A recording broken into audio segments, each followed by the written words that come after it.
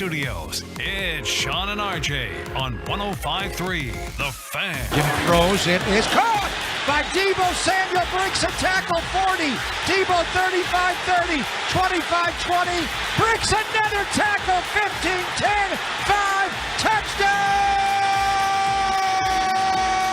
San Francisco!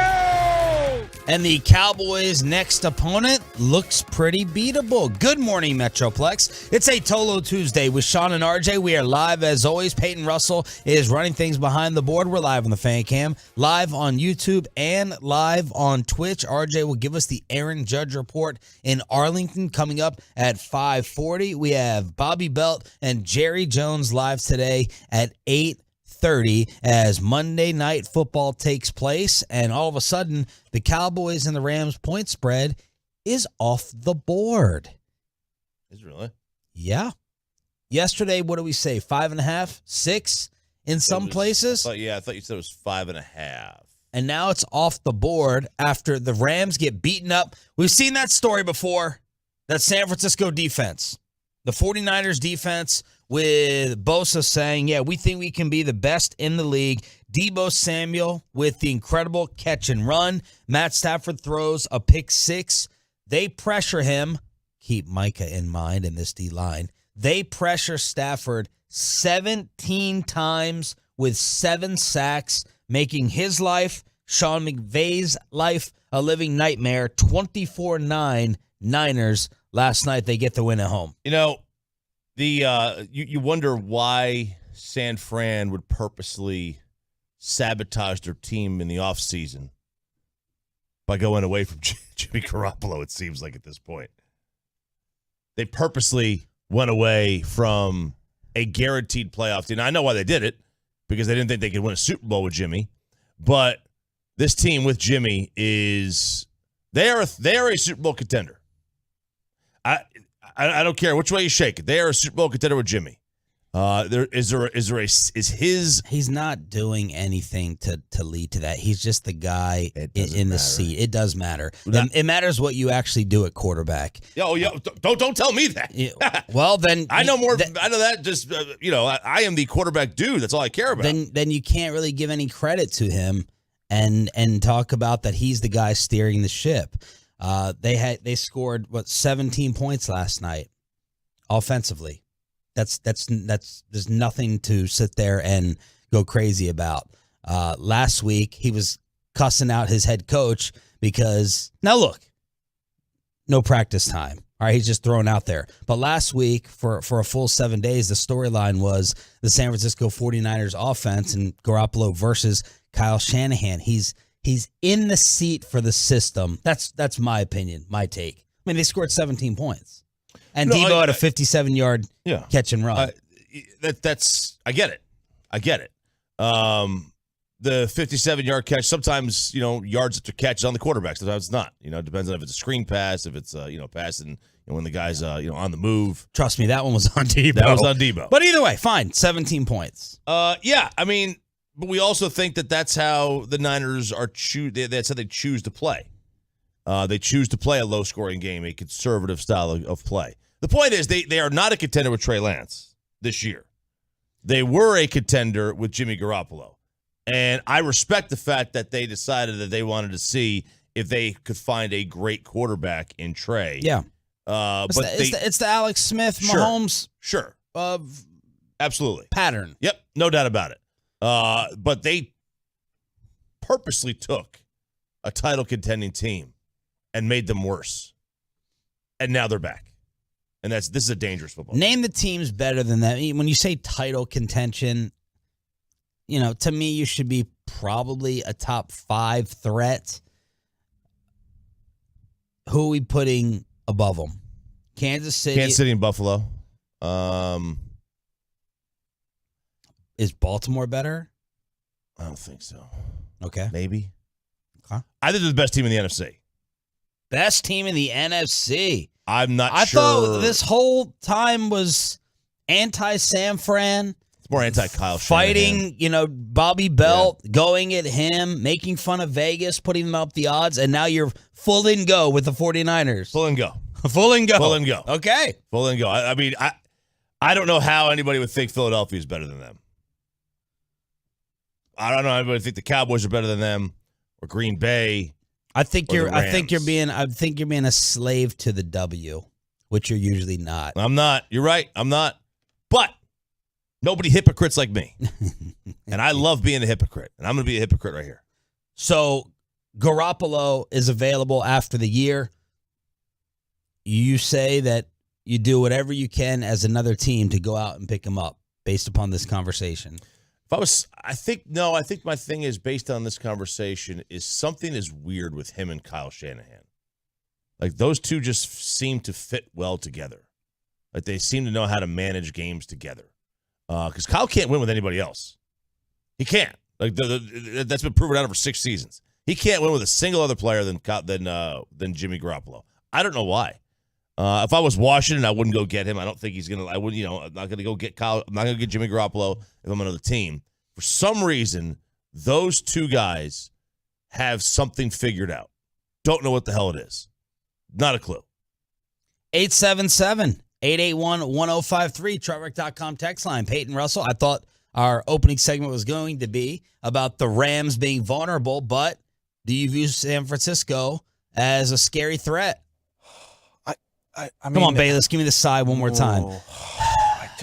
I don't want to, but they just keep winning, man. There's something about, Jimmy G's the quarterback of that team. I mean, I get Trey Lance as the future, but with Jimmy G, they just win, and they made the Rams look so bad last night. I mean, watching the first half of the game, I was like, I don't fear the Rams on Sunday. I think Cooper Rush can go in there and beat them because that crowd in Los Angeles is going to be close to 50-50, right? Yes. I mean, that's not a whole home field advantage for the Rams. But, man, 49ers look good. They are scoring 18 a game this year. Last year, 25. 25 points a game. Did they really? Yeah, 25 points a game. The year before that, 23.5. I'm going to stick with it. I just grew up around that Baltimore championship with Trent Dilfer. Not saying Jimmy's Trent Dilfer, but he's the guy in the seat of the bus driver, and I think he is benefiting. And why didn't another team pay the costs to go get him? Why weren't people falling over themselves to go get him in the offseason? Maybe the ask was completely unrealistic. I don't know, but I still think he's just above average. I think it was the shoulder more than anything because he had that offseason surgery on his shoulder. Because it wasn't Washington. Didn't they have like an agreement, and then they wanted to wait on the shoulder and see what it was, and I think that may have played a role into it. 7 straight regular season wins by Kyle Shanahan over Sean McVay. The one that puts a kink in it, of course, the playoff game. Yeah, the playoff game, but otherwise, it's 7 straight regular season wins for Shanahan over McVay. And you're right. I mean, they made the Rams. San Fran made the Rams offense look like the Commanders against us. It was like, you're not going to get anything going. Stafford with the pick 6, 17 pressures, 7 sacks. They made it to the red zone 3 times, but only 1 field goal. They had 257 total yards as it's Cooper Kupp or bust.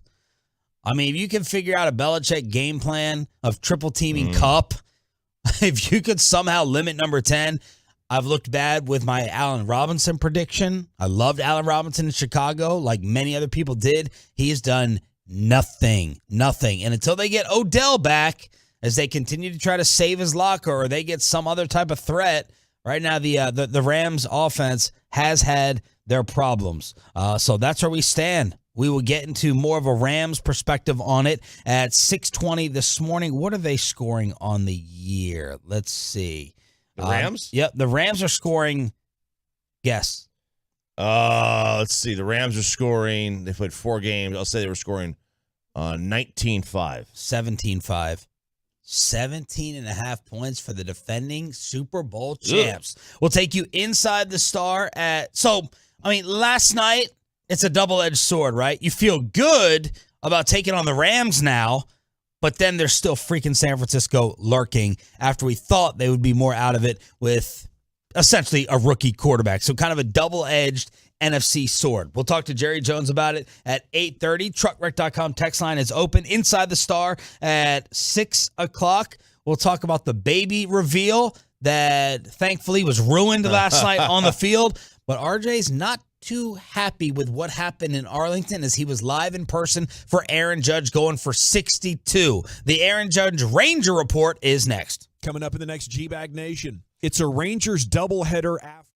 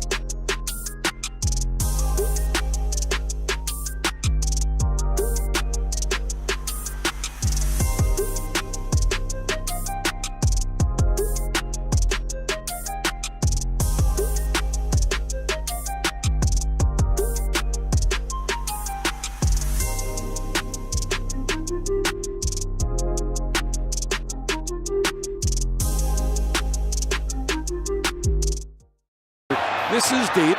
Going back is Hicks to the track at the 4:10 sign. He's got it, and the ball game is over.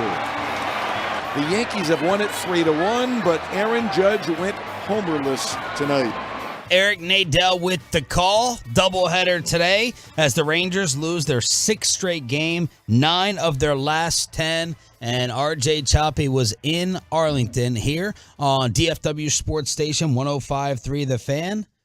What was it like? You almost got a no-hitter from Severino. Man. 7 no-hit. Don't even start. That's a whole different topic that I was pissed off about beyond belief. Why? I wanted to see something cool. A no-hitter, I said, almost happened. I know, but I got robbed because they took him out. They took him out of the game. And it was just... Okay, when I saw you tweet, this is an injustice, what are you doing?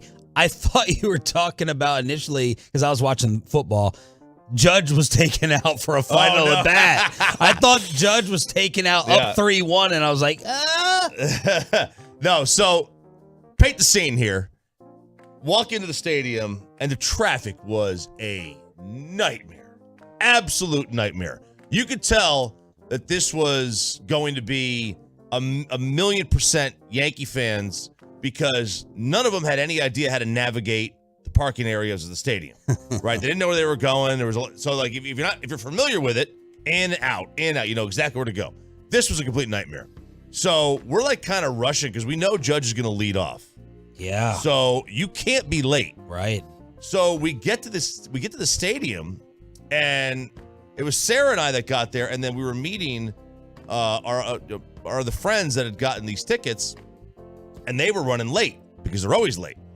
So But they had the tickets. but they had forwarded our tickets to my phone, right? So we were able to go in. We get into the stadium at like 6:03. They're doing the anthem. As we walk into the stadium, we run right to the seats. Now, where are the seats? Because you didn't know yesterday. I didn't know. During the show. They were right at third base, second level, or 100 main level, so the 100 level. Okay. 4th row. Great seats. But you're out of contention. Out of contention for home run. Okay. But these are one of the best seats to watch baseball. I love these seats. And as soon as there's a buzz, right? So I have never seen a buzz like this for the opening at bat of a non-playoff game. I've never seen anything like it. The vibe in there was very cool. Everyone's standing up. The phones were out. And as soon as Perez throws the first ball, the whole place boos. Imagine getting booed at your home ballpark for not pitching to somebody. How many Yankee fans were there, or were these just history fans? Based on the jerseys or T-shirts, I would say it was easily 70 to 80% Yankee fans in there. Wow. Maybe more. Finding a Ranger fan in there was very... I mean, it was not the easiest thing to find. So, as soon as his at-bat's done, we're like, okay, let's go get some drinks. We get up, we go down to the seats for one at-bat, and we get up, we go get some drinks. What would you have done if you were in the parking lot? He hits the home run. I'd have any turned consideration around. to turn I'd have turned around? around and gone home. I'd have turned right around and gone home. And then it was a very weird atmosphere because nobody was watching the baseball game. They were literally just waiting for Aaron Judge. So when he's not up, the bathroom lines are long, the concession lines are long, and when he's up, the entire place stops. And everyone stands up and goes and looks at watches the game. To the point that in the 6th and 7th inning, nobody had any idea what was also happening in the stadium. Nobody had a clue that there was a no-hitter going on. None. And it didn't resonate, I don't think, until they took him out in the top or the bottom of the 8th inning. And they brought in somebody else. And it was like, wait a second. And I was upset because he's not going to pitch for 10 days. All right, the playoffs don't start till like next Tuesday. Today is Monday. Yesterday was Monday. Pitch count was at 94. 94. Now, I know he's coming off an injury, blah, blah, blah. Spare me. History's more important. He's not going to pitch for 10 days. He'll pitch next Thursday if he's lucky. So I was very upset with that. But, man, judges, they need to give him a day off. What did the outfield seats look like? So the lower level of the outfield was totally full. Both sides. Both sides. The right field upper deck was sparse. The upper deck down the first base line was empty. Yeah, because the attendance is listed at 36K. Yeah. There was nobody in the upper deck on the first base side, nobody in the upper deck in the right field seats. I could not see behind me, like up top, but I was expecting this to be a sellout. I was disappointed that it wasn't a sellout. This is something we've never seen before. We've not seen in Arlington. We've never seen somebody go for 62 home runs in Arlington. Like, that to me is something that I am getting out of my seat for. I'm getting off my couch for. I'm going to go watch. Maybe it's just the people who are 30 years old or 20 years old don't care about history. And that's fine. You don't have to care about history. But I was like, whoa, I was stunned. All I could think of was, you know what? When Barry Bonds was going on his chase, places were packed. Places were packed. And it's just a different world we live in now. It's a different world. And if it's, that's the way it is, that's the way it is. I don't have to like it. I'm a history buff. And I was a little bit disappointed that there were seats available. And there'll be seats available tomorrow night, or tonight, I should say, and this afternoon, and on Wednesday. So do they kick people out, I guess, with it being a day-night doubleheader today? Yeah. So they have to kick everyone out, and then they bring everyone who bought tickets for the second game back in, right? I would assume, yeah. But they have an hour and a half, 2 hours in between? No, more next. It's a 1 o'clock game. 1 and 7. And 7. Oh, so they could have 3 hours in between. Wow. Depending on how long the game takes. Usually they do a day night. It's a day night. They use a single admission doubleheader, which used to be called a twilight doubleheader or whatever. Then they would have one admission and you just stay. But this should be, I think, a 2 admission doubleheader. And because there was a 4-game series to start the year, so that's why they would do it like that. All right, who else was there? What did y'all think of the atmosphere? 36,000. RJ says about 30 Yankee fans, electric for all his at-bats, and Severino is pulled after 7 no-hit innings. Sean and RJ here on DFW Sports Station 105.3 The Fan. And who watched baseball over football? Or did you get the alerts and just check in when Aaron Judge was at bat? Just turn on the radio maybe to this station with Nadell, Hixie, and Sandler. But maybe you're choosing a little bit of baseball over Monday Night Football because of history. Let us know. Truckwreck.com text line a few years ago would have been sold out just because it was the Yankees. Not knowing history is a major problem our country has. It would be full if he was going for the real record. Nobody has any money. How much are tickets now versus then? Like Josh Hamilton said, not a baseball town. This isn't history. He needs 12 more homers in 3 games. You all overrate how much people care about baseball in general. It's fake history. Took us 45 minutes to park. Nobody cares about Aaron Judge. Wow. I'll say this. Aaron Judge, I'm a hot take. He's a bigger star than Derek Jeter ever dreamed of. That is a very hot take. Because this guy's an actual athlete, man. This dude is a monster. But he's probably... I'm trying to think. He's not a winner. Well, he's not going to have Jeter's legacy. Right. No, he won't. But I'm trying to think what he would have to do home run wise to you're going to have to win a lot of championships. Yeah, you are. Probably. Oh, yeah. But I don't know. Maybe there will be people at the end of the day, if he keeps up awesome seasons, that say that Judge was a better player than Derek Jeter. A lot of people take away from Jeter and detract because, the moments that he came through in, even though A-Rod was the better player. I don't know. Little discussion maybe for Yankee and baseball fans. 877-881-1053, truckwreck.com. Text line, let's go inside the star. Stephen Jones with a Dak Prescott update. We got Pro Football Focus grades, and we have some former Cowboys on the injury list, and maybe another Cooper Rush situation taking place for another team with a former Cowboy, plus Dak Prescott's appointment today and what it means for the upcoming Rams game. It's a Tolo Tuesday edition. 6 a.m. Club shout out next on The Fan.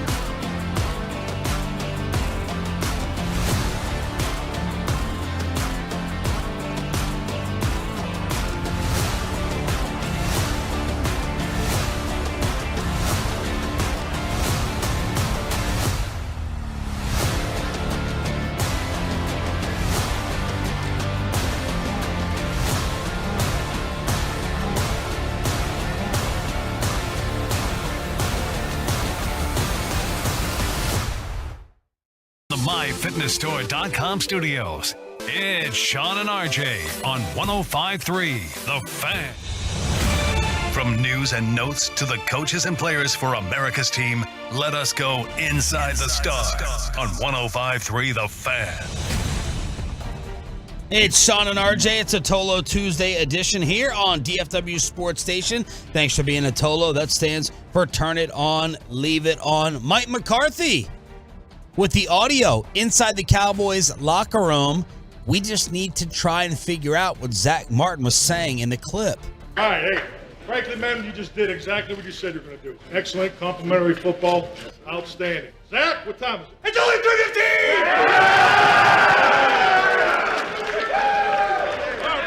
3:15! Okay, maybe this is what Brad Sham was alluding to. He did not realize, and he's been doing this for a long time, how exciting it is for the players to still have a full NFL Sunday or just Sunday ahead of them. 3:15. You can go out and enjoy your day after the noon kickoff. Yeah. That had to be what Zach is alluding to. Had to be, right? Like, now you get to go home, you get to go, if you want to watch more football, you can. If you wanted to watch as much football as Sean and I do, which nobody else out there does. Or if you wanted to go hang out with the kiddos, with the wife, with the girlfriend, you wanted to go to the park and just go for a walk. Whatever you want to do. Go to dinner.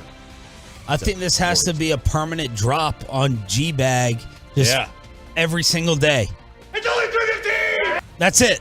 No matter what they're talking about, just like they used to have that soccer goal during the World Cup action, live updates, just go ahead and drop it every day, 3:15.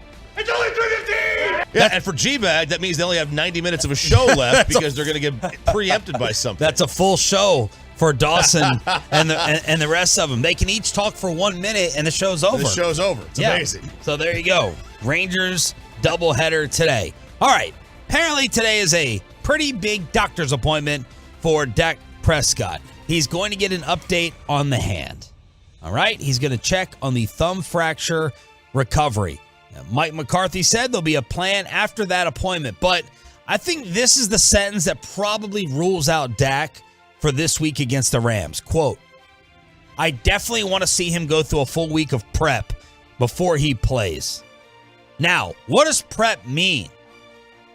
It has to be physically practicing, right? Because he can do the full week of prep in the classroom, the film study, and the breakdown. But McCarthy added, we're not talking about being out 1 week or two. This is going to be a month. We've got 4 7-day runs here, so I think that will time up. So that's where we stand with Mike McCarthy wanting to see a full week of prep from Dak. He gets the hand update today. Stephen Jones was on yesterday with KMC. That's why we are your home of the Cowboys. We get all the access that others don't. Stephen was asked, how do you determine if Dak is going to be a go? I think the biggest thing of all is Dak. I mean, Dak feeling like he can throw the ball 100, at 100%. I mean, that's going to come down to being able to grip the ball, that thumb being able to, for him to grip the ball how he likes to grip it, to have the accuracy, to have the strength that he needs to make the throws that he needs to make, in a game to have success.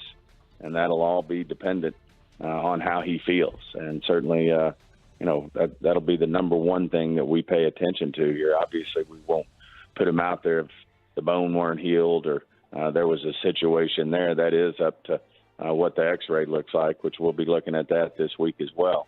But certainly this is going to boil down, one, to how Dak feels when he grips it, and then two, being able to go out and practice and show us that he can spin it the way we all know he can spin it, throughout training camp. As I was on record as saying, I think he had the best camp that he's ever had, and just want to see him go out there and throw the ball around, before we put him in the game like that. At that point, you'll feel good that, he's ready to go.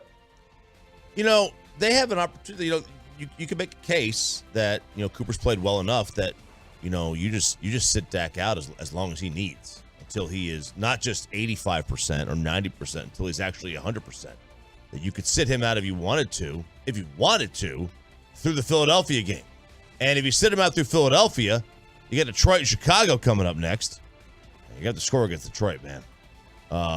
But theoretically, like, could you keep him out even longer? Well, he should be good to go by Detroit, Chicago. I would hope so. But then there's the bye week after that, and then you return at Green Bay November 13th.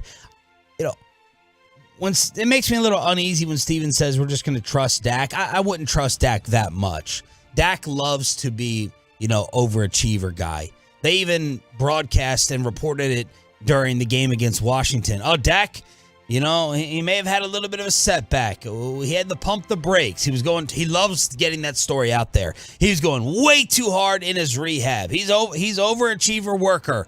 And, we gotta ramp him down. No one could return better or more efficiently from this type of injury than Dak. I'm sure Jerry will say that again at 8:30 this morning. So, look, until he can fully grip the football and get a lot of activity throwing in practice, I would have to think 90%, maybe at least 90%, he's out for this Rams game. He's not going to play. Oh, I think you're absolutely right. I would not. And I wouldn't even play. If he hasn't even practiced yet and had a full week of practice, Mike's right. Give him a full week.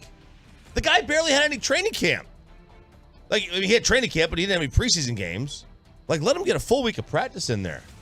Do the wins help make the decision easier with the way Cooper Rush is going, Steven?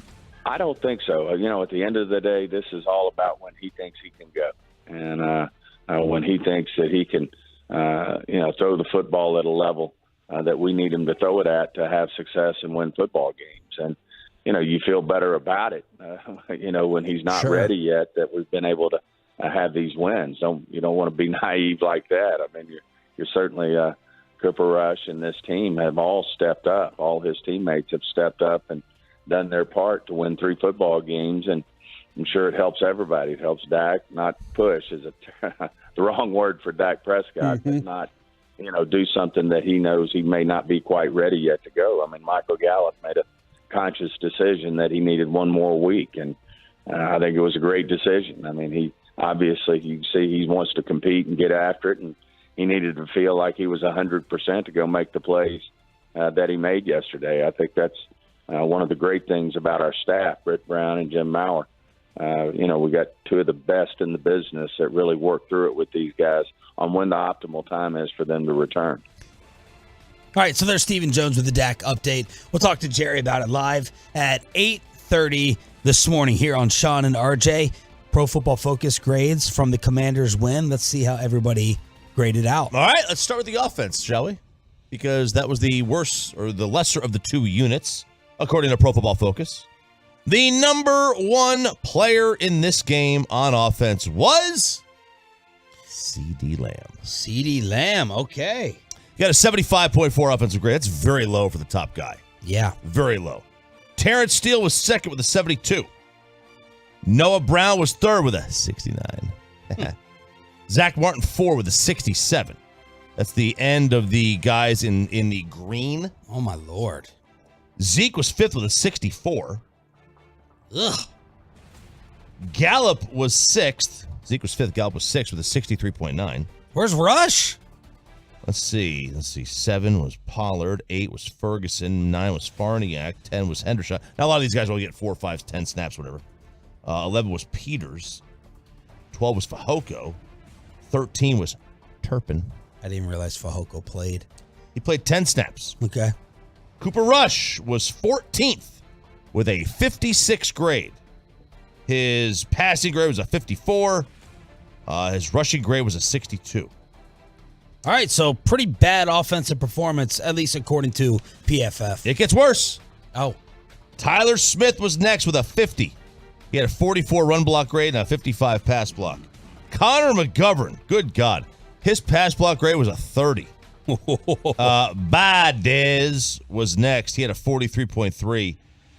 This is interesting, though, because his pass block grade was a 70. Yeah. But his run block was a 43. Yeah, that would make sense. Brad Sham talking about, the pocket that it seemed like Cooper Rush did have with the protection they've been giving him, and we talked about the struggles in the run game yesterday. And then Dalton Schultz was dead last with a 36.5 overall grade. Woo!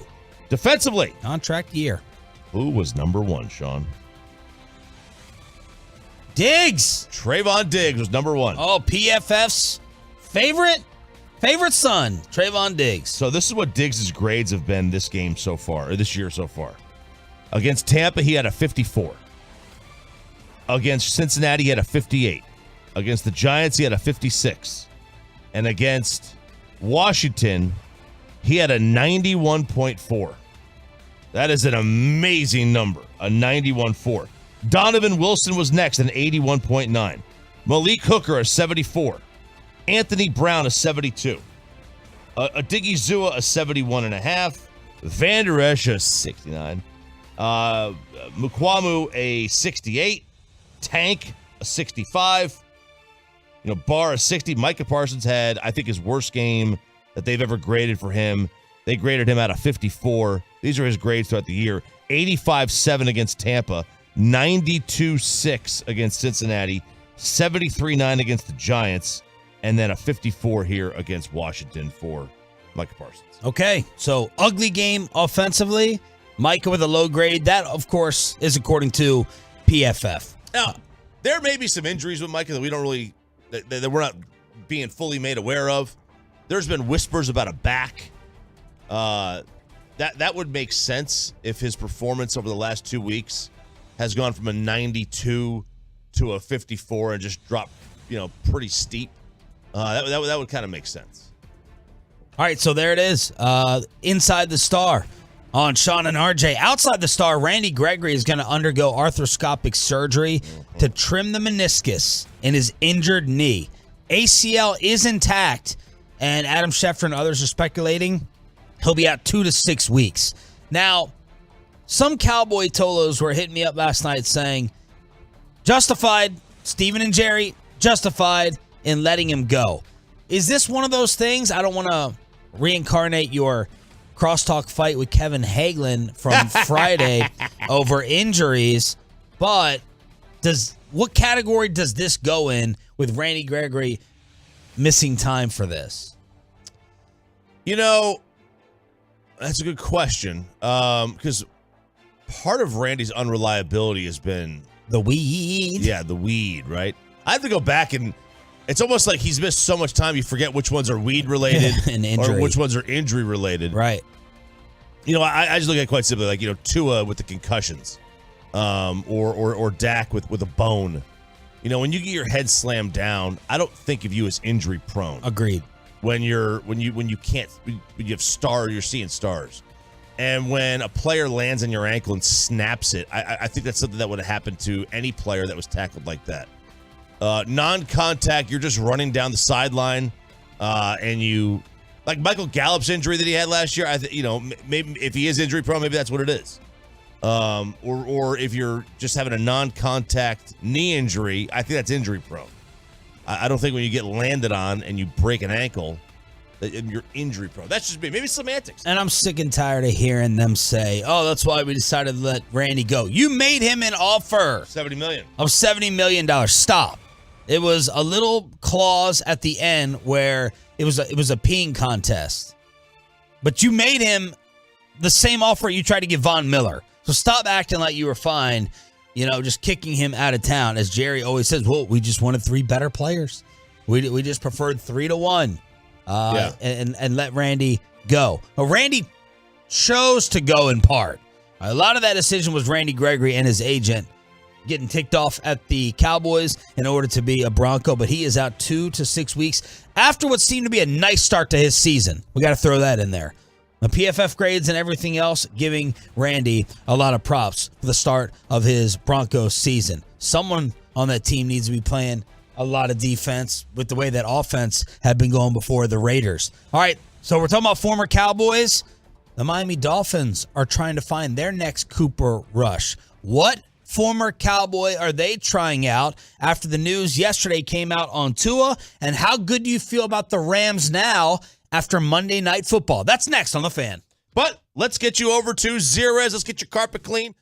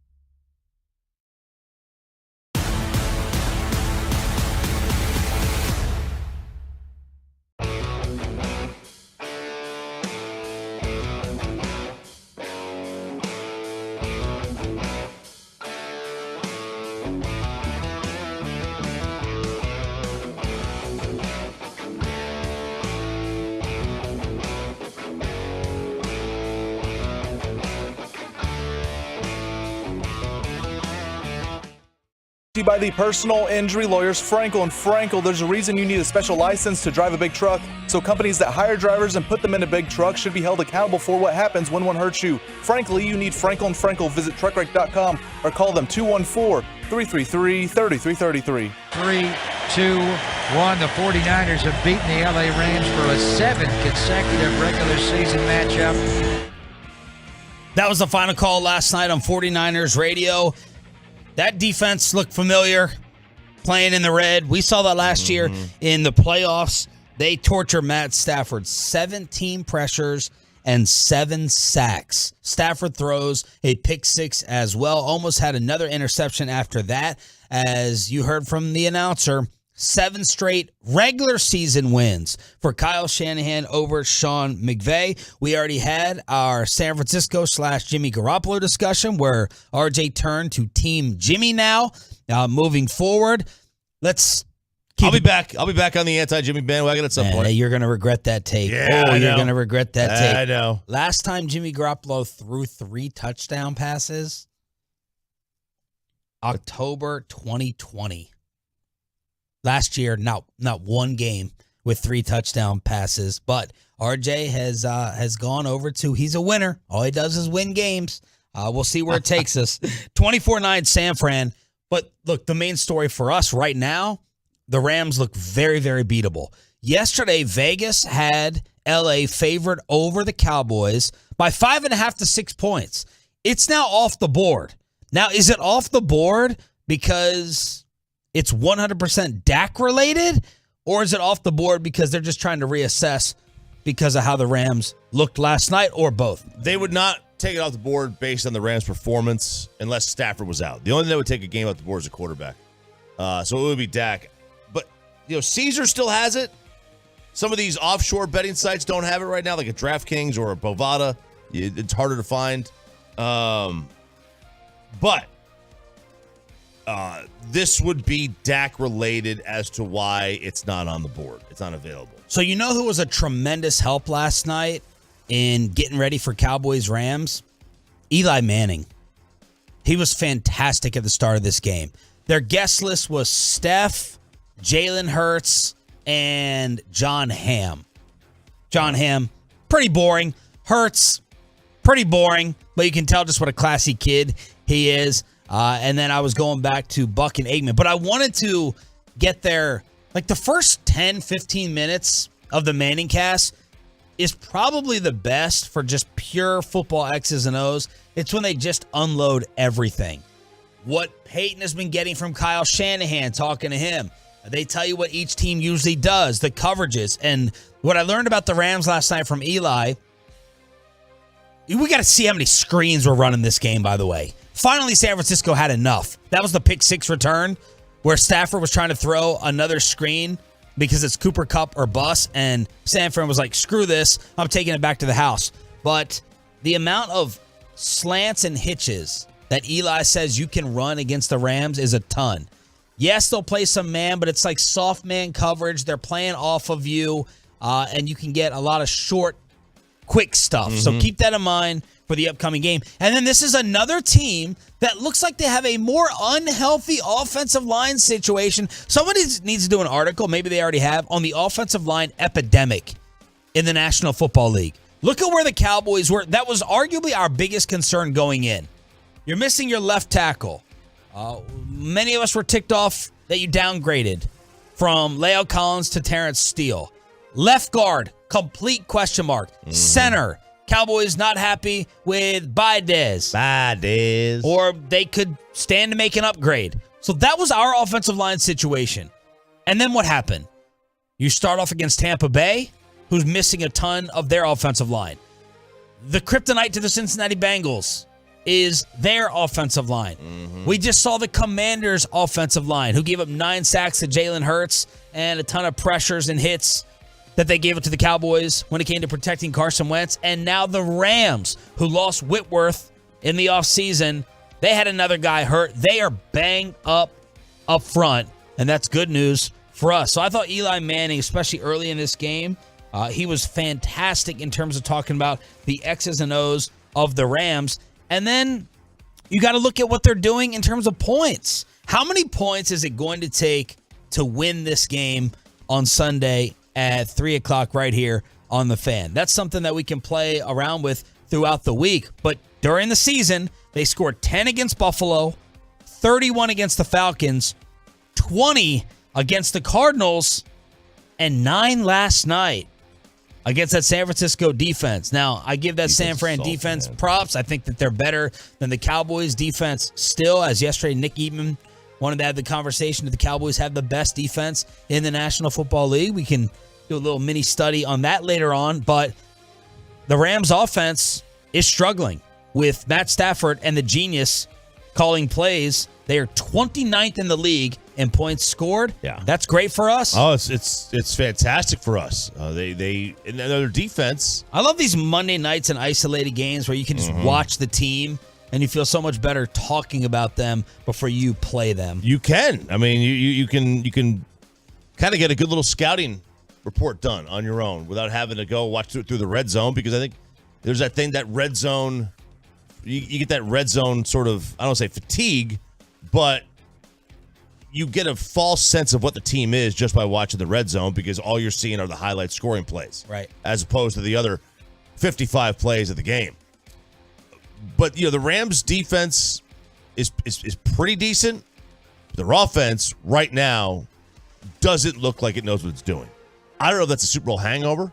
I don't know if they just clicked it all last year.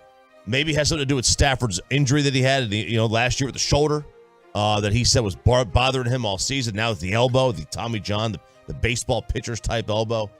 All those could be factors into why the offense is sputtering right now, because there's no reason that talent with that coaching staff and that quarterback, should be struggling to put up 20 points a game. 877-881-1053. Would y'all see? Truckwreck.com text line. 877-881-1053. Last year, they were top 10 in scoring. 27 points a game. Cowboys, just as a reminder, tops at 31. But they're going from 27 points a game to 17, and they got to get it figured out. But their offensive line is banged up. Of course, they don't have Odell Beckham. Allen Robinson has gotten off to a super, super slow start, and it's Cooper Kupp or bust. The force feeding, you would know this, he's on your fantasy team. The force feeding to Cooper Kupp is out of control. Out of control. But that's what they have to do.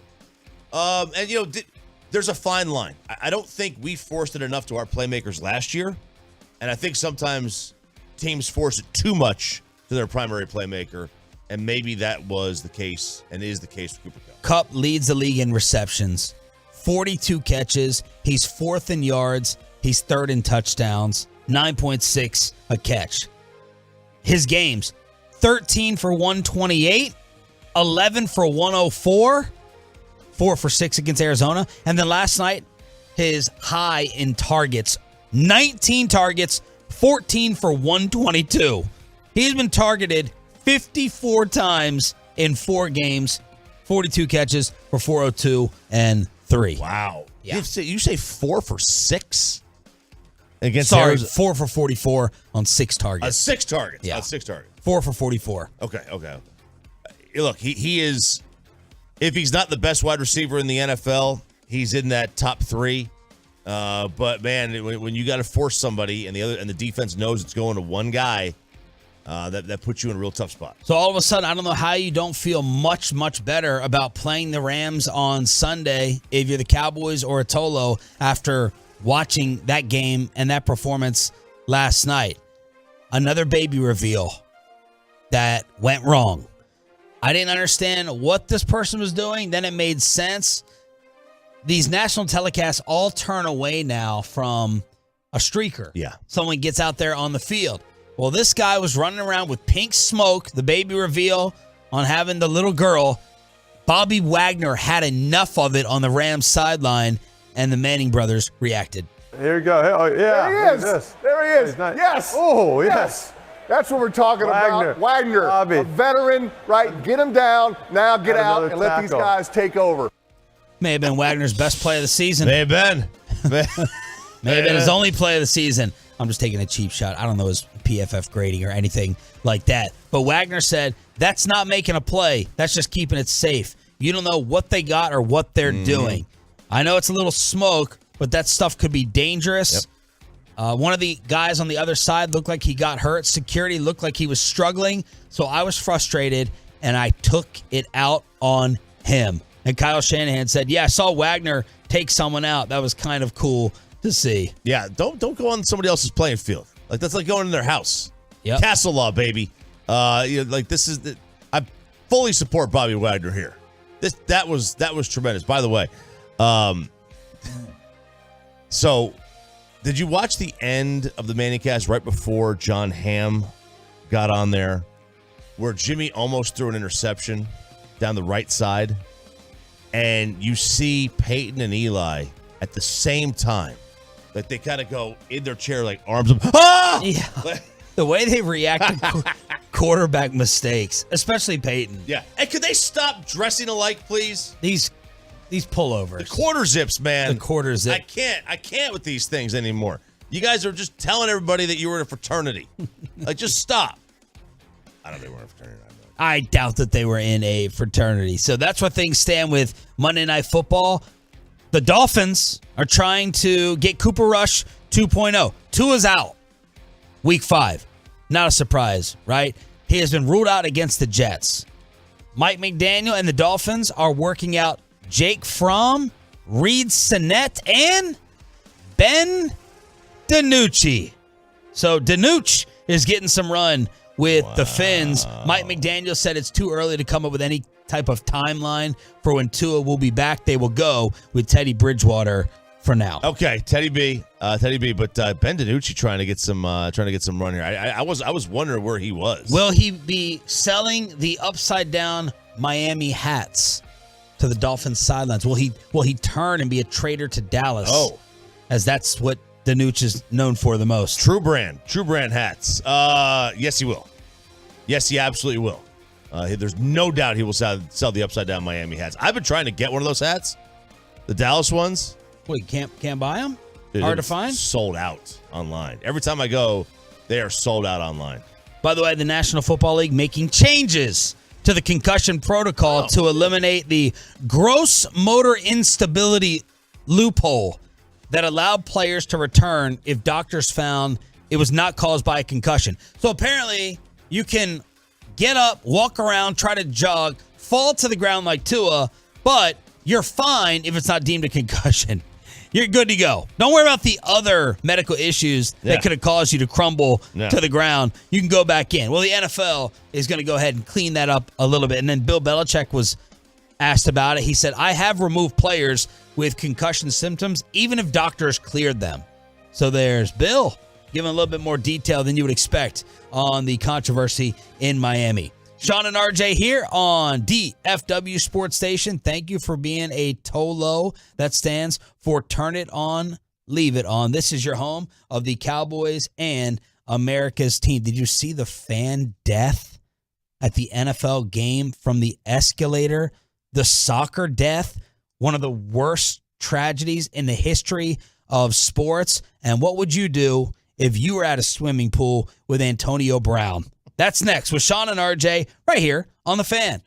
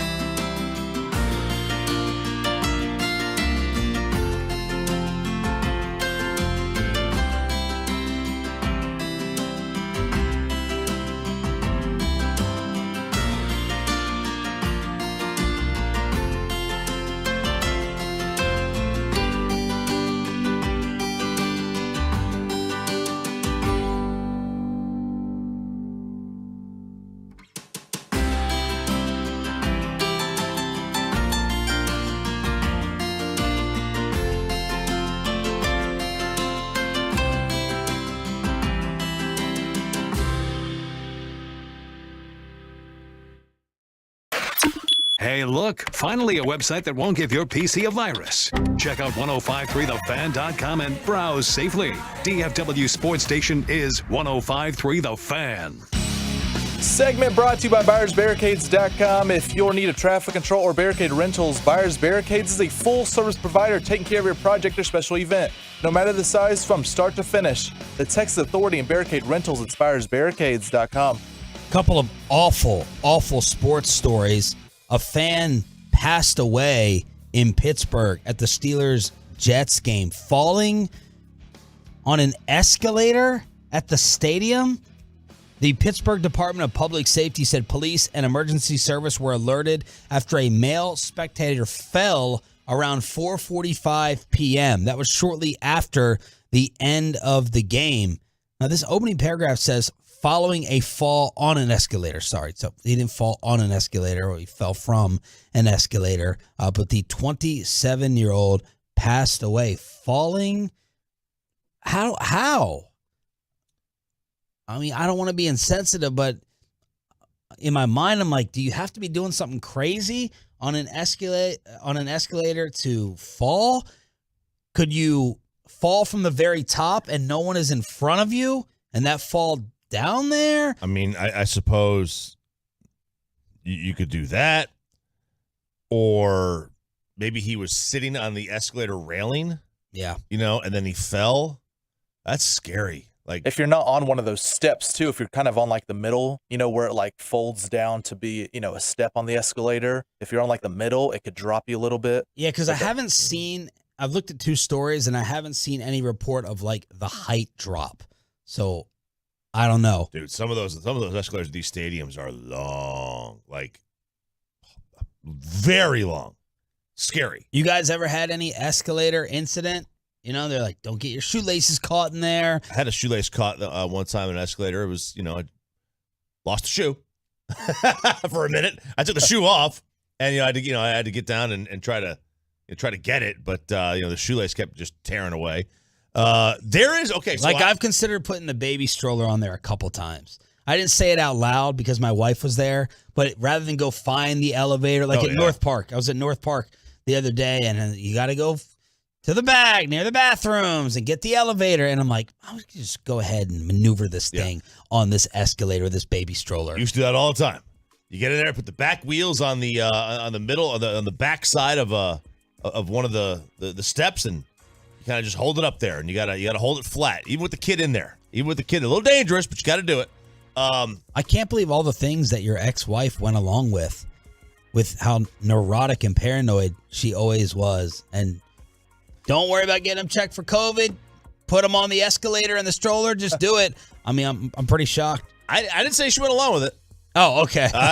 We're divorced for a reason. But some of those things that I just did. But the one time I only saw one person do something crazy on an escalator. It was actually in D.C.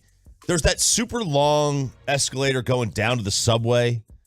It's kind of a famous one, and like in between it is basically this slide, and I saw someone try to slide down that. This was like, oh gosh, this had to be in the 90s, and I think the next time I went there, they had some little posts in the middle of it, so you can't do that. Yeah, that would hurt your rear end a little bit. It would. It would. At least 125 fans were killed at a soccer match in Indonesia. Did you see this story? Yeah. Over the weekend after police fired tear gas, chaotic scenes, fans were trampled, one of the deadliest sports events in history. The death toll was originally reported at 174, and they backed it down to 125. Police were beating people with sticks and shields, shooting canisters directly into the crowd. What the heck is going on? Man, it's crazy. I have no idea. Like soccer, international soccer. Getting ready for the World Cup here. 96 World Cup qualifier between Guatemala and Costa Rica in Guatemala City. Over 80 died and over 100 more were injured. April 2001, more than 40 crushed to death during a soccer match at Ellis Park in South Africa. I don't understand the idea behind stadium fights and riots. It gets so big that someone's dying, let alone one person, let alone 125. I guess it started because of the fan base of the team who lost. Yeah. They started throwing bottles and other objects at players and soccer officials. They flooded the field, demanded the team answer why they succumbed to their first home defeat to this team in 23 years. Oh, no. Would this make anyone... This couldn't happen in Arlington with a World Cup event here, right? Oh, with soccer fans? I mean, like, not I don't know on the level of 125, but look, yeah. Well, I don't think these leagues are like up there. Like, this isn't like the Premier League No. or anything. This isn't high level soccer, right? No, it's not. But I mean, people take World Cup soccer, quite seriously. Yeah. I can only imagine. I mean, the likelihood is no, because these tickets are so expensive. Like, you're not going to get necessarily the people that are going to start a riot going to these games, but the passion of soccer fans, which borders on not passion but insanity, is you can't overstate that. 34 died at the stadium, including 2 officers. Some reports include children among the casualties. More than 300 were rushed to the hospital. Many died on the way and during treatment, according to officials. My God. 877-881-1053, truckwreck.com. Text line 877-881-1053. Did you see the females fighting in the bathroom at AT&T? I saw the females fighting on the subway with the Green Goblins. You see that? No. Oh my God! This gang of women in Green Goblin outfits, like those spandex, like Blue Man Group spandex outfits. Their faces were covered. They beat the crap out of 2 teenagers and robbed them on a subway. Where? I think it was in New York City. So I saw that. I was like, crying, like, what? I couldn't believe it. You don't see gangs of women beating up people, but it's happening in 2022, man. All right, you have really broken this down frame by frame. I saw the blurred photo. I didn't know there was a video. I did not check out the video. The Antonio Brown pool situation. Okay, Antonio Brown is not in jail. Breaking news for exposing himself in Dubai. He was in Dubai, which is in the UAE, which apparently has a lot of laws over there. You don't want to break them. But this happened in May. So Antonio Brown was in a pool with some girl and several other people. And if you watch the video, they all seem to be laughing and having a good time. And he says that she took his shorts and basically ran away with them. And all of a sudden, he's sitting kind of near the steps that you would get into the pool with the little railing. And he leans back and he exposes himself. This was not hard to see, if you know what I mean. Okay? That was a goalpost. Let me tell you something. That was a double doink. That's some blue chew. Let me tell you something. If you asked me how far I would stay away from Antonio Brown if he was naked in a pool, I would tell you I would stand at least a foot away. I don't know what he is doing down there. I was like, did the blur guy or girl do him a humongous favor? If you get blurred, right? That's I always talk about hiring a fake film crew to follow you around, make you look important. If you can get to someone at a newspaper or TMZ and you're like, hey, I need an extra 3 inches on the blur. Yeah. Well, you're a hero. If he has an extra 3 inches, I mean, somebody gave him an extra foot. Good Lord. I was like, holy cow, dude. Where did this thing come from? But apparently, you know what I mean? Like, the blur can make you or break you. It can really help you out. Guys, that was a bottle of Febreze. That was a can of Lysol that he had. Just so what? sticking up Apparently, there. in the video, people weren't as offended as you would think. No. Even though they said he was like putting his butt cheeks in girls' faces. Well, it was that one girl, and he had his butt cheeks basically right in her face. He kind of did one of those like a dolphin would swim up and show their humpback and kind of come back down. He did that with his booty and went right behind her head. I did not think. I think the headline, because that could be some type of assault. Oh God! Sexual assault. Oh my God! Of course it could be. I went and broke this down pretty hard. If you know what I mean. And if you watch the video, if you see the headline, you're like, Antonio Brown exposes himself. You're thinking like, oh my God, he took his pants down and showed the world his ding dong. If you watch the video and listen, they're all having a good time in the pool, and he literally for a half second just raises up out of the water and then goes right back down. This was not how I don't believe how it was perceived. It was still completely uncalled for, and something he absolutely could have gone to jail for. Bro Bible says in Dubai, things such as public displays of affection and homosexuality are outlawed. I don't know whether this is a public display of affection or not, maybe, but apparently outlawed in Dubai, according to Bro Bible. Yeah, like it would not surprise me if he had gotten caught doing this in Dubai, if we don't have like another Brittany Griner situation on our hands. And then did you see he posted, I guess, a photo with him and Giselle? What is this guy? What is he doing? It was Giselle celebrating with him after the Bucs won the Super Bowl. He's made some comments about Brady before. You know, he never really went like to the family life. He's talking about how Tom gets away with things in general, but it's a picture of him and Giselle with a caption that, of course, no one can understand because no one can understand what he says. But remember, AB apparently lived with them. Yeah. So it's got the internet whispering and talking. Oh, man. Did Antonio Brown cause the breakup? Oh, no. Can you imagine? Yeah. Now, he did tweet, and you are right. You know, he did tweet about this. Not directly about this, but he used this. He's got jokes, man. He said, I'm telling every team that needs some offense to pick up AB because he's shown that he still has the ability to expose a D. What did RG3 tweet about him? AB showed more D than the Seahawks and Lions. Yeah, the Seahawks and the Lions. He did. That's right. There's Antonio Brown. Man, off the deep end. Some guys have it all. No, will he play again? I mean, no chance, right? I've said that 3 times. Yeah, I've said it 3 times as well. I don't know if there's a chance, but who knows, man? Who knows? I mean, he could still ability-wise be a team's number 2 or 3. Definitely. He's better than Cole Beasley. Beasley's on Tampa Bay. Antonio's 34. But I have no doubt he can still play and that he's in shape. But cuckoo.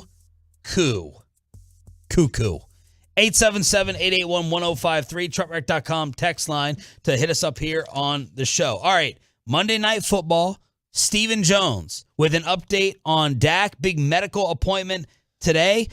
We have another scandal at SMU. Why are football players quitting the Mustangs? And Choppy was in Arlington for Aaron Judge and the Pursuit of 62, our highest rated segment of the show. Headlines next. Let's get you over to K.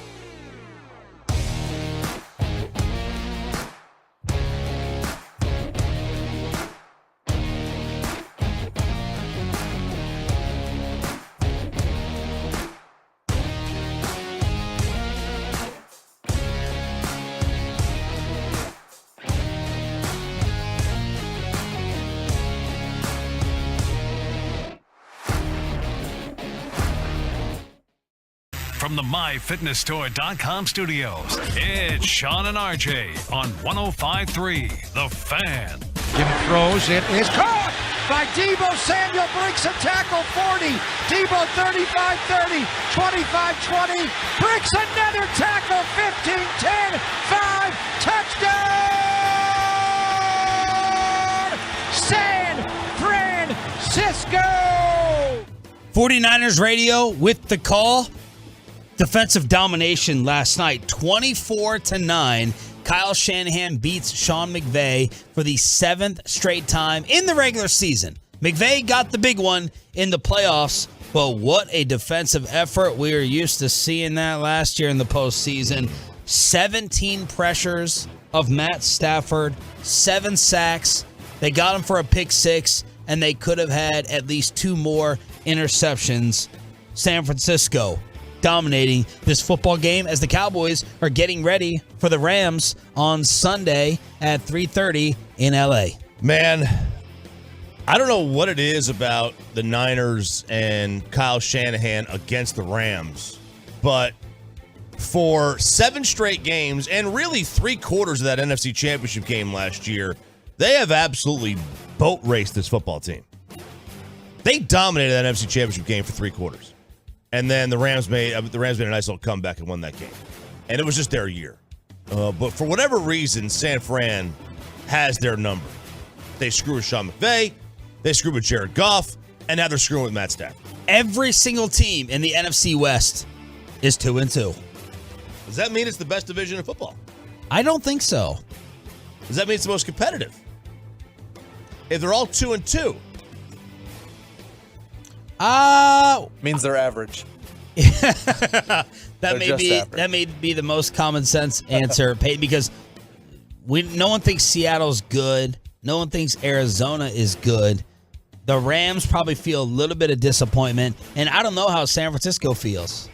But everybody 2-2, the only division in the NFL. NFC East 4-0, 3-1, 3-1. Commanders 1-3, but that's deceiving. Because, I mean, Arizona against the Giants, Seattle against the Giants, you know, how would you stack each other up? But every team is 2-2, and you are officially on the San Francisco bandwagon after Jimmy G won another game. Yeah, I am. I don't know that I'm proud of it, but that is, for some reason, I don't know. Those Jimmy and Kyle Shanahan figure things out. They figure out a game plan to win a football game. I don't know how they do it. I don't think Jimmy is that good. I mean, he's good, but I don't think he's that good. It's here, Debo, run the ball. Here, Debo. Great. Take this for 6 and run it for 57. Here, defense, be fantastic. Yeah. Well, you know, here you go, Jimmy. The problem is that the defense isn't fantastic with other quarterbacks for some reason, and Debo can't just take it and do it with other quarterbacks for some reason, and Kyle Shanahan can't devise a game plan to win with anybody else. I don't get it. Jimmy's very efficient. I'll give him that. He is tremendous at that. But for whatever reason, why can't they take the same formula with more talented quarterbacks or other quarterbacks? They just haven't. At some point. Like who? Who are the other quarterbacks? I mean, Nick Mullins. I would like to also go see how many points they scored. Like, what sample size are we talking about here? I'm not calling Garoppolo a bum, but he's not a threat. He's not a threat. I mean, he might throw for two touchdowns in a game. Like, you're gonna have to give me some numbers, which you rely on. I don't care about his number of touchdown passes in a game. You could throw 0 touchdown passes in a game and have a great game. You could throw 4 touchdown passes in a game and have a terrible game. I care about more of his efficiency numbers, which are very, very good. I hate using quarterback wins, so I'm not going to. Okay. But his QBR, you like? I mean, he hasn't been above a 60 in the past 5 seasons. No, he hasn't. But if you go back, I mean, that's still top 12-ish in the NFL. Okay. And I'm fine with that. For some reason, Kyle Shanahan and the 49ers are 8-28 without Jimmy Garoppolo. And they're basically like 35 and now 38-16 with him. It's weird. It doesn't make any sense. It doesn't make it because he's not. It's not like this is Tom Brady out there. Okay, 38-16 is what Aaron Rodgers does. It's not what Jimmy Garoppolo does. And if Kyle Shanahan was 30-20 with everybody else, then it's like, okay, but when you're literally, what I say it was 8-27 with anyone else, or now 8-28 and 38-16 with just him, like something doesn't add up. You think San Francisco is the best team in the NFC? I think so. I think right now, now this could change. Brady and the Bucs could get hot. And Rodgers could figure things out with his offense because that offense is not great. Or Philly could remain the best. Philly could, remain the best if you want to call it that.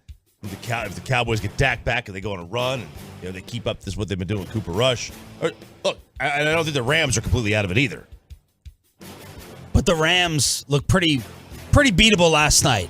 That's the great news for us. So ask Jerry Jones live at 8:30 his takeaways from Monday Night Football, the second most times being pressured for Matt Stafford in a game since teaming up with Sean McVay. Stephen Jones was on yesterday, so Dak Prescott is going to get an update today. Everyone's going to get an update after he gets his hand checked out with the doctor's appointment. Mike McCarthy said he wants to see Dak with a full week of prep before playing.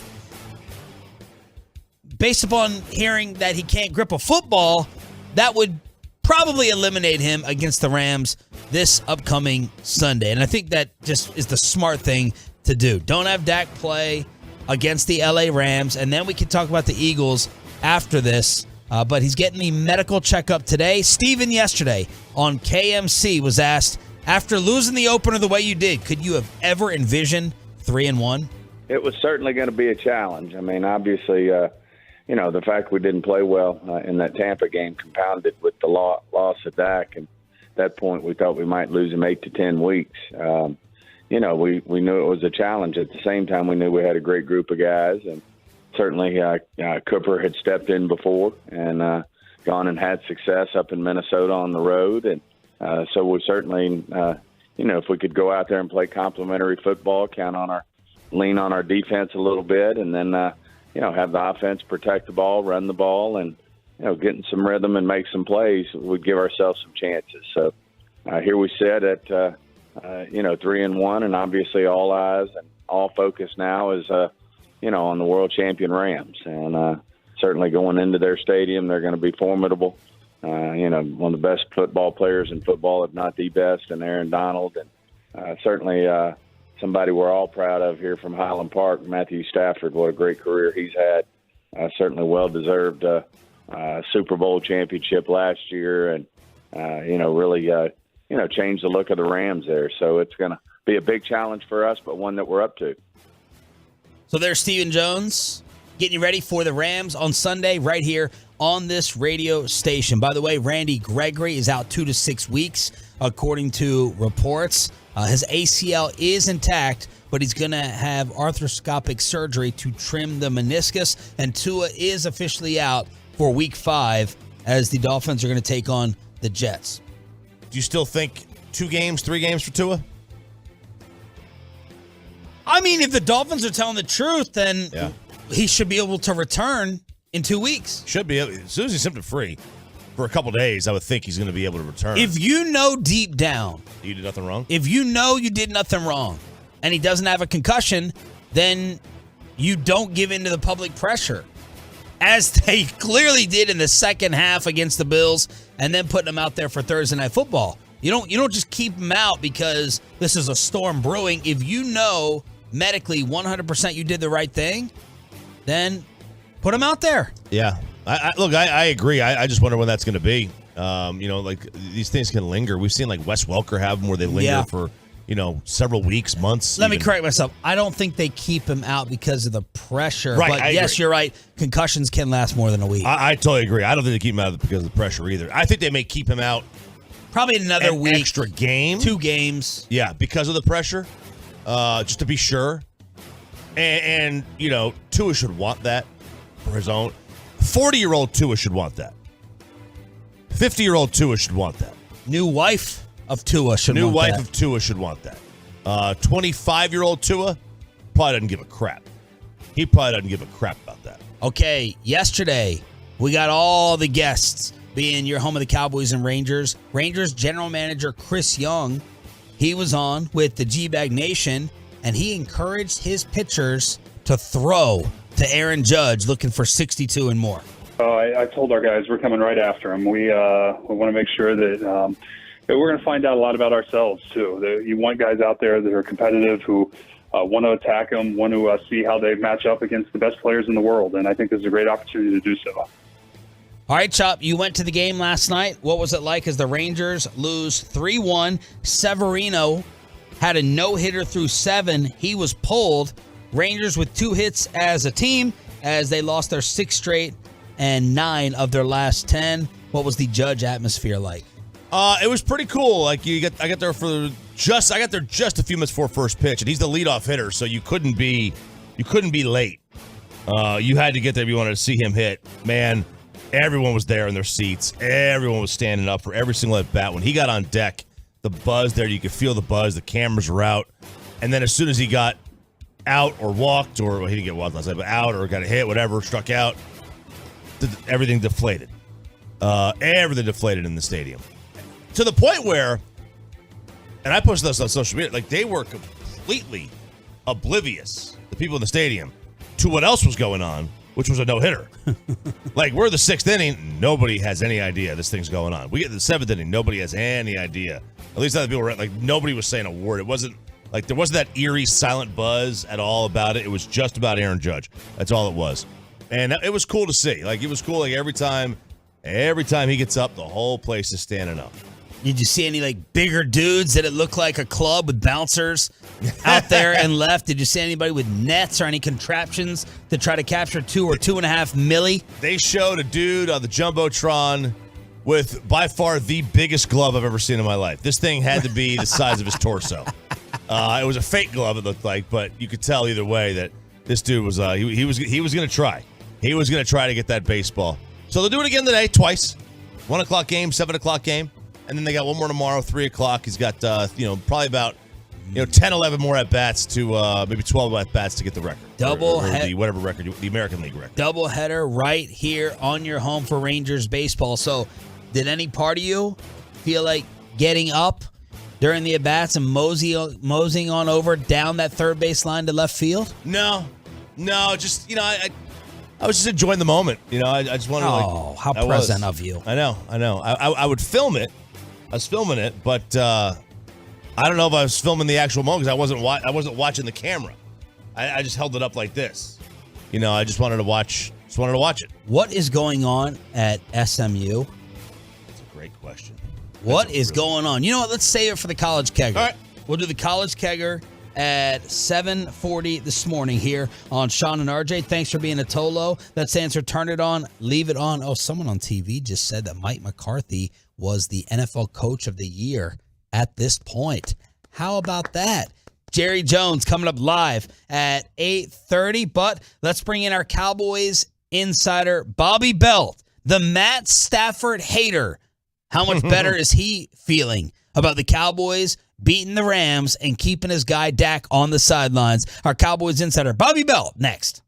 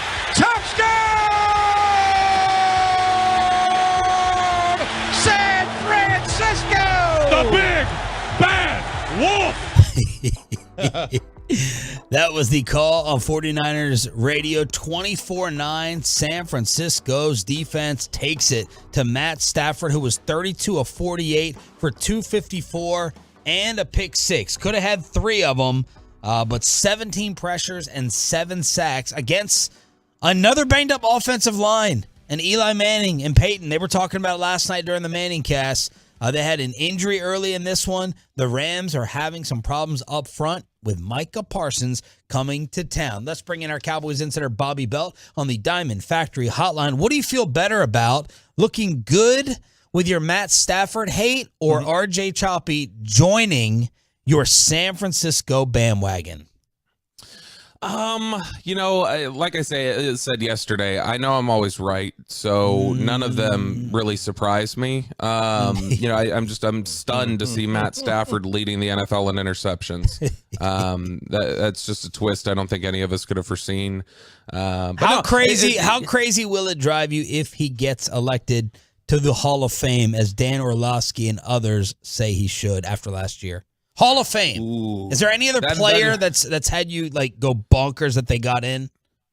Not that they got in, but in professional sports, I'm still annoyed at that Jeter almost got 100% in the Baseball Hall of Fame. Having so the that 6th one would most be the hits only of all one that's time close. is not a reason to get in the Hall of Fame or anything. Michael Young in pinstripes, Chop. Michael Young have the 6th most hits of all time? I mean, he could have if he played in the Bronx for 20 years, I guess. So playing in one city got him the 6th most hits of all time. Although you did say that's my thought this morning that Aaron Judge, what did you say about Judge Oh, Jeter? he's a bigger star than Jeter ever was, nationally. Ooh, you think? Not right now. Yes. No in way. New York, he's not the legend that Jeter is because of the wins, but nobody stopped their lives to watch an at-bat of Derek Jeter's. Yeah, but Jeter was like tabloid fodder for years. Yeah. He was known by housewives who didn't watch baseball. Yeah. Like right. People are complaining that Judge is breaking into double box on West Virginia football games. True. Which I think is ridiculous. I hate that people are complaining about that, but agreed. Anyway. Okay, what did you see from the Rams? You got to feel better about this Cowboys game on Sunday after that, right? I mean, they can't block. That's for sure. They can't protect Matthew Stafford, and that's why I'll actually stunningly give Stafford a little bit of a pass here because they can't protect for him, and so he's kind of having to play hero ball a little bit.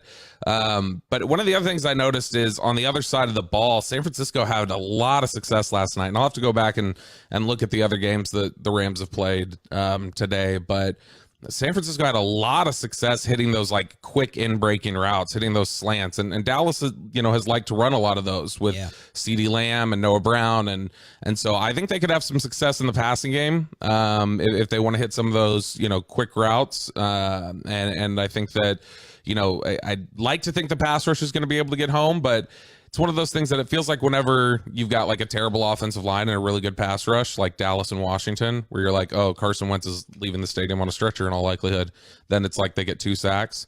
And so part of me just thinks it's the reverse expectation, and then we'll go out there like the Rams pass protect perfectly, and there's 0 sacks in this game. But they'll definitely be able to generate a lot of pressure against them because just the Rams, they cannot block right now. And then that's forcing Matt Stafford, who already likes to take chances and likes to try and fit the ball into some tight areas.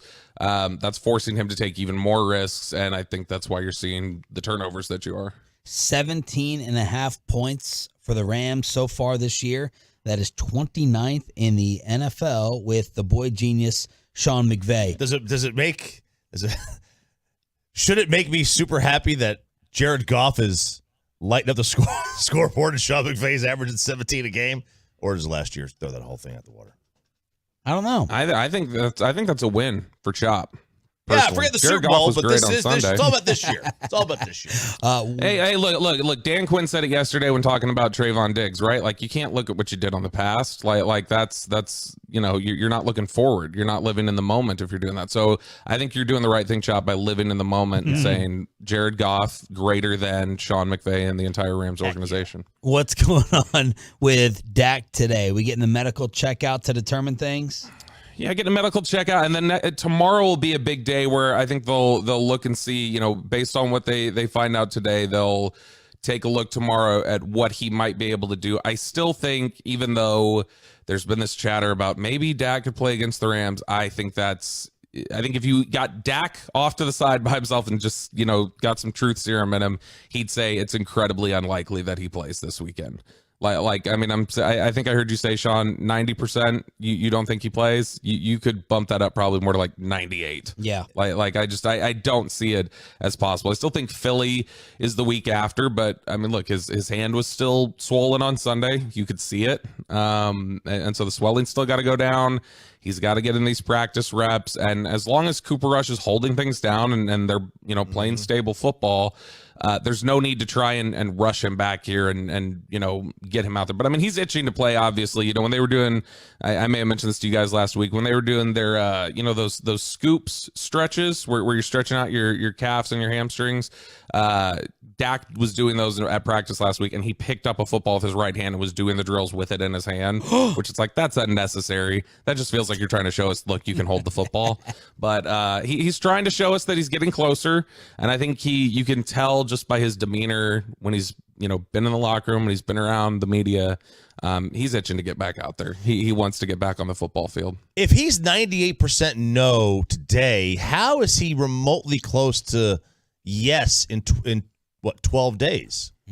Because I just think it's one of those things where it's timeline, right? Like, so each day takes off like 7%. No, it's not even like that. I just think it's one of those things where it's once they view it, once they're a certain amount away from the surgery and everything else that happened, it's like, well, now you just given the timeline, it's healthy by this date, or you're stable enough by this date, and you're expected to have the swelling down by this date. So I think it's just a quick jump. It'll just be one of those things where they'll reach a day where it's like, okay, now you're good, now you're cleared, now you can go ahead. Bobby Belt, Cowboys Insider on the Diamond Factory hotline here on Sean and RJ.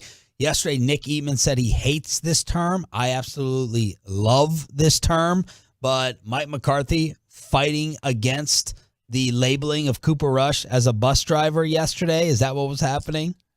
Yeah, because it was brought up to him, the idea that, hey, Cooper Rush, is he doing more for you guys than just, game managing, essentially? And Mike McCarthy made sure to say, look, there are different ways that you can coach games, that you can approach things on offense, and that's, you can play to win or you can play not to lose. And he's like, and certainly, like, once things changed and Cooper Rush got in there, we had to change up some things on offense and do some things a little bit differently, but we're not taking the ball out of his hands. And so we are coaching this. We're giving him the opportunity to help us win football games, and he's doing it. And so you can't say he's a game manager, because he's making big time plays for us. He's making big time throws in big moments, and that's not what just a game manager does. A game manager is just somebody that you hope doesn't lose you the game. And I think that's fair.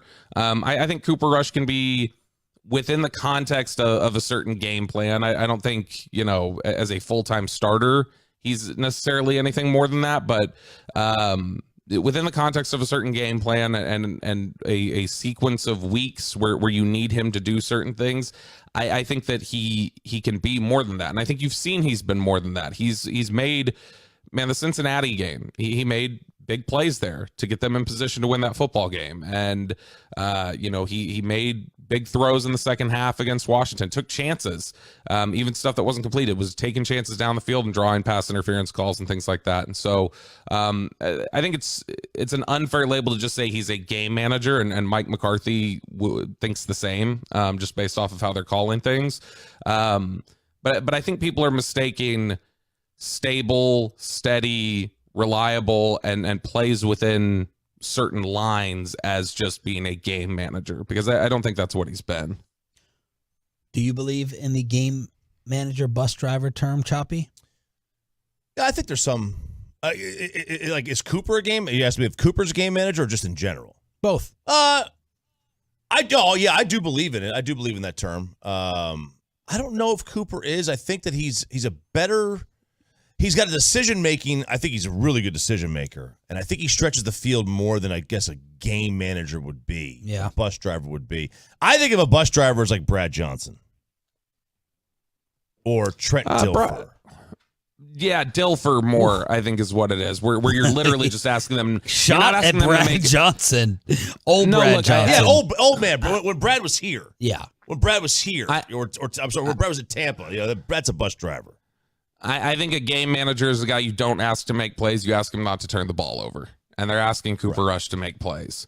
And that's where I would think the difference is. Where there are sometimes when you are putting a quarterback in there and it's just don't make a mistake. And that's all you're going to game plan around is just, all right, we're going to lean heavily on the run game. We'll have him throw the ball in certain situations, but we're not having him take any risks on 3rd and long. I mean, Cooper Rush is taking, shots down the field on 3rd and 8, on 3rd and 10 and things like that. And so they're asking him to make big time plays on 3rd down and asking him to make throws in obvious passing situations, and he's doing it. And so it's definitely not a proper label for him. Now, there's a leap from, he's not a game manager and he's somebody that can actually, be part of a winning game plan to he's better than Dak Prescott, obviously. But I think that it's not, we can't go so far to one direction in defense of somebody like Dak Prescott as to just say absurd things like, well, Cooper Rush is just a bus driver who you just ask him not to lose the game, because he's shown 4 times now that he can make plays to help you win the game. Why does Dan Quinn believe this is not a special defense yet? Yet is the operative word, I think, because he was asked about, he had a really good conversation yesterday at the podium talking about when he's, just studying defenses across the league, being part of some great defenses in Seattle, when the moment is that you can say, all right, this is special defense. How soon do you know it? And he said it's usually within the first 10 to 12 weeks. That's not usually super early in the season, but somewhere across the first 10 to 12 weeks, and you don't know who it's going to be against. It doesn't have to be a certain opponent or anything else. He said there's just usually he called it a whoa moment, where you go, okay, wow, there's just a singular moment that says this defense can do things at a championship level. And he says he hasn't seen that yet, but he expects it. He said that he's looking forward to the moment when it happens. But he specifically talked about an interception return that Cam Chancellor had in the playoffs one year, where he was like, okay, this is different. This is a different group. But said that in the past, it's been guys like Cam Chancellor and Earl Thomas making a play in a big moment that makes you go, okay, here it is. This is a special team, and says that he hasn't gotten that yet here with this Cowboys team, but like I said, that he does expect it, and he thinks that it's going to come. But it is really, really high on what this defense has done right now. Talked a lot about how he loves the communication and the way that they play for each other right now, and said that he's always got a Monday morning or Tuesday morning, if they play Monday night, a meeting with the defense that focuses on what is it? It's the what, so what, and now what, which is basically what did we learn from the game? How do we react to it? And what do we do moving forward? And that he thinks that they've been able to improve every week. And you've seen that, the points allowed keeps improving, and that they're working towards becoming that special defense. Your connection sounds especially crisp today, so thank you for that, and we'll talk to you later. I love you all. Bobby Belt, Diamond Factory Hotline, Cowboys Insider on DFW Sports Station. I like this tweet from the Tolo. I agree with it from Gary Thomas. Cooper Rush is a poor man's Jimmy G. I think that's fair. I think Cooper may actually push it downfield a little bit more than Jimmy does. I have to go back and Jimmy's chart's not out from yesterday. But I don't think that's a crazy take. I mean, Cooper's a good player. He's playing well. Jerry Jones live at 8:30 right now. It's RJ Choppy and the College Football Kegger. College football! And that will do it. Joey McGuire will shake hands with Chris Kleiman at midfield. Why are you starting with this? And your Wildcats have gone to 4-1, 2-0 in the conference. They've beaten Texas Tech for a 7th straight time, and they win the ball game 37-28. We'll get out of the way early, Sean. There you go. Wow. I thought everything ran to Lubbock. That's all I got on Saturday after my Red Raiders lost to number 25. We were not a favorite. We were the underdog, losing to K-State and the quarterback that nobody can stop in terms of him running the football. Oh, man. Good Lord. There is no stopping. There is no look. Everything may have ran through Lubbock prior to last week. The only thing that did was K-State. They're a sneaky team. I don't think their quarterback put up some rushing numbers not seen since Lamar Jackson and Cam Newton. That's how unstoppable this kid has been, running through everybody. I will say this. Tech's fun. They've always been fun to watch. And the Big 12 has made some statements. Now, they have cannibalized themselves to the point where they are completely out of the national championship picture. But, and by the way, Adrian Martinez, I blanked on his name. Every single metric shows that they are the second best conference in college football, behind the SEC right now. They are highly competitive. It's a highly competitive conference. Okay. To the point where OU Texas is the second best game this weekend. Maybe the third best involving Big 12 team. In fact, it probably is the third best. But let's put a wrap on last week. We said K-State beating but game day is not going to the Cotton Bowl? No, it's not. It's going to be in the Big 12, though. It will be in Lawrence, Kansas. Oh, my God. For number 17 TCU and number 19 Kansas. Longhorn Sooners losing out to Lawrence, Kansas. Do you have any idea what it takes to get game day out of the Cotton Bowl and Fair Park? Wow. Apparently, all it takes is an undefeated Kansas and an undefeated TCU team playing. TCU is they're having a phenomenal year, and so is Kansas. And TCU needs to be given a boatload of credit, and Sonny Dykes has completely revolutionized and changed that program up from a defensive era of Gary Patterson to now one where they are rolling Oklahoma. Big hole for Miller. Kicks right up the middle to midfield. Here's Miller to the 40, to the 30, to the 20. Touchdown, Kingsley Miller from 69 yards out. And the Horned Frogs keep pouring it on the Sooners at Fort Worth today. The great Brian Estridge with the call. TCU 55-24 over number 18 Oklahoma. And Oklahoma is there. Let's just say they are not in the top 25 anymore after that game. They did not show up. They did not make the trip to Fort Worth. I don't know if they took a bus down here. I don't know if they flew into Meacham or Alliance. I don't know what happened. But Oklahoma did not show up.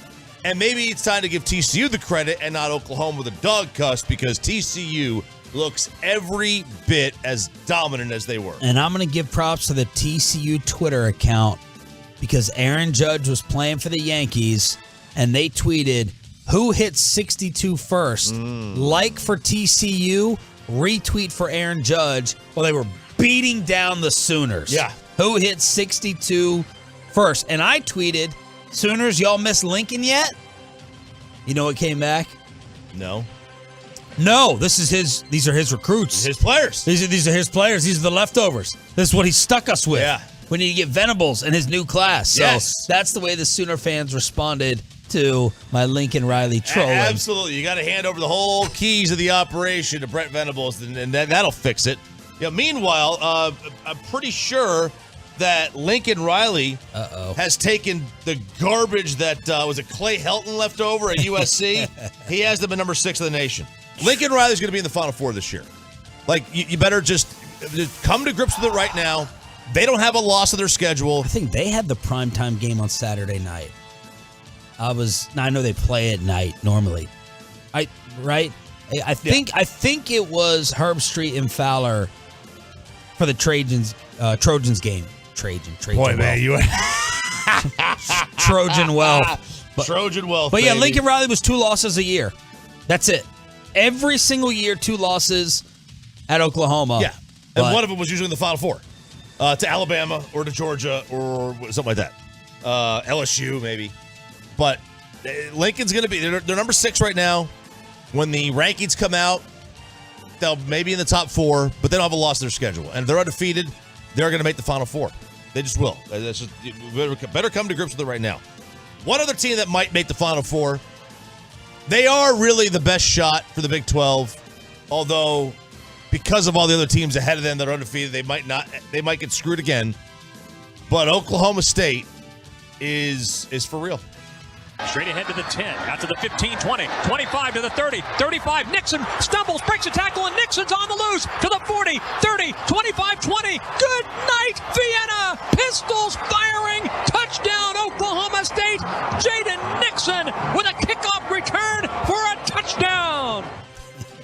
So they're up to number 7 in the nation right now, 36-25 over number 16 Baylor, and that was the hurdle they had to get over. I saved this from the end of August. Mike Gundy. Mike Gundy said he's going to coach 10 more years. He can coach forever because he really doesn't do anything anymore. And I saved this. Gundy said 8 people report to him. They have all been in Stillwater for a long time. He's never been one to grind for the sake of grinding. And he'll be an empty nester after the youngest of his 3 sons graduates from Stillwater High in the spring. Quote, "We have a big staff. I don't really do anything anymore. Honestly, I don't." Gage, my 17-year-old, comes in at my desk, and he sees me thinking, and he says, "You don't do anything. What do? You just sit here." And I said, "Well, believe it or not, they pay me to think." And so I'm thinking, I could not have a staff meeting for a week, and the thing would flow like normal. It wasn't that way for 10 years. I saved that quote for Mike Gundy till we got an Oak State story. Wow. They, look. It's hilarious. Whatever he's doing, it's working. A couple weeks ago when they gave up like 44 to Central Michigan, it was like, okay, is this going to be all right here? Apparently it is. They are having a fantastic year. But the Big 12 is so competitive. Every single team in the conference is in the top 50 on ESPN's rating system. They're all the top 50. Which means it is not going to be easy for Oklahoma State to stay undefeated. Only the SEC is stronger, and they don't even have every team in the top 50. They just got more teams near the top. The rest of the scores from the weekend, Jimbo Fisher, man. You better be paying more guys. You better be paying a quarterback or something like that. 42-24, they lose to Mississippi State. Number 2, Alabama, gets by number 20, Arkansas, 49-26. Texas beats West Virginia 38-20 and UNT 45-28 over Florida Atlantic. We had mentioned it is OU Texas weekend. When is the last time the Red River rivalry got this little publicity? And by the way, real quick, did you see Joel Klatt call out Jimbo? A&M? Yeah. I was surprised he was that aggressive towards Jimbo. Jimbo on his offensive system, quote, "The plays are there and we're there. Why isn't it working? We're not executing." Joel Klatt tweeted, and I really like him as an analyst. Yeah. "Coaches at all levels, please remember, what you are seeing on film, you're either coaching or allowing. Don't throw your players under the bus." Well, he went at Jimbo for that statement right there. If that's the old Bill Parcells. Like, there's no such thing as a bad play. It's just bad execution. Right. If you don't execute the play we call, that's not really on us. Us being the coaches. That's just that's an old school coach mentality that I think is stupid. And then I'm sorry, I was texting about Jerry joining us at 8:30. Did you bring up Ryan Day or Ohio State? I did not bring up Ohio Ryan State. Day, Shiano, almost looking like a fight. Yep. At the end of that game. And did you see Shiano put the old Mullork on The Ryan? what? The Mullork. It's the Italian evil eye. Oh, no. Where you do your pinky finger. You basically do the hook 'em, but you do it like straight at the guy. Oh. All right. It's called the Mullork. You're putting a curse, the old Italian curse on him. And then the slaughter rule. The slaughter rule. This is listen. Can we cancel these games? Man. Syracuse, not exactly Ohio State. Syracuse was playing Wagner. They were up 49-0 at half. DeJuan Wagner. And they said, and they made an agreement to do 10-minute quarters in the second half. Why don't you just do 15-minute quarters and have a running clock? Or how about this? Why don't you just not schedule the game? Can we put a stop to this in college athletics where you schedule these, free wins? They have this in the SEC. It's called SoCon Saturday, where the SEC basically schedules the Southern Conference for an entire weekend in November. Dumbest thing ever. Waste of time. All you're going to do is risk injury to your players. And you're risking injury to those guys because those players don't belong on the same field. And it's dangerous to them. So put the money away. If you want to give them $1 million payday, donate money to them. So this isn't like a Michigan App State from back in the day. You know what? what if I counter back and said, well, what if a crazy upset could happen? Oh, there's a similar aspect to that, but App State has always been a tremendous program. They were in the FCS at the time, which is Division I AA. Now it's called the FCS, but they were like routinely in the championship game or the Final Four because they do an actual tournament there. So they were always a really good program. So that's one thing. But a lot of times you face these West Carolina. Like, come on. Yeah. What are we doing here? Yeah. And I know you're going to take a look ahead, RJ Chapu, with the college football kegger, but we do have to figure out what's going on at SMU. Let's do it right now.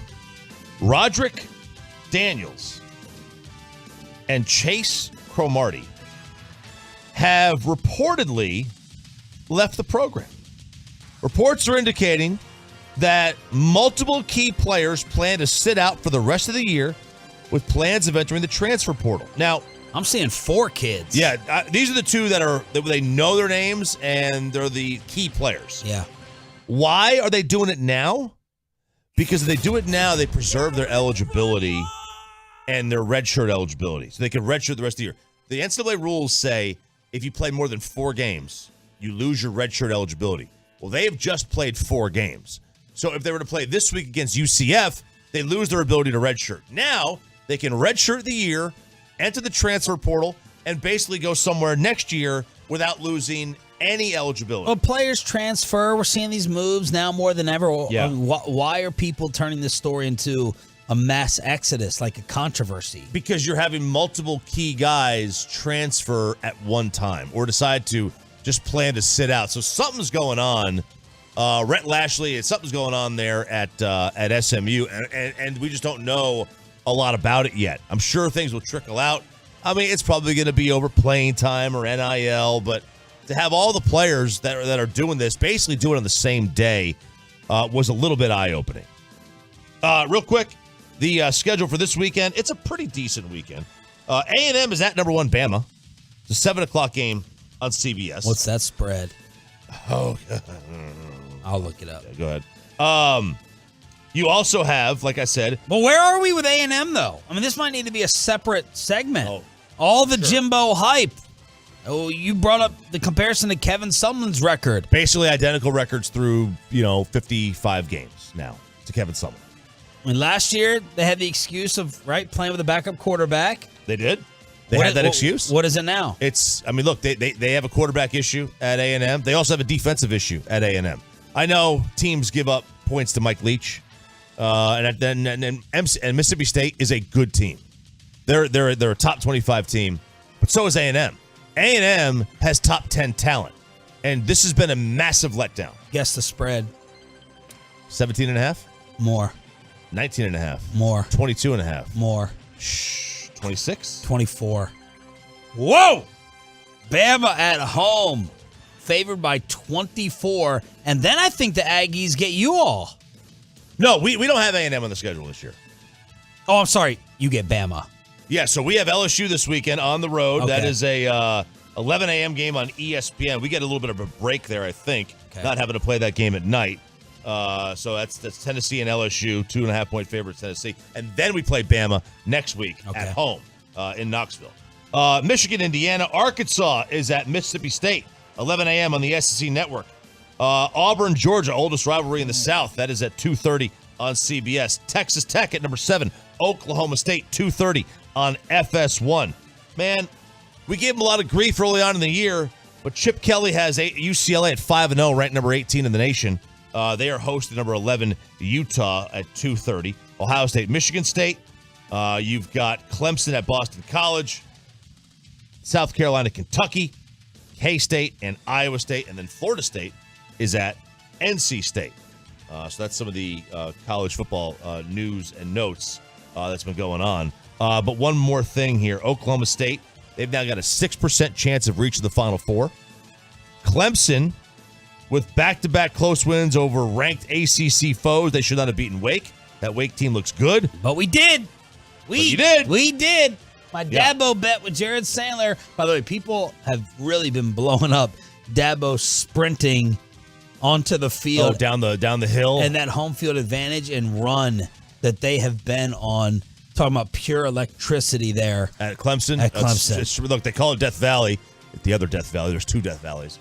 It's always been a great home field advantage when they've been good. When they were kind of back when Woody Dantzler was the quarterback and they were kind of in and out of it. They were a good team. It was a good home field advantage. But it hasn't always been a sellout every single game. So your Final Four contenders at this point, these are basically the teams that the projection models are saying have any kind of a real chance of making the Final Four. TCU is one of them. They got about a 6% chance of making the Final Four, 5%. Oklahoma State has about a 6% chance. Clemson, USC, Ole Miss, Michigan, Tennessee, Ohio State, Bama, and Georgia.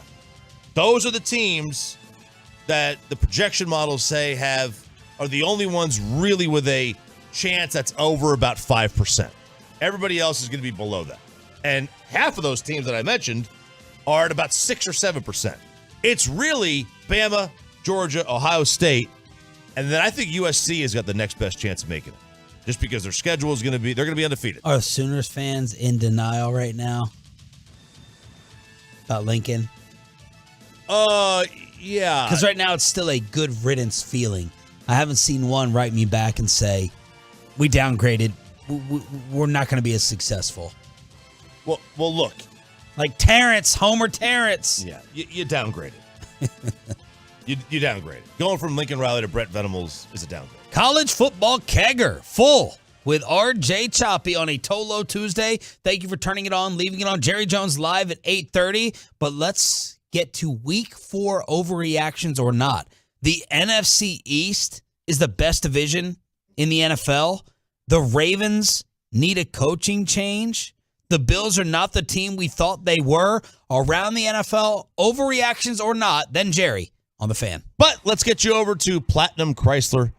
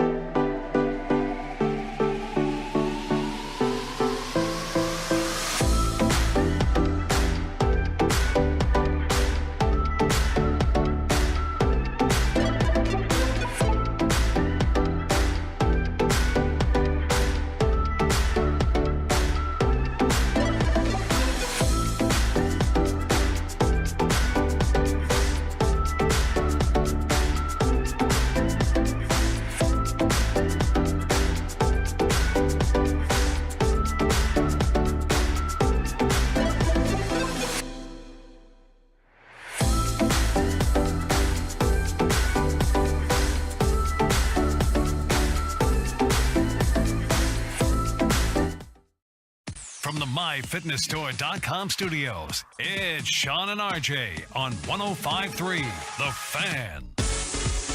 8 o'clock hour kicking off here on your home of the Cowboys and Rangers. It's DFW Sports Station 105.3 The Fan. Jerry Jones coming up live at 8:30 this morning for a little Dak Cooper Rush update. Last night, San Francisco beating down the Rams.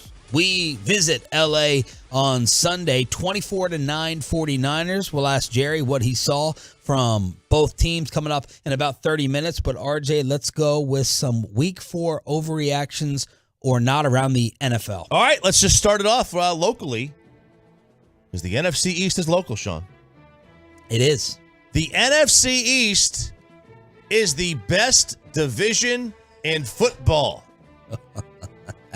3 of the teams have won 75% or more of their football contests. If you want to call them like that. True or false, overreaction or not? That is an overreaction. And that statement can be disqualified because of the New York Football Giants. Oh, yeah. They're 3-1. What is the schedule that they have played? Now, they beat the Titans. Carolina, lost to us, and then beat the Bears. Like, when is this thing going to toughen up for this fluke with Daniel Jones banged up with the ankle? They are at Green Bay next in London. Then Ravens at Jacksonville, Seattle, Houston, Detroit. Oh. So, like, Green Bay, Baltimore, and then Jacksonville, Seattle, Houston, Detroit. They might be able to continue some of this. But no, this division is not the best in the NFL. The AFC West is still better, and I could probably name more. I agree. It's not the best in the NFL. I think the NFC West is probably better. Every single team is 2-2. The AFC North might be better. Well, with Deshaun Watson, I think the North is better. But the Bengals aren't, are what right now? The good thing about the NFC East is that they're going to get probably 2 playoff teams in, assuming the Cowboys, keep this up when Dak returns. And they had 2 last year. I think when half your division makes the playoffs, it's good. It's good for the division. Now, the bottom half is really bringing it down. Really bringing it down. But, I mean, if you have, and I do think most people would say, and we may not because we're too close to the situation, I think most analysts would say that the Cowboys and Eagles are NFC title contenders. When healthy. When Dak's healthy, I think people would say that just because of the nature of the conference. If your division has 2 conference title contenders, doesn't that make the division good? No. Because you're a contender because of the crap you play in and beat up on. But that's why the Cowboys were 12-5. Because you're not supposed to go undefeated against your division unless you're invincible. Right, but one of those teams was a playoff team in Philadelphia. Okay, because they play in the East. Because they faced the Giants and the Commanders, who are putrid. And didn't they make it? What was their record? Was it like 9-8, 10-7? Okay, like do we ding 9-8? Do we ding Tom Brady for playing in the AFC East for all those years? No, do we because ding Aaron Rodgers because for playing in the NFC North? they ended up in championships. That's why this team can't even get first round buys.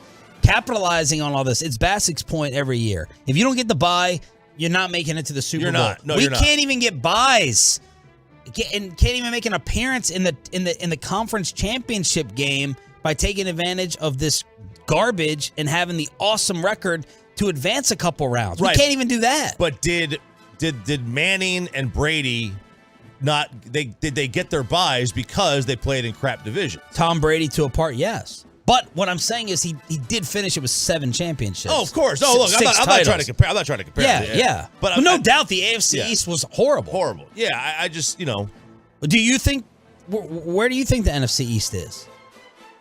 Well, it's not the best. The AFC West is better. Okay. The NFC West is better. Okay. And I think the AFC North is better. After Then that, we agree. After that, I think they're probably fourth. I think they're about fourth. Yeah, I kind of want to see what the Patriots are weighing down the AFC East. Otherwise, we'd be talking about that division. Yep. The Jets are 2-2. The Patriots are in last. It's not the Jets. No, I know. I mean, I kind of forget that the Jets are even 500.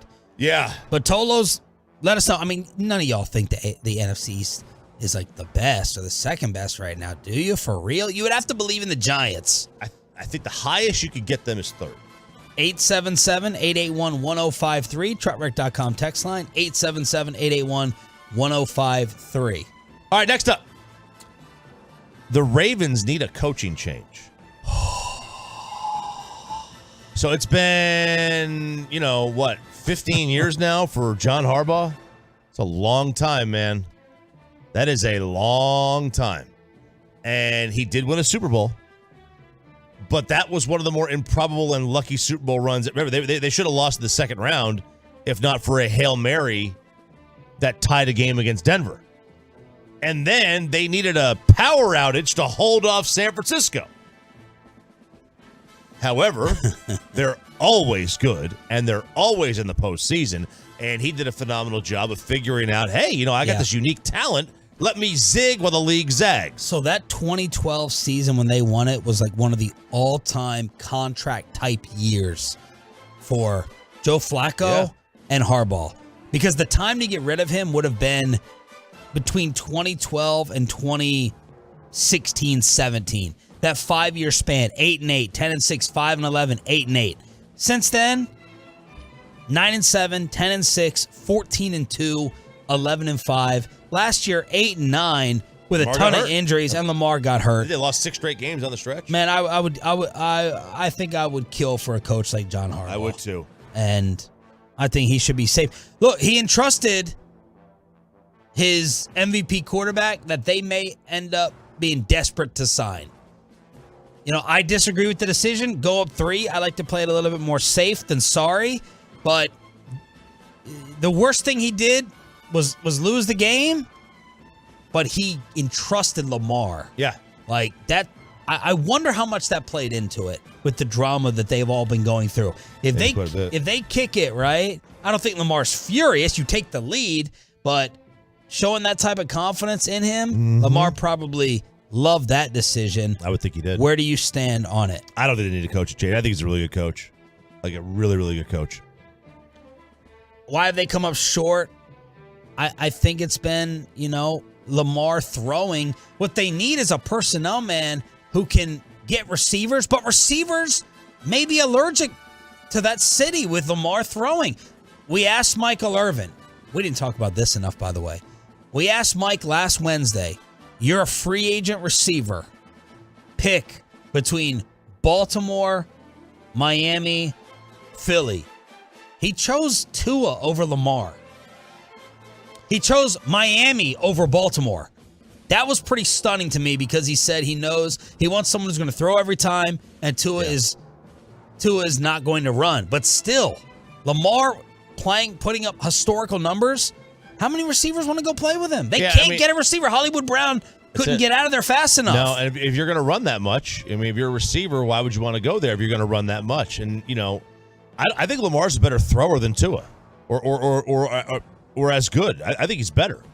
But the problem is that they know he's going to run a lot, and sometimes he is not throwing from the pocket. Tua's going to be more timing, right? Throwing from the pocket. Lamar, if he's not throwing from the pocket, he may move around and throw it, but it's a little bit different.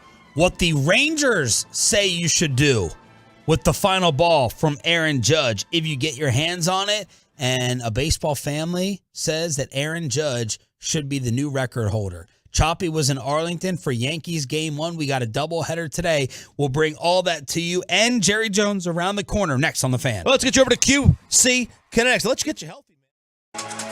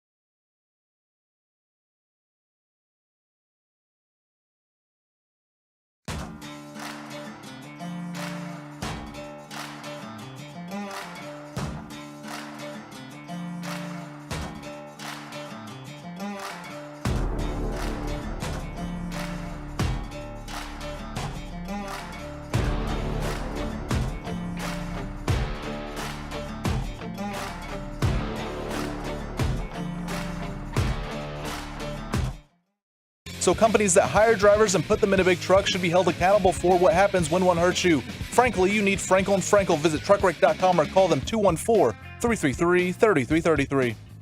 Efros comes set. The overshift is on, and Corey swings. It's a high fly ball to right center. This is deep. Going back is Hicks to the track at the 410 sign. He's got it, and the ball game is over. The Yankees have won it 3-1, but Aaron Judge went homerless tonight. And RJ Choppy was there. Rangers lose their 6th straight game, 9 of their last 10. The history you almost got was not a Judge home run. It was a Severino no-hitter. Yeah. As he had a no-no through 7. It's Sean and RJ here on your home of America's team. We're on the radio, boss. That's what the red light means. Ryan, go see what they need in the hallway, please. Jesus Christ.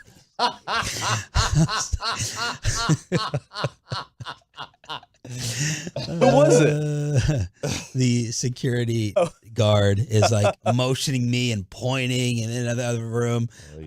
I had a guest come in. I'm just like, hang on, man. Yeah. Chill for one second. I'm not just talking. This thing isn't like a Bluetooth where I'm just talking to myself. It was like 10 minutes. They were 1 second away from probably losing their job, too. You don't walk in on Jerry either. That's we had right. Jerry on next segment? Oh. Yeah. That's Jerry Jones coming up. Look at Peyton with the T's. Jerry Jones coming up at 10:30. But that's the guy. If we put him in here, he could have filled the rest of the show, just him talking. He's the Uber driver. Yep. He can go. Now, some people, because it still says, I've never checked the box. I've never checked the temperature or the conversation. I've never checked anything. Yeah. I don't care. Over the preferences. I take what I get. Okay. Whatever I get, I get. I don't care. If you want to talk, talk. If you don't want to talk, I found out in an Uber this weekend. I didn't know there was such a thing as Chinese trap music, but there is, and it's a jam. Okay, it's amazing, man. I would have lost that bet if you had me listening to that on a Saturday night in Fort Worth. But pretty cool. Unfortunately, what I found in the Uber, the Lyft, when you click no conversation, that also means no music, at least in my experience. And I do want to have music. But I didn't realize I was checking no sound. I don't have any sound up whatsoever. But that's been my experience. So last night, Aaron Judge has not hit a home run. What is the crowd going to be like today for this early part of the doubleheader? Man, see, this is interesting because these games... Are we going to tune in and see the only game in baseball history where nobody is sitting on the sides? Nobody is sitting down the first, right? That's how you judge a crowd, right? You look at the outfield. No one's sitting on the first and third baselines. RJ was down the third baseline, and everyone is just there in the outfield. That's like no one's sitting in the stands at Jerry World. No one's sitting in the seats, and everyone just lined up for the party pass. It's going to look like batting practice. Batting practice, you'll see two things. You'll see people like down in the front row, like looking for autographs, and then you'll see everybody in the outfield catching home run balls, and that's what you'll probably see at the 1 o'clock game. Dude, that's the opportunity. Today's the opportunity. If you want to get that lottery ticket, go today at 1 o'clock. If we didn't have that dinner tonight, we got dinner with the bosses. Yeah, we do. We still go today? To the dinner? No, go to the dinner. I was like, should we cancel the dinner? Cancel the dinner because this is an opportunity? Of course, they're going to say no because we get the $2 or $2.5 million. We're out of here. But me I and still you come to work. Till I come a little late. What, Chiafalo time? Yeah, I show at 5:29:30 like Chiafalo does. I don't think that's sticking it to the man. Stick it to the man, man. Well, you come already at 5:21. So what? You're gonna show up 8.5 minutes later, being $2 million rich? Yeah, I got him. Yeah, I proved him. That 8 minutes over the next 20 years. All right, that really adds up. That really adds up, man. That's right. So Chris Young, GM of the Rangers, was on with the G-Bag Nation, and they asked him, "What would you say to a Ranger fan that catches number 62?" Well, handle yourself with class and dignity. Represent the Texas Rangers and DFW in a way that we would want, but be proud of what you get because this is it's special. And again, I'm not saying he's definitely going to get it, but he's if you sort of count the odds and how he's succeeded this season, I think that the odds are probably in his favor. But nonetheless, it'll be a cool moment for all baseball fans if and when it happens. It's got to be awkward to be like, okay, what do you think the fans should do when you guys give up a home run to him? Yeah. Right? That's what you're basically asking. By the way, Roger Maris Jr. says Judge should be revered for being the actual single-season home run champ if he gets 62, and that the feats of McGwire, Sosa, and Bonds were illegitimate. So that is Roger Maris's son saying Judge should be the new king if he does it. I don't know, man. It's like, I get it. Like, they did PEDs, or we think they did PEDs. And yeah, there should be I don't know. Do you want to put an asterisk there? No, that's kind of dumb. I don't know what to say about that. I agree. I support him. I mean, look, you want to honor your pops, yes, right? Your dad shares the record right now, in his mind. And I get it. I would say the same thing if it was my dad.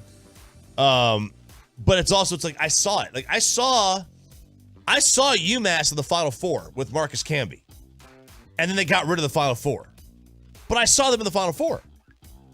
So like, what am I supposed to do? I saw Barry Bonds hit 73. Like, who's the home run king? We'll get back to this in the 9 o'clock hour, but every Tuesday at 8:30, it's the general manager and owner of your Dallas Cowboys at 3-1. Jerry Jones joins us next for a Dak Cooper Rush update. But let's get you over to the all.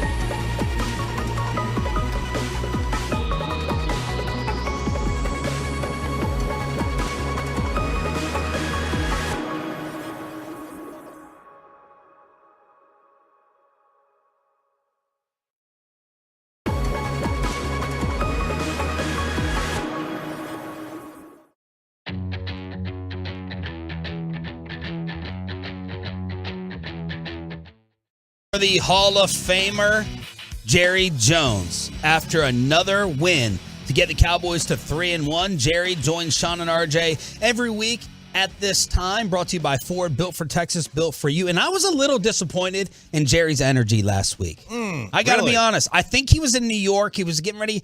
Maybe he was in a conference room. I didn't feel like he brought the energy level. So I may ask for a Chris Arnold ooh-wee to start off this morning. I didn't think he was high enough like we were last week. Good morning, Jerry. Hey, put me in, Coach. I'm hot. Come on. Hey, there we go. How are you feeling? Better than that. But, let's go with that this morning. That's early. Absolutely. How are you feeling after 3-1? And just give us your overall thoughts on that win over Washington after having a few days to think about it. Well, I'm just skipping along. I can't touch the ground. I'm really excited about for everyone what this team is doing, and I'm excited that it's what it's doing is sound. What it's doing is the basis of building a platform, if you will, for us to be working off of as we go forward this year. This is solid stuff. It is contributions. It's if you will, it's not even giant strides, but it's everybody playing at a degree of a higher level, and that's across the defense, across the offense. So all of that is really the healthy thing when you look at evolving and getting better as a team. Did you see 3-1 after the 0-1 start and Dak got hurt? No, I did not. We were the thought for me was let's just don't get eliminated from having a chance to compete as we go into the season, and certainly as we get closer to the playoff time. Let's don't eliminate ourselves, because hopefully we can get better. We do have help on the way. We do have people like Tyron Smith and players like that are going to be on the field. But logically, you can expect that as we get on into the season. But right now, we don't have them. That should be giving you a chance to build depth, or even better, build real solid count on play time. And so all of this is healthy for building a team. Of course, we know that can change in one play, because this game is about energy. It's about injury too, and it's about staying on the field. And so all of this is what makes this such a great game and such a great effort to try to get to the Super Bowl. Jerry Jones right here with Sean and RJ, 105.3 The Fan. I'm going to give you just a fill in the blank because I don't want to put the words in your mouth. The Dallas Cowboys defense right now is what? Well, I think we are I think you can count on us. I think when Coach makes a call out there, he can rely on his defense. That makes him more aggressive on offense. That makes him be able to do some things on third down that you might not have done. And boy, is that a great asset to have when you're trying to, you only get so many possessions during a halftime, or so many possessions during a game. So if you can maximize that, well, when you've got a defense like we have at your back, that lets you get a little more aggressive. And so I think unquestionably we're benefiting from that. Jerry, Trayvon Diggs caught a lot of heat in the offseason from, the analytical websites and my co-host. He's got all the interceptions, but he gives up big plays, too many yards. What did you think of Diggs' game the other day and the season he's having so far? Well, I think the interception was I've never seen a play that can describe, without saying a word, what his great skill is. The ball is just as much his as it is the receivers when it gets in the air. That's something you've heard all your life about defensive secondary play. That ball is as much yours as it is the receiver's when it gets in the air. He epitomizes that because he's got the skills. He can play the high points. He's got the ability, the instincts to track the ball, and he's not afraid mentally to use it and count on it. Call that confidence. You can call it whatever you want to. It's rare, and that's important. Jerry, what makes Dan Quinn so special in your short time working with him and observing him? We were worried about replicating last year's defensive results, and we're like, Dan, go get a head coaching job while you can. You might not be able to follow up on last year, and he has. What stands out to you about him? His work ethic, of course, work plus talent, work plus skill. His experience. His experience is really so impressive for the length of time he's been coaching. He's had a world of experience. I like to use it. I'll say it again. Who do you want in the foxhole with you? Well, you want someone that's been shot at. Well, but if you happen to have somebody really viable and they've been shot at and hit, then they are that much more of a teammate in the huddle. That's Dan Quinn. He's been there. He's had some hard times. He's had some successful times. He's confident. He really does have a great feel for what this personnel can do, and he's maximizing it. Jerry, how's Micah's health? Good. Is he banged really up at all? As good as you want it to be. Period. And I'm not defensive about it. It's just good. He's young. He's in shape. He's getting a lot of reps. He's amazing, really, when you think of him after a ball game, the kind of energy he's expended out there, the numbers of plays, and the intensity that he plays with on every play. It's amazing, and his health is one of the amazing things. Have they keyed on him differently the last couple of weeks? Always. Always. I'm not so sure you can use the word differently, but are they keying on him?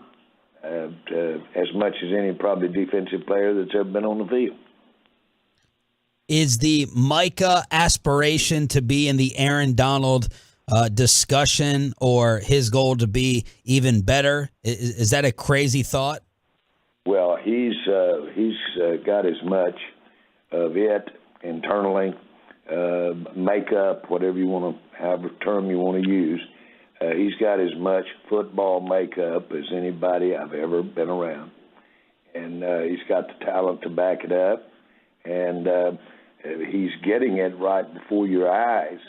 He's getting so much repetition in doing it the right way, and he's getting it under fire, so to speak. You're seeing right before your eyes how he's getting better. Jerry Jones right here with Sean and RJ on the Diamond Factory Hotline 105.3 The Fan. All right, the entire country is tuning in. They're waiting. All the media websites and the writers. What can you tell us this morning about Dak's hand? Well, I know that it's better, and I know that he's going to go out there every day and make progress toward being able to grip the ball. I don't know that you could ask for better news, technically, physically, and how it's responding, how it's healing, so to speak.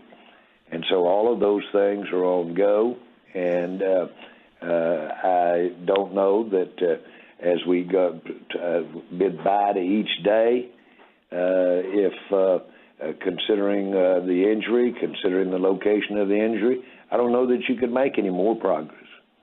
And there's some things here about healing that, again, I often say only the man upstairs knows how that works. Right. But he'll have a big week, and he'll be hard on himself getting it ready to go.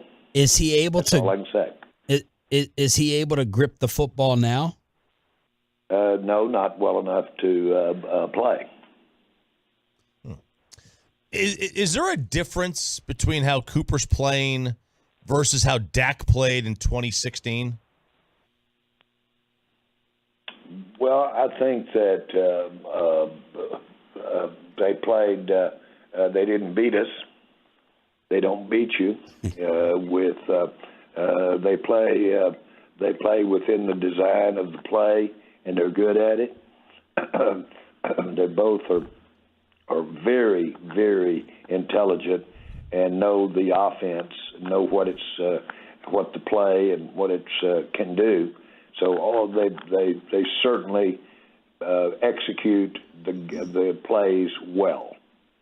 And in Cooper's case, he's getting the most out of how the play is designed. And then I think you're seeing him, just like you did Dak, I think you're seeing Cooper execute and do things that he does really well. And that's what you see in Dak.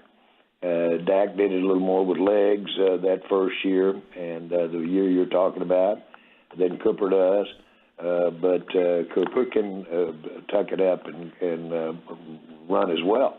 Mm-hmm. But the point is that both of them really, the comparable would be how well they know the offense, how hard they're working, and how good they are at executing that play.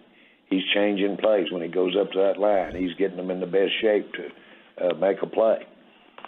All of those things are similar. Jerry, do you remember when you all made the decision that you weren't going back to Romo during that run? And how would that decision-making process apply here, if applicable? Well, it was really different in that you had maybe as many as 9, 10, 11 games. And you really had a team on a long roll. And the team had evolved and gotten better and better. And so you had the big word of, boy, don't mess with something that's working as well as this. And, of course, the team was following Dak and as well as our fans. But the team was really into Dak. And so you really were changing momentum. And right now, you're seeing it build after these 3 ball games, but you don't have the tenured success that you had when you made the decision about whether to go with Dak or Romo. But Romo was playing outstanding, though. He had practice. He was vintage Romo. And so it made it a head-scratcher because of how well Romo was healthy, and he was playing outstanding. And again, as I've mentioned so far, we took Dak into the playoffs with a top team, and all the other top teams had great, experienced, recognized quarterbacks, not quarterbacks in their rookie year. And so we were the only ones in the tournament with a quarterback in his rookie year. So it was something you had to give a lot of thought to. So is there an amount of games or a record or a win streak that would change the plan this year? No. I think we've, as I see it right today. Jerry McCarthy yesterday said, we want to get Dak a full week of prep before we put him back out there. Besides gripping the football, what would that all include? Well, it would include getting a lot of reps with the first unit. It can include going through practices and seeing serious, not serious, it's all serious, but just seeing what you deal with in your meetings during the week. You'd take that to the practice field and see it practiced on the practice field. Mm-hmm. Dak Prescott may be the best that I've been around of taking what he gets in a game plan and a meetings and preparation in the meeting and taking it to the practice field. and then he may be the best that I've seen taken from the practice field into a game. That's the process that I'm sure Mike was referring to. We need to have that process before we have him in a ball game. And based upon, sorry, go ahead. And eliminate the week's work and be ready to go, especially not at quarterback. And based upon all of that, it would look like he would definitely miss this Rams game based on that. Would you say that? Well again, we haven't. Yesterday was the day off, and so my point is, we're just starting the week. Let's see how the week goes. But this all is a good problem to have, isn't it? Yeah, there are no bright lines here, guys. You're looking for a bright line, rightfully so, and we all want it to add up. 1 and 1 is 2, but there's not a bright line here. But what you can't do is, because you've got an ambiguous line here as we deal with an evolving Dak, then at the same time you've got to be bright lined when it comes to getting rush ready. Sure. Jerry Jones here on The Fan. This isn't really on the same subject, but Dak last week said something I love, Jerry, when we were talking about what could he possibly learn from rush. And he said, I have noticed how simple the game can be, and I can't wait to get back out there and apply that. And I love that he was willing to continue to learn and admit something like that. Have you talked to Dak about that, or what can you add to what that means in terms of what he's picked up while being out? Well, I have not talked to Dak about that. I saw the same quote you saw, and that is vintage Dak Prescott. He is always, it seems like every day, all the way, finding more to help his team, help his game. That's his body language. That's the way he is, and he's continually knowing. And you can tell by being around him, he just knows there's a bunch out there that he needs to get that he doesn't know and that he can bring to the table. That's a big part of what you are when you're around Dak Prescott. Jerry, one of the things we questioned, I thought the season was over when Tyron went down. And here you are. Steven came on the station. He goes, y'all wanted us to address it. We drafted a left tackle. Are we talking about Tyler Smith enough in terms of giving him credit for the start to the season he's had? Well, you are pointing it out. You're talking about him, and not too much, but you're putting an emphasis on it, and it should be there. It's very special, that rookie coming here from Tulsa and play the way he's playing. And that was a big challenge this weekend. That front of Washington's is a mess. And so you should be giving him the accolades that he's receiving. And, of course, the point is, and he would, he's getting better every snap. And that's what happens. And the coordination between him and the other guys, the other people that are in the offensive line, and, if you will, the running back and tight end, all of that is gaining on it. So we should, every time we get a game out of him, we just almost can watch him grow. And so, and he's got the talent. Jerry, before we let you go, next opponent is the Rams. We liked what we saw last night, even though it was against another NFC team we know around here. Were you able to catch the game? And what were your thoughts on checking out L.A. against San Fran? I watched the replays. I watched the game later, and I had some work to do during the game for the most part. But still, I watched the play later, and of course, both those are the teams. I thought last year we had a chance to and could compete against those teams. We didn't get it done against San Francisco last year. I hope we get a chance to put this team up against them when it really counts in the playoffs. But those are two teams that you should watch. You should have your eye on them, because somehow we got to get by them to get where we want to go. And then, Jerry, the Tolo question of the morning. This blew up last week. There was a report that the World Cup final is going to be at Jerry World in your house. Can you confirm that the biggest sporting event in the world will be hosted by your stadium in 2026? No, I haven't had that confirmed. I can't confirm that at all.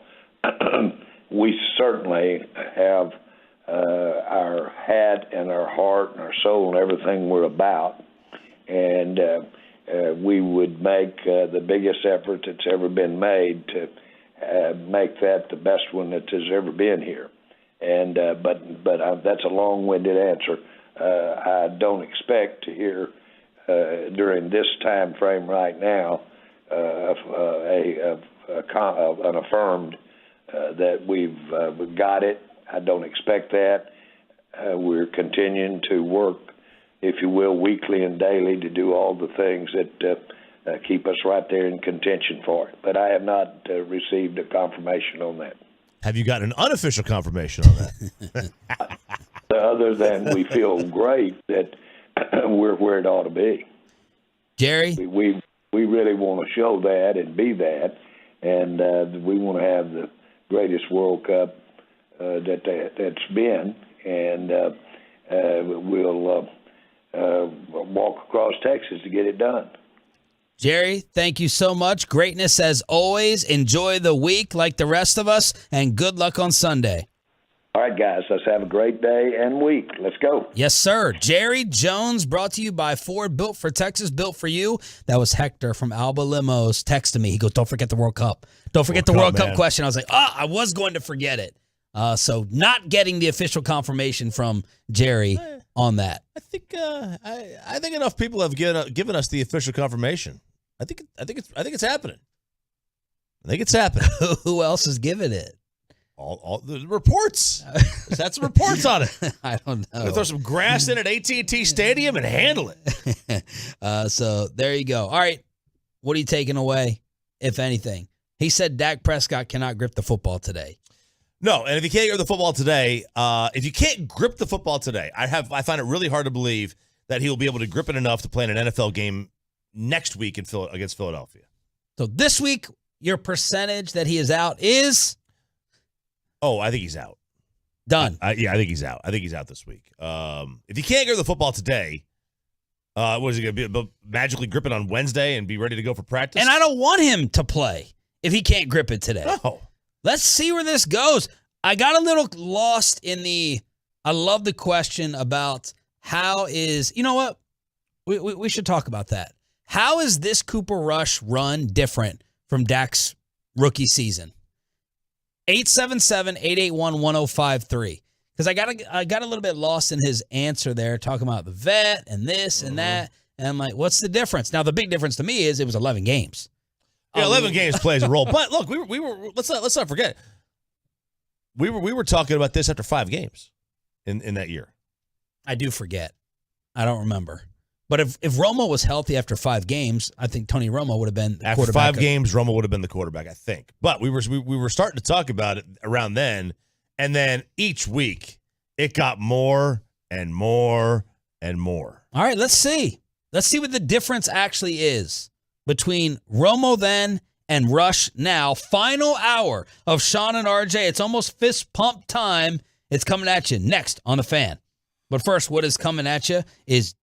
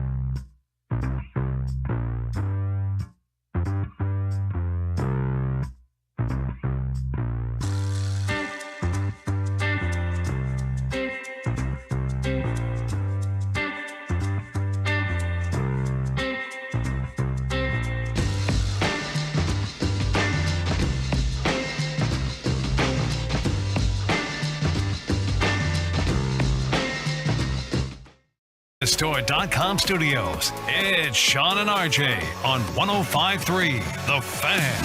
Final hour fist pump time. Struggling with the final bite of pizza here. Oh, no. That's what the interruption was. I forgot the pizza was being brought in. You know, it's trying to sit here and not eat like crap. Not eat like a lot of high carb food and high fat food. And here I am. Hey, you're eating it at 9 o'clock, so that way. Oh yeah, it'll be by noon. It'll be gone. Sluggish. Yeah, I'll be sluggish by the rest of the day. It's good. It was very good. You'll go ahead and burn it off. But Holy Crust Pizza dropping it by. So Fantastic. Thank you to Chef Jay and Samir hooking it up. Holy Crust Pizza. Those are two monsters. Those are 2 a.m., 3 a.m. slices. These are like there's a place in Vegas at the Strip right at the Planet Hollywood. I think it's called Pinup Pizza. Huge slices. Just like they take up 5 plates.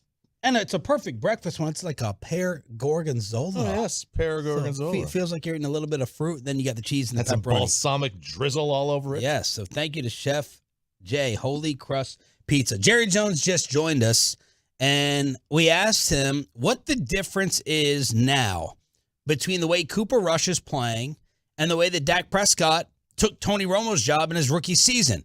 Jerry also, I don't know how they get this on TV so quickly.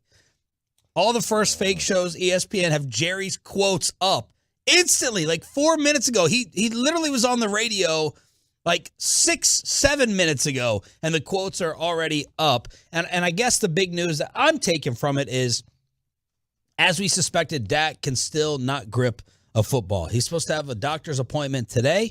McCarthy said they'll formulate a plan afterwards, but Coach does want to see a full week of prep. Now, they were off yesterday, so I don't know what Dak would have to do today and moving forward to get ready for the Rams, but he's not playing in this game, like Nick Eatman first pointed out last Friday with us. Yeah, no, he's not playing in this game. There's no way. He's definitely not playing in this game. Nor should he. If you can't grip the ball on Monday or Sunday or Tuesday, you can't play 6 days later. Any part of you secretly excited to see Rush for another game just to see what he can do against an opponent like the Rams? Any excitement / curiosity? Like, hey, take your time. Hey, rest up. Heal up. We'll bring you some tomato soup. Put that leg up. And let me massage that hand. You just, we'll be okay. You sit back and relax, Dak. I mean, maybe a tinge, but to me, it's like, man, it's when you start a backup quarterback, you're playing that kind of roulette game. You're spinning that roulette wheel, and sooner or later, it's going to end up on green. That ain't good for nobody. You know what I mean? It's like, you're tempting fate a little bit too much every time you start Cooper Rush. Not because he hasn't played extremely well. He has, and he's outplayed the other quarterback in all 4 games that he's played in. But when you start a backup, this is kind of what, you do run the risk of, them playing like a backup. And that's, what if he beat the Rams in Philly? Oh, I mean, I still go back to Dak. Okay. Right after the Philly game, Dak's good to go. You go back to him. What if they beat the Rams and Philly 31-24 each? Yep. Oh, I'm still going back to Dak. Where did you stand for the record on Romo Dak? Oh, I wanted Dak to start after about game 3.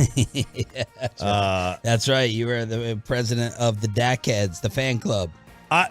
For not because I thought Dak was a better player. I didn't think he was a better player than Tony. And I do subscribe to the you should not lose your job to injury. Okay, I do not subscribe to that, but and there's no doubt Tony was the better football player. There's no doubt. He was absolutely the better football player. The team, then why? Because it was obvious that the team played better with Dak. Okay, they were playing special. They're not playing special right now. No. All right, give us the difference.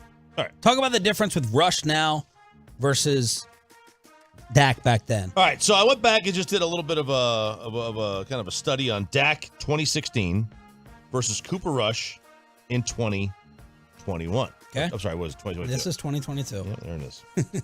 The ball dropped. Both players threw the ball shorter than the sticks, average yards to the sticks. So neither one of them does a very good job of. So what that means is, And I remember just my memory thinking that Dak was being a bus driver, but it felt like he was a little bit more explosive as a playmaker than Rush is right now. That's what I remember in my mind. I have not gone back and looked at the numbers.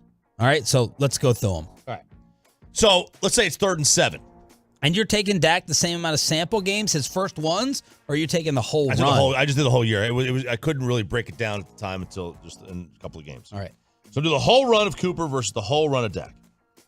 So average yards of the sticks. That means so on 3rd and 7, do you throw it 6 yards? Do you throw it 7 yards? Do you throw it 8? Both threw it shy of first down. That's not good. You want to throw it beyond that. Cooper actually throws it closer to it. He was about a half yard shy. Dak was about 1.5 yards shy. QBR. Cooper Rush is 4th in the NFL in QBR at 74. Dak in 2016 was 3rd at 77.6. Basically a wash. You're in the 70s. You're good to go. Adjusted net yards per attempt. I think it's the most predictive of all quarterback stats. It takes into account sacks and interceptions. You put the sacks on the quarterback, which is not good for Dak right now because he was very indecisive in week 1. Dak about a full yard better, so that's really, really good. The next two are grossly in Dak's favor. Okay. The first one is DVOA, which is value over replacement. So how much better percentage-wise are you than the average quarterback in the NFL? Cooper Rush is 14th. He's 5% better than the league average player.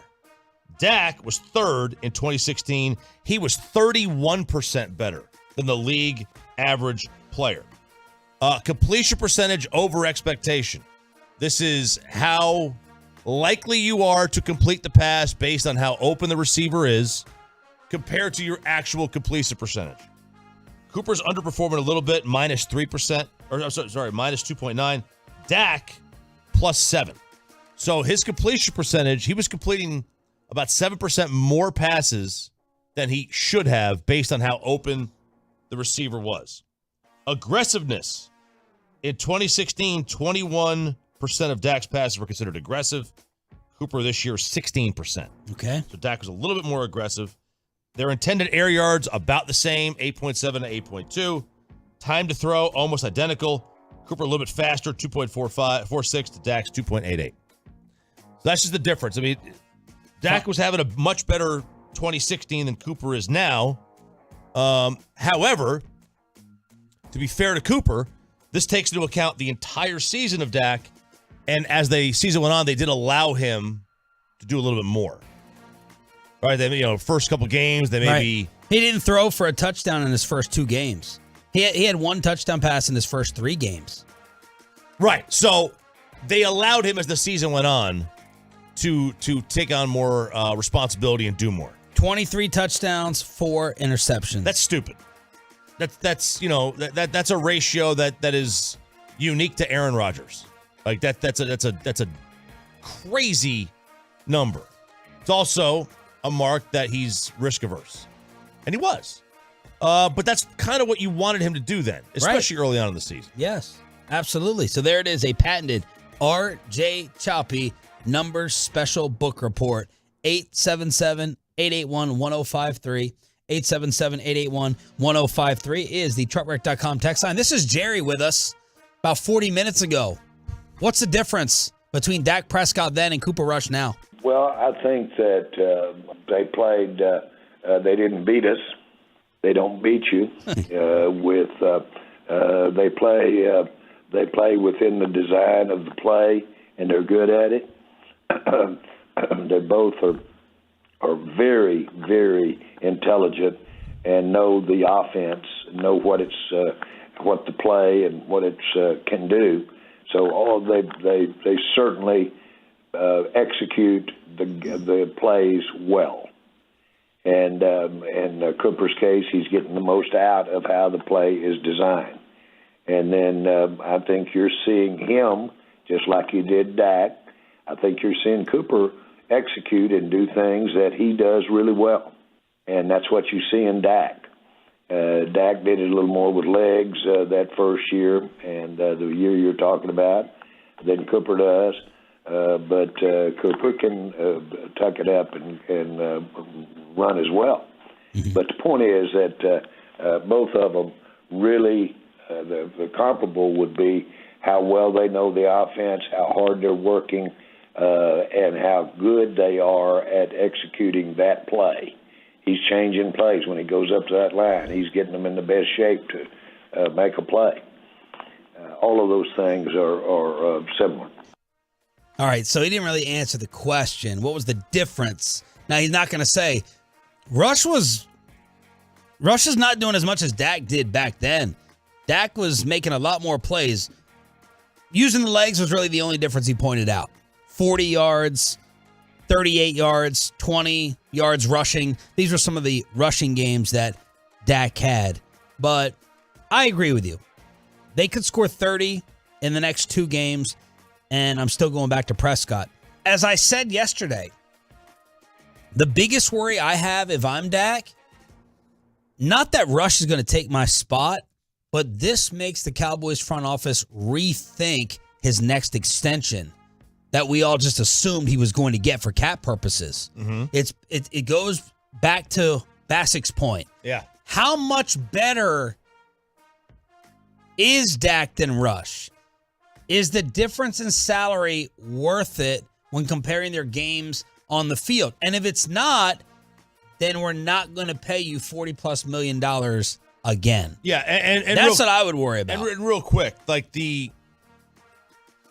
so let's just say Cooper. I have to go look at Cooper Rush's salary, because this is what San Francisco did. They said, "Yo, man, Jimmy Garoppolo maybe throws 2 touchdowns a game." That's what happened last year. Jimmy G didn't throw 3 touchdowns in a single game.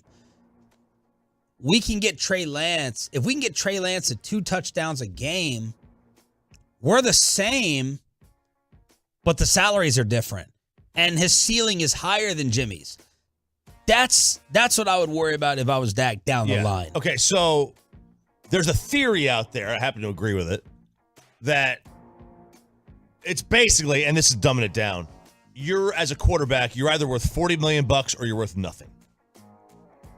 So think of it this way. Cooper Rush makes $1 million a year. Dak makes 40. Dak doesn't need to be 40 times better than Cooper Rush to justify the money. Yes, he's making 40 times the salary, but he really only needs to be about 15 to 20% better than Cooper Rush to justify that salary. Okay. So, like, the theory is you either are willing to pay your quarterback $40 million, and if you're not, you find a completely new quarterback and pay him nothing. Because the idea that, well, Dak's worth $20 million. Well, no, he's not. If he's not worth $40 million, then he's not worth paying at all. Right.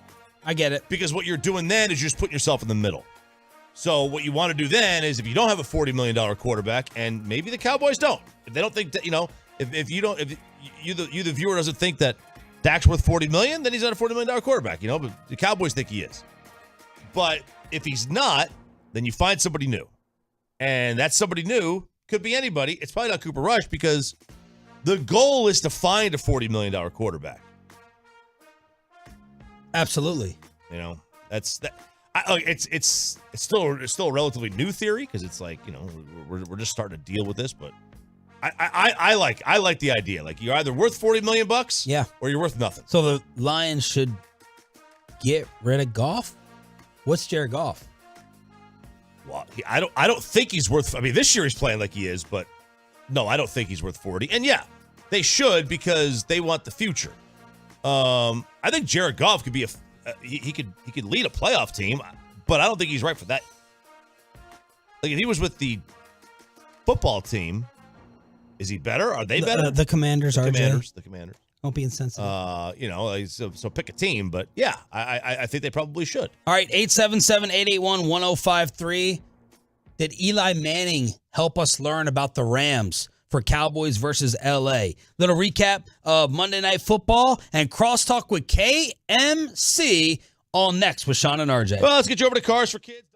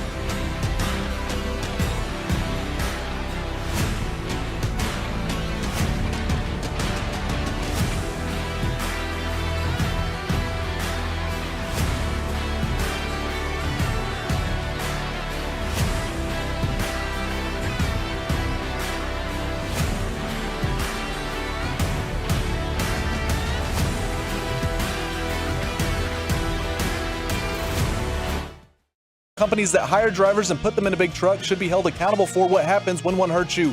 Frankly, you need Frankel & Frankel. Visit truckwreck.com or call them 214-333-3333. Jimmy throws. It is caught by Deebo Samuel. Breaks a tackle. 40. Deebo 35-30. 25-20. Breaks another tackle. 15-10. 5. Touchdown! San Francisco! 49ers radio with the call. That was a beatdown. The Niners made the Rams look like we made the Commanders look. And the Rams are a better team. 24-9. Matt Stafford, with Micah Parsons coming to town, was sacked 7 times and 17 pressures. The Rams, thanks to Eli Manning with the education, they're hurting. Another team hurting with their offensive line. And Eli was talking about how they play like a soft man coverage, because I was like, there's a lot of screens in this game. I know Sam Fran just wants to give the ball to Deebo no matter what. We saw that on the 57-yard touchdown run. And that was just special playmaking in the open field. Jalen Ramsey. That's how people, Atolo said, that's how people accuse Diggs of tackling, the way Ramsey went after Deebo right there. But Eli said, look, you can complete a lot of slants, a lot of hitches, a lot of short routes against them. And Bobby Bell told us a couple hours ago that is what the Dallas Cowboys like to do. So there you go with a little recap of football last night. 24-9, San Francisco 2-2, like everybody else in the NFC West. Sean and RJ here on DFW Sports Station. Thanks for being a Tolo. That stands for Turn It On, Leave It On. Crosstalk with KMC coming up at 9:40. Let's finish up with some more around the NFL. All right, so we've already gone. Is the NFC East the best division in the league? The Ravens need a coaching change. Answer to both of those from us, no and no. No and no. Bill Belichick and Mike Tomlin will coach their teams to 10-loss seasons this year. Ooh. I was hoping you were going to say the playoffs and it was going to be an easy answer. 10-win teams? No, wait, I'm sorry, 10-loss seasons? 10-loss seasons. Pittsburgh's 1-3 and the Patriots are 1-3. Man, what a great question. Yes, that is not an overreaction. That will happen. I agree. That will happen. How long is Mac out? And how are we reassessing Mac Jones in year 2? It felt like we may have overreacted to him a little bit. But again, they don't have anyone to throw to. They didn't even have an offensive coordinator or a play caller that they could figure out. Yeah, they signed 2 tight ends 2 years ago. Their offensive play callers are defensive coordinators. Yeah, they are. And special teams coaches. Yeah, that big tight end splurging. We're all like, oh my God, he's zagging when everyone's zigging. He's zigging when everyone's zagging. We heard nothing about those tight ends. Yeah, he was trying to recreate Gronk and Aaron Hernandez with Hunter Henry and Jonnu Smith. But does Pittsburgh have more hope now with Kenny Pickett? They have hope with Kenny Pickett, Kenny Two Gloves. But Bailey Zappi, baby, with New England. Oh, yeah, you can't answer this true. You said they go to the playoffs with him. I think, I mean. Last week you said it. Yeah, let's be real. Like, they're not going to go. They're not going to go to the playoffs. Oh, okay. You weren't counting on, like, all the quarterbacks getting hurt. Yeah, I wasn't counting on everybody getting hurt, right? Okay. Okay, next one. The Bills are not the team we thought they were. No, they are. They were down 20-3. Yep. Furious comeback. Could have, should have, maybe lost in the end, depending on doing the right thing. Yeah. Which would have put them at 2-2. Look, they dominated the Rams. They destroyed the Titans. They should have beaten Miami, and they came back against Baltimore. They are the Super Bowl favorite. They're the slight Super Bowl favorite over Kansas City. I think Kansas City might be the favorite. But I'm not going to argue with you. Okay. If you say that they are the favorite. Well, you said a couple weeks ago, end the season. So what has changed your mind? That they lost to Miami? They should have won that game. And they should have lost to Baltimore. Okay. So 2 bad performances in a row. So you think we overreacted to the Bills after the first 2 weeks? No, I still think they're one of the two best teams in the league, but they're not. I don't think they're the juggernaut I thought they were going to be. Okay. The Seahawks won the Russell Wilson trade, and Geno is a better quarterback than Russ. What did they get in the deal again? Noah Fant, Drew Lock, and away from Russell Wilson. Look, I watched Geno game 1, and that's it, to be honest. And that's because it was the only game on, and it was against Russell Wilson. So I can't really break down Geno Smith. I sat Russ in fantasy, which was a mistake, versus Derek Carr. I don't know how the QBR stuff is looking. Okay, I got it here for you.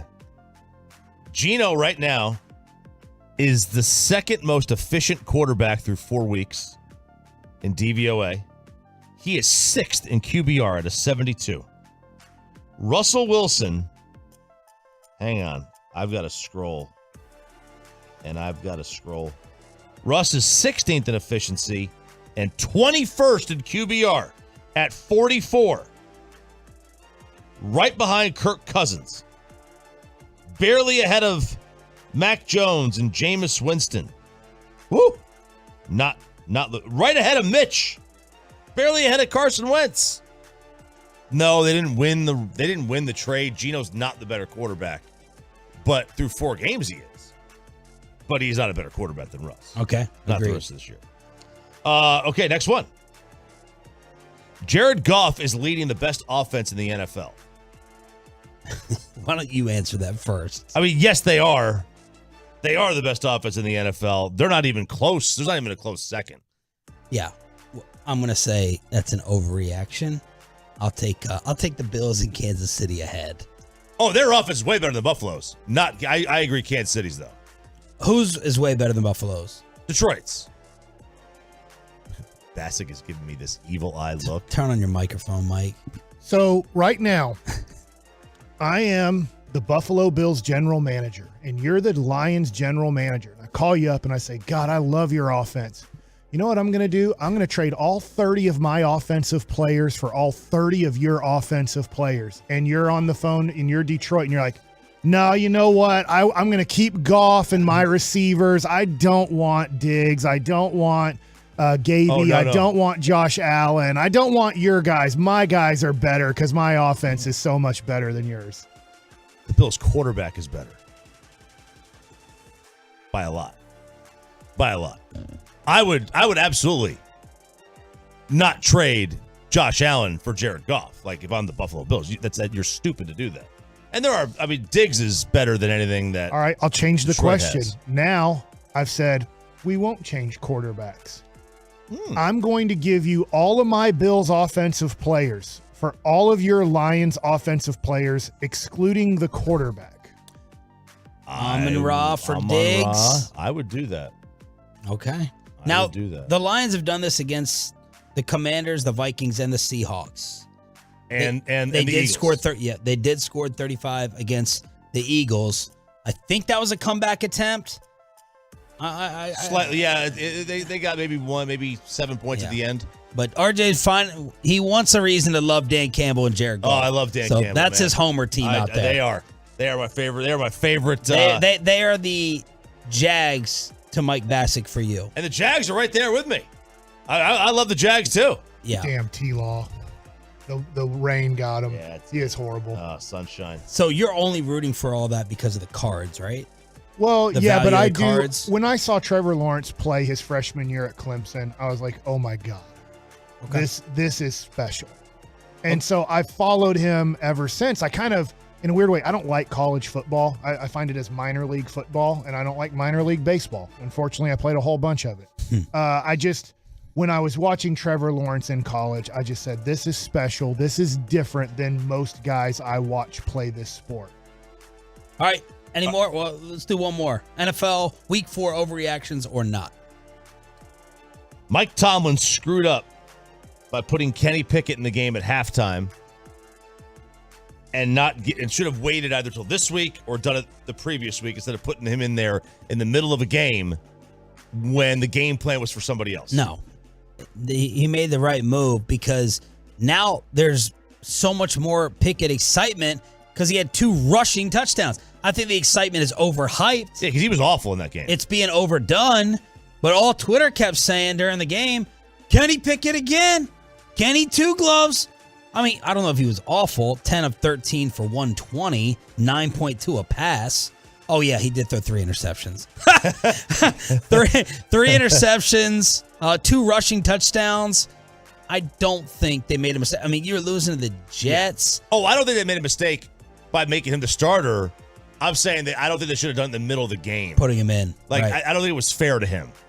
So I don't know how much the game plan changes. You're not having a crazy wide open game plan with Trubisky that I think you got to really dial back. It may be more conservative with Mitch, and this would have been with Kenny Pickett way more wide open. I don't know. Maybe he would have gotten first team reps during the week in practice. Yeah.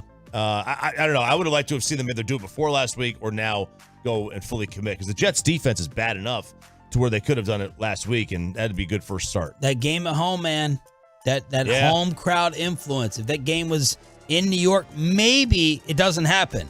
But 10-6 on the road, I don't think you're making the change. They start talking in the seats, and you bring in Kenny 2 gloves. The Steelers are 1-3. Let's crosstalk with the KMC masterpiece. Is today the day that Atolo becomes a millionaire because of the doubleheader in Arlington? RJ was there last night. We'll crosstalk about it on the home of the Rangers, 105.3 The Fan.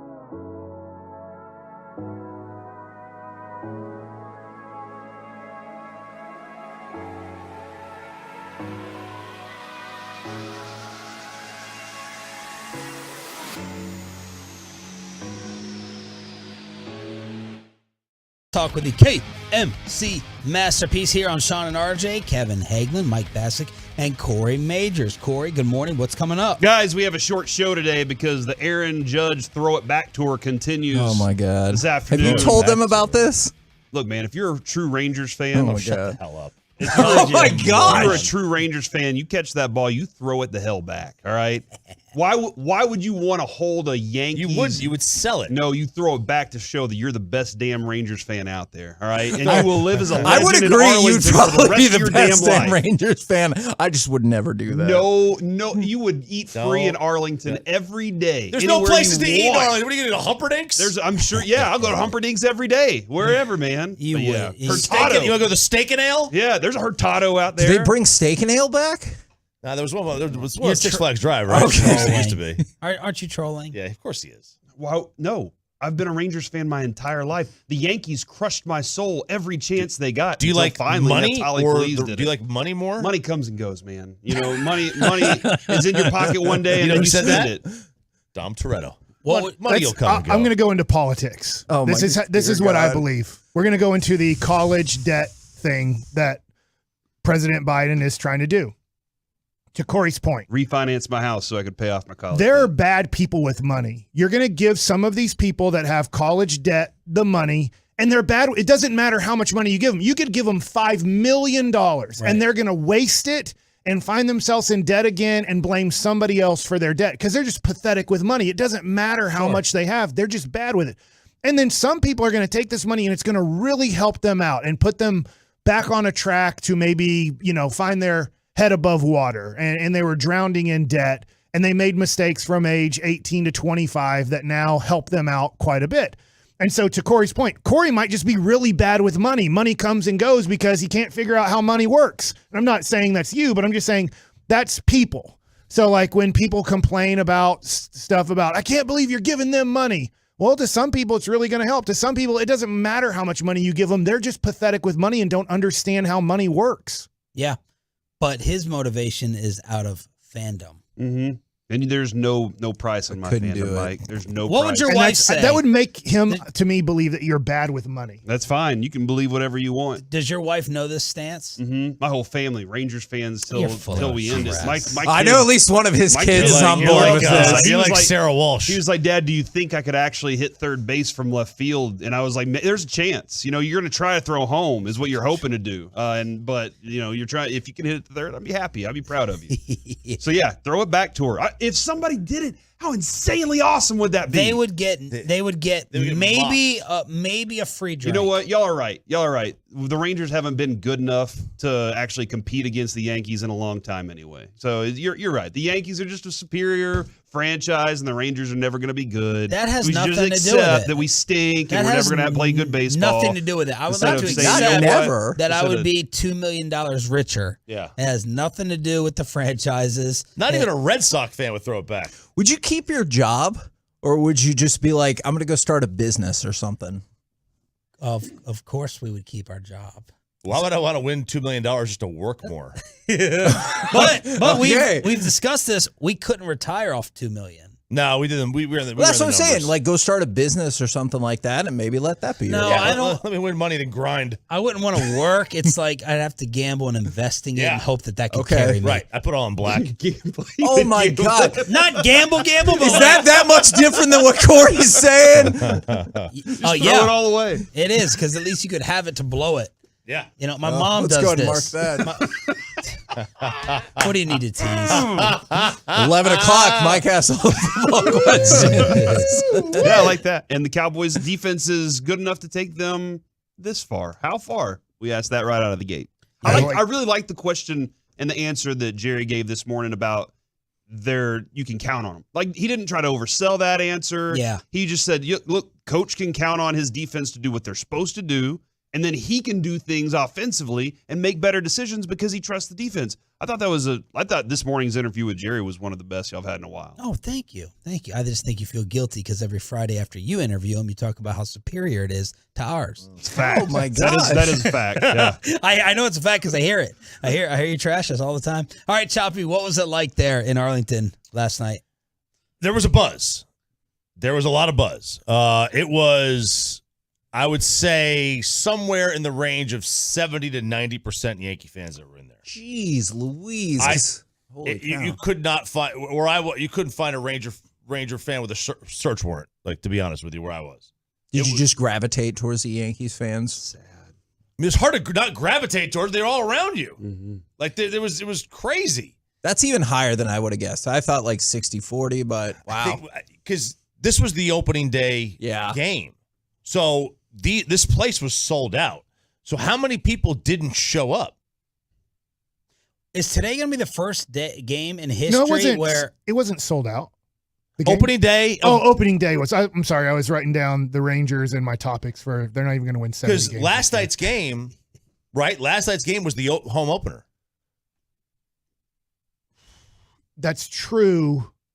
I'm just wondering how much that carried over. Completely in the far upper deck in the right field. When I went to Ticketmaster, though, there were definitely plenty of tickets available, but from the Texas Rangers, which meant they're not on the secondary market. 36,000 listed attendance, but I want the overhead shots today of no one down the first and third base lines, nobody, and everyone in the outfield. Especially for the 1 o'clock game. Yeah, the 1 o'clock game. It'd be like, everyone in the party pass area, no one in the seats at Jerry World.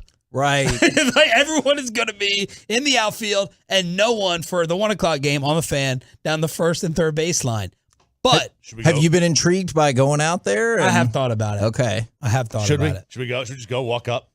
Do a walk up crowd? Anybody have a lighter? Anybody in here have a lighter? We have Jack lighter. Somebody just messaged me and said, "Put your money where your mouth is. Burn all the cash you have in your wallet right now." Please don't do that.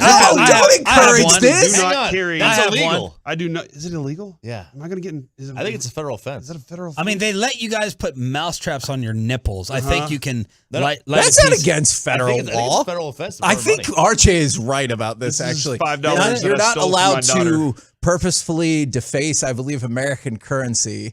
I also think it creates inflation. You were just about. I don't know. You were just about to set a YouTube record that RJ messed up. But I'll throw you the lighter just in case. I'm more worried about a smoke alarm. I'm concerned about. I am more American than I am Ranger fan. Commit a federal offense on radio. Huh? I am more American than I am Ranger fan. That's a big deal to me, too. My pride in America. So I really don't know about that part of it. So if the Rangers played Team USA Soccer, who would you root for?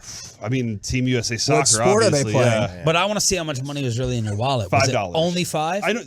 Who carries cash? The only reason I had this was because I thought I might have to pay for parking on Friday night down at Terry Black's, where all the Tolos are kick-ass down there. There is no smoke detector in here. There's a fire. Yeah, there's fire to smoke. Oh, it's behind the screen. Right here. Okay. Anyway, how much money guys. do you have in your pocket? $13. Okay. Yeah.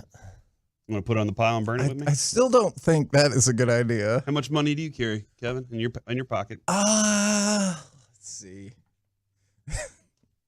As we get into Good the God, middle of Mike. this 20. I need to marry a doctor. Let's Holy talk. crap, Let's Mike. try to talk since we're on the radio. $99. $99? Yeah. What'd you pay the dollar for? That's a good question. It's really going to bother me now that it's only $99. Also, you know what I have? I just realized I have in my wallet. I have a check from my mom. I love my mom, but it was my birthday and she gave me a check and I'm like, I'm going to go cash that at some point because I don't think my bank has the picture deposit. They don't? Or at least if they do, it's entirely possible. I've just never done it. And what about you, DiBiase? Why are you being all quiet over there? You must be. Ted DiBiase, the wrestler? The $1 million man. He loves Jesus. $475. Oh! Holy moly. Wow. I know whose car is getting broken into today in the garage. Oh my gosh. Whatever happened with that? I locked my car today because of that. My car isn't really that expensive, but I still normally you locked your car because of Broadus' incident? You know what I think? Well, it's in a secure garage, and we have a security guard in the garage. Right. But obviously that doesn't seem to help. But what made you lock it this morning? I have my golf clubs in there. Oh.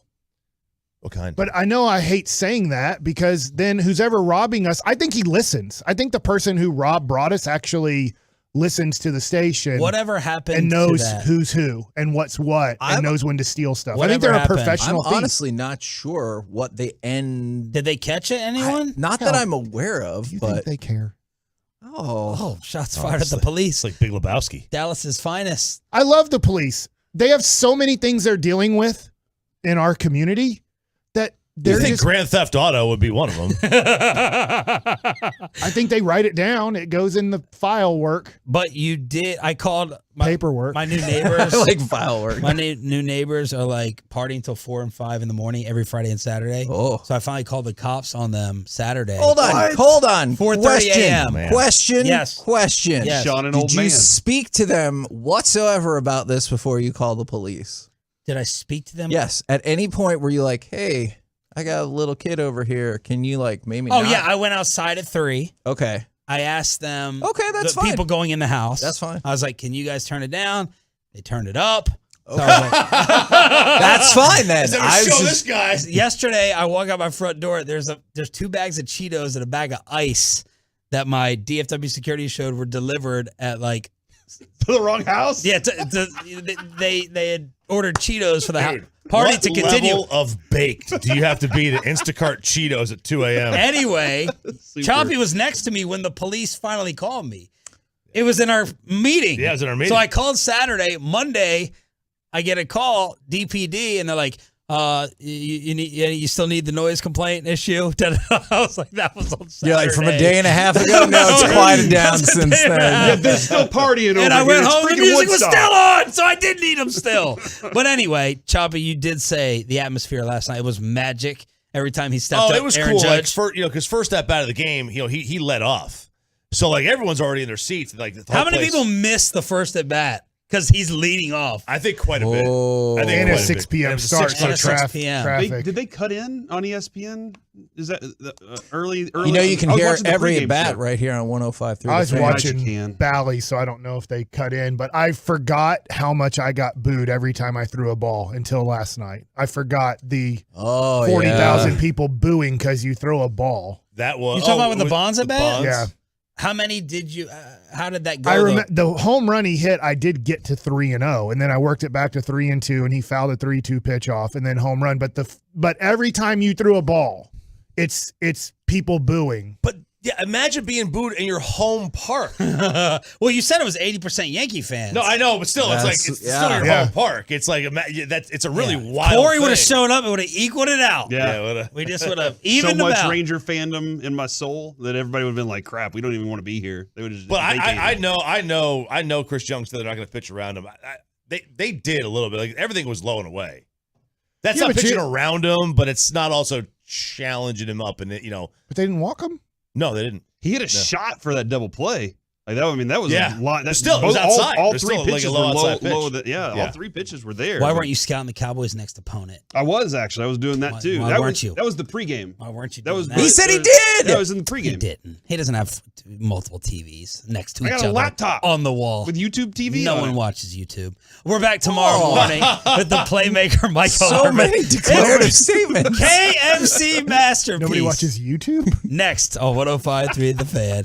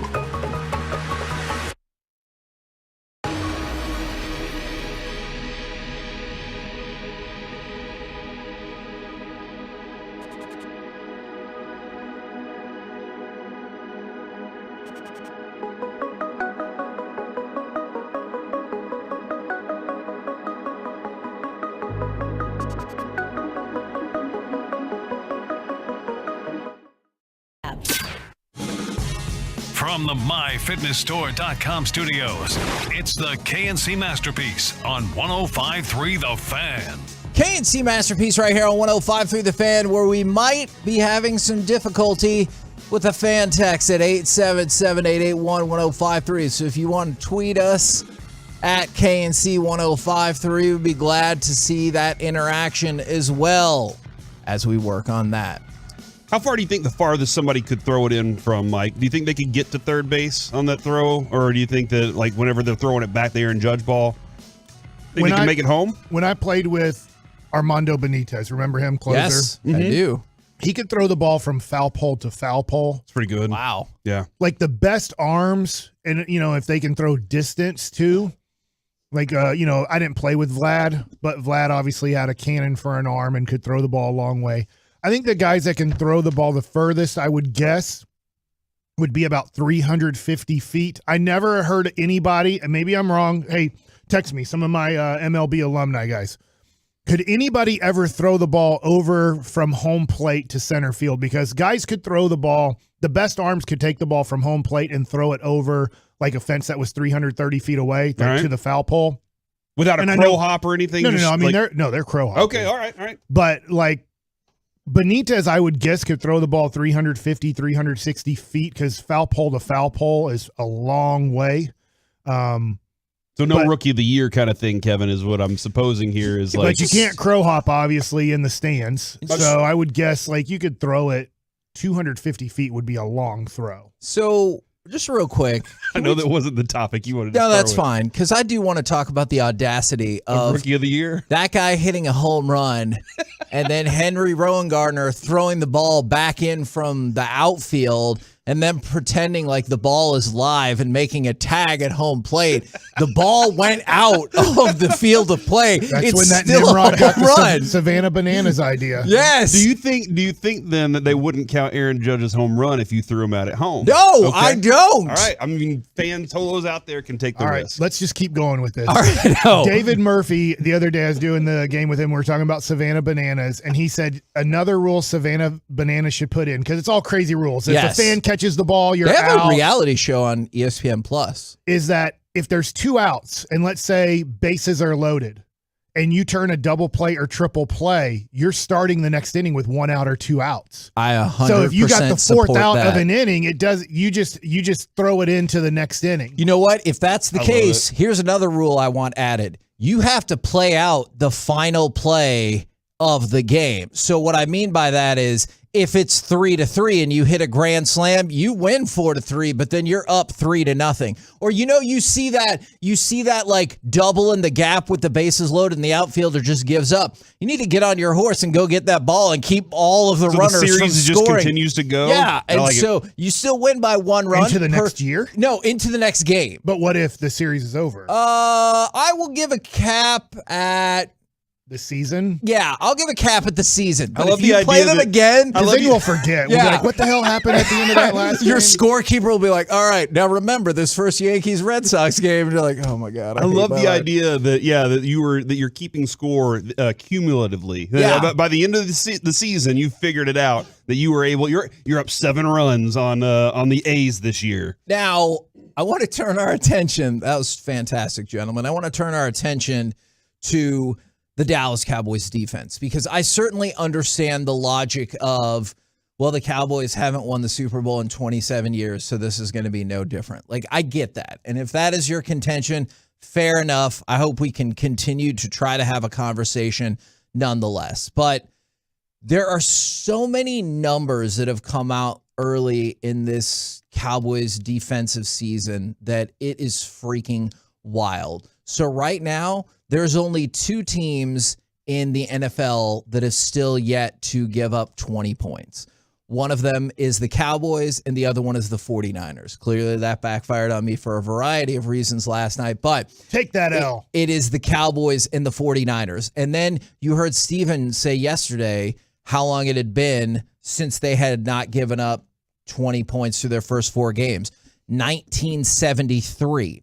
They've only given up 50-year window. Yes, exactly. They've only given up 4 touchdowns in their first 4 games. That joins the 1970 and 1972 Cowboys as the only 3 times the franchise has done that in history. And last year, Mike, you and I got in an argument because I was like, I just want the defense to be average, and you like jokingly referenced doomsday.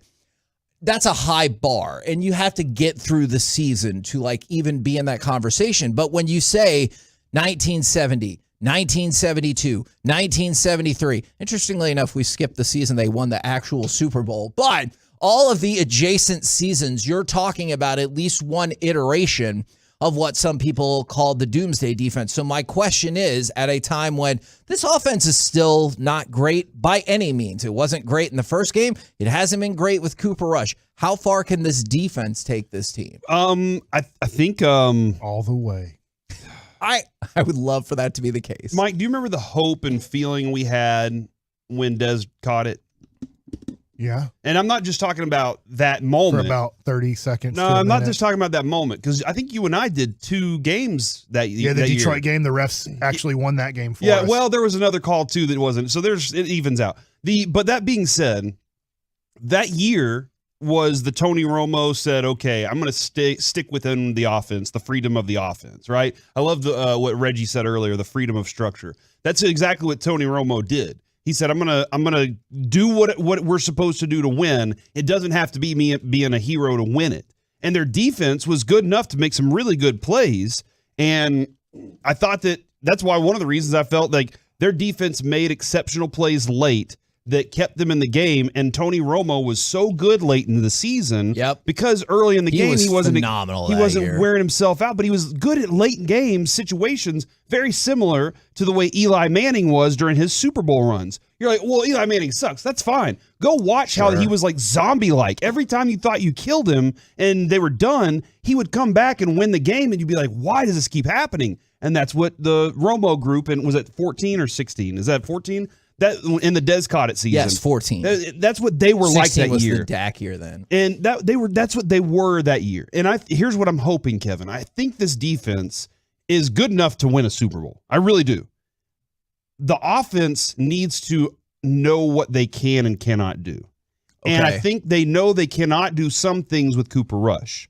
I'm afraid that when Dak gets back, they're going to go, oh, we can do all these things. I would like it to be a good amalgamation of what they can and cannot do with Cooper and what they think they can do with Dak Prescott. So that whenever they get on the field, it's very similar to the 14 season where you're capable of winning. Now, the question is, for me, can their offense blow people out? And it showed it could last year. Are you inclined to think probably not so far this year? I mean, with the first run with Dak, it didn't look that way. I think that we saw last year they were really good. Their offense could blow bad teams out of the water, and they could stay close against good teams. And I need them to be able to be better than close against good teams offensively. Right. But I think their defense can give them that kind of leverage. Again, Jerry Jones said it this morning. You can count on them. And they give the opportunities for your offense to do a lot of different things because hey, I can make a stop here. And I saw another stat from the Cowboys PR department, which is super helpful, is this is the most sacks that the Cowboys have had through 4 games since 1994. Again, do I think it's weird that it's in the Super Bowl window, but not an actual Super Bowl winning year, just like 70, 71, or excuse me, 70, 72, and 73? Yes, I do. But the point was, if you go back to 70, 72, 73, you go back to 1994, these were damn good football teams. And so I think, to your point, that is the really encouraging part for me, is they're putting up numbers. Again, it's only 4 games, but we only have 4 games to judge off of, that your defense has been operating at least in the franchise perspective, historical run. I can't believe, going back to 2 years ago, that it's become arguably the best defense in the NFL. And they might have been the worst. Arguably the worst, arguably the best in a 1.5 year period approximately, because, it just goes to show. I know Stephen Jones and Jerry Jones would never say it, but how pathetic some coaches can be. And who was it? Jim Bob Cooter. Who was our guy that was just pathetic at defense? Mike Nolan.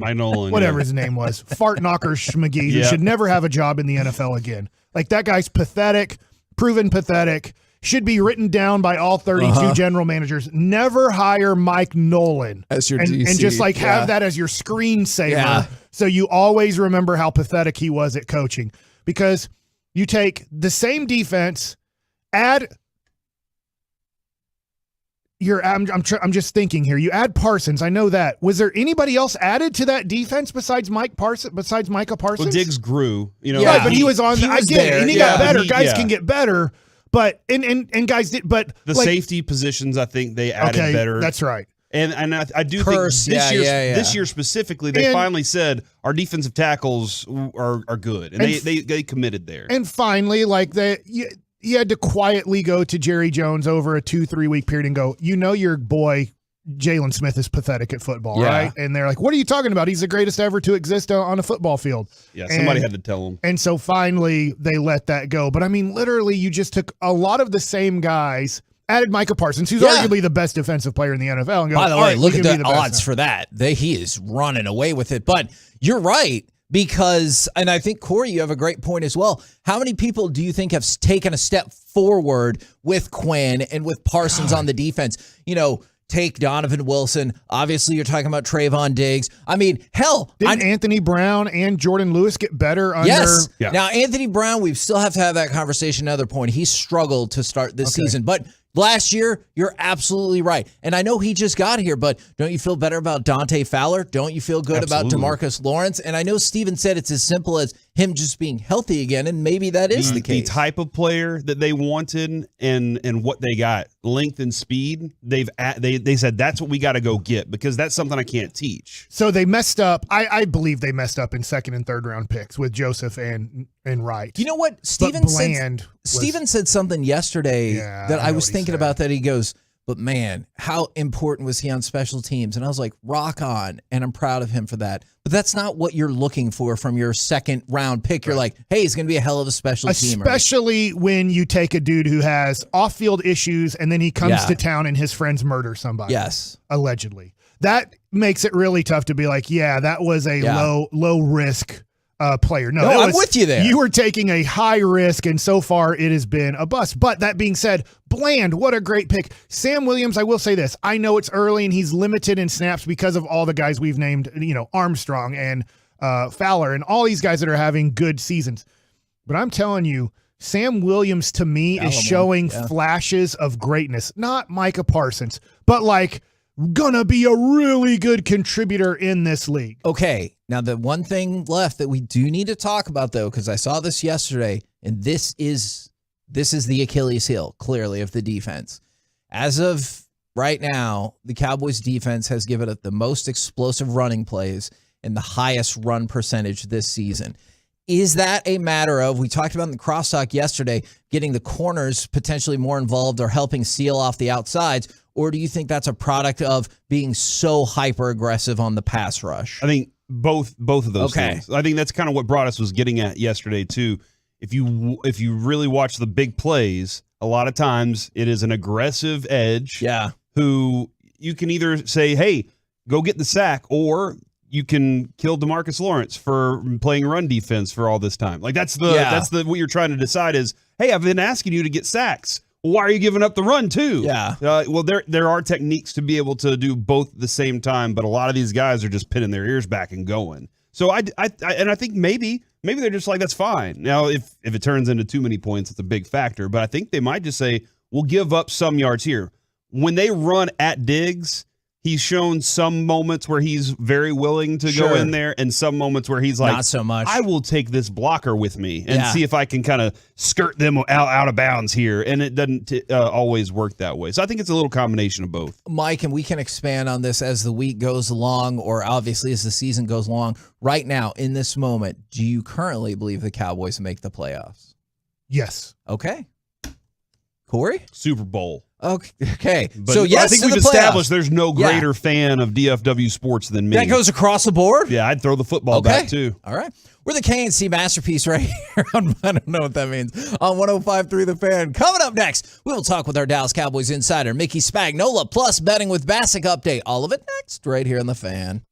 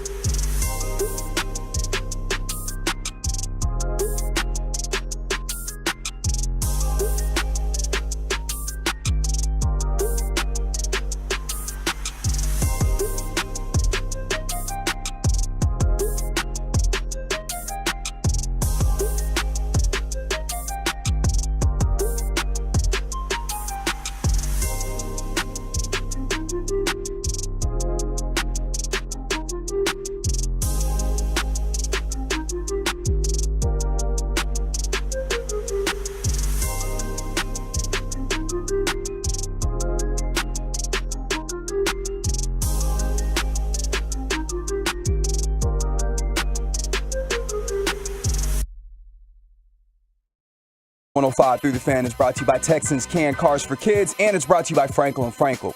There's a reason you need a special license to drive a big truck. So companies that hire drivers and put them in big trucks should be held accountable for what happens when one hurts you. Frankly, you need Frankel & Frankel. The consultation is always free. Visit truckwreck.com. K&C Masterpiece back here on 105 Through the Fan right now. Brought to you by Ford. Built for Texas, built for you. It is our Dallas Cowboys insider, Mickey Spagnola. Good morning, sir. Good morning to you guys. Are you still, I know the team and the coaches and everything will say 24 hours to celebrate the win and everything, but I'm still riding high on the Cowboys victory and the 3-game winning streak. You think that's okay as a fan, right? I think that's just fine for a fan. Absolutely. These Okay. wins are not easy to come by. And I think we witnessed that last night, didn't we? Yes, But we how do we did. fix the run defense is what Kevin wants Yeah, to know. I mean, look, okay. Everybody's trying to celebrate. Kevin's like, but their run defense Hold is on. broken. And he's got a point. Okay, yes, because I didn't want to be a downer because I'm still super stoked about this, but I was curious, and we've been kind of chopping this up, what kind of issues have led to the problems with the explosive plays the run defense has given up. I know part of it is hyper-aggressiveness on the pass rush, which I don't hate because clearly you've been harassing the quarterback all season, but what can be done about the run defense, and do you view it as a problem? Two things here. One, they gave up 101 yards rushing in the first half. Right. In the second half, they gave up 41. That is great. So they did something. Yeah. Right? To slow down that running. The second thing, if you've noticed, when they're lining up Micah Parsons at defensive end on could-be rundowns, they're running right at him. Yeah. And he was getting pushed out of there. As a matter of fact, that one big run, the tackle.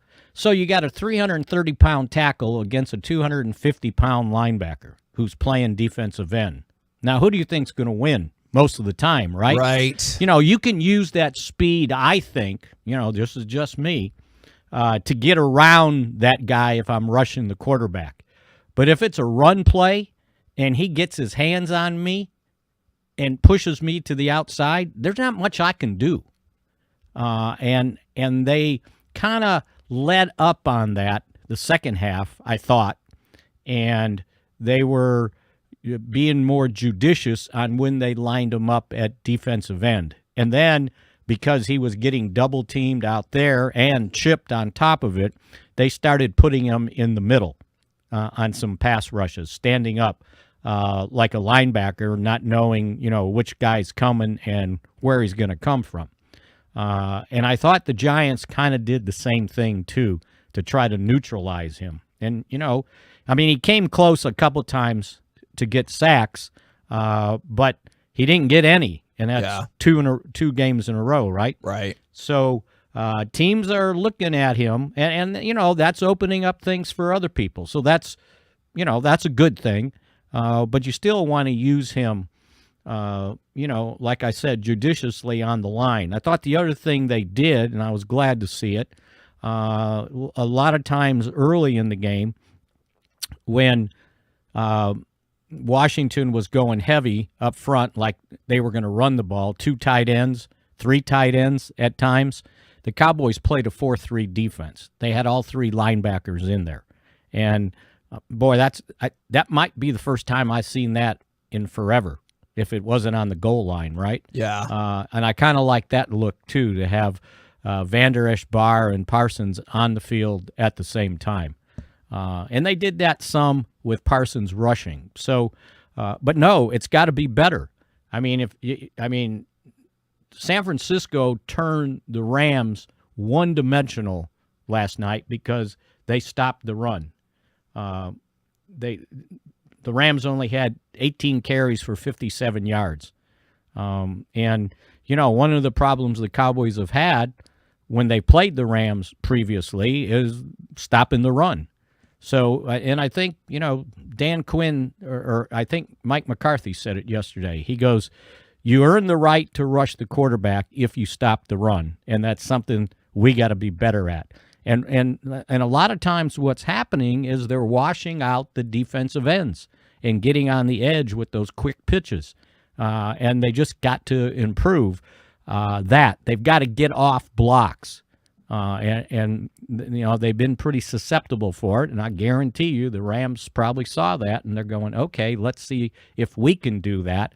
Although, boy, do they have problems on their offensive line? No kidding. They're down to, at some spots, second, third, and fourth options. Yeah, and, you lose your center. That creates a huge problem. And then you had the other injuries going into the game. I'll guarantee you Matthew Stafford's a sore puppy this morning. Because he got hit so much. Yeah. Is what he's trying to say there. Because his arm might be kind of soft anyway. I am what he doesn't throw downfield very much. Well, he didn't have time. Yeah, that's a good factor. So let's just keep Fowler and all those guys doing that too. Yeah, just go get them. And you saw that a lot of times the Niners were kind of looping their defensive linemen and creating some confusion where, the one time Bosa just came flat free up the middle when he looped from the outside to the inside, and they didn't figure out who they're supposed to pick up. And I would imagine, with still a relatively young Cowboys offensive line, with the exception of Zach Martin, who they say yesterday, by the way, that he should practice tomorrow, so they felt good about that. It's a young offensive line, and I would imagine, the Rams probably saw what happened to them, and they probably start doing the same thing, and you do have to control Donald. But once they got Donald under control, they pretty much handled him up front. When Deron Bland was drafted last year, was there a thought in your mind that he would play? You know what? I think the Cowboys saw something early in kind of the off-season stuff, that he grasped things really quickly. Yeah. I think we saw that in camp for sure. And then in camp, he stood out. Yeah. And so, he was ready. And, that's kind of what you need. You lose a guy, you lose Lewis before the game. And now, next guy up, right? He hadn't had any defensive snaps to that point. He had just played special teams and played well on special teams. And I think they looked at it and said, well, you know what? If he's doing this on special teams and picking all this stuff up, maybe we got a chance if we put him in the slot. And that's where he had been working in training camp, basically. He was the backup slot guy.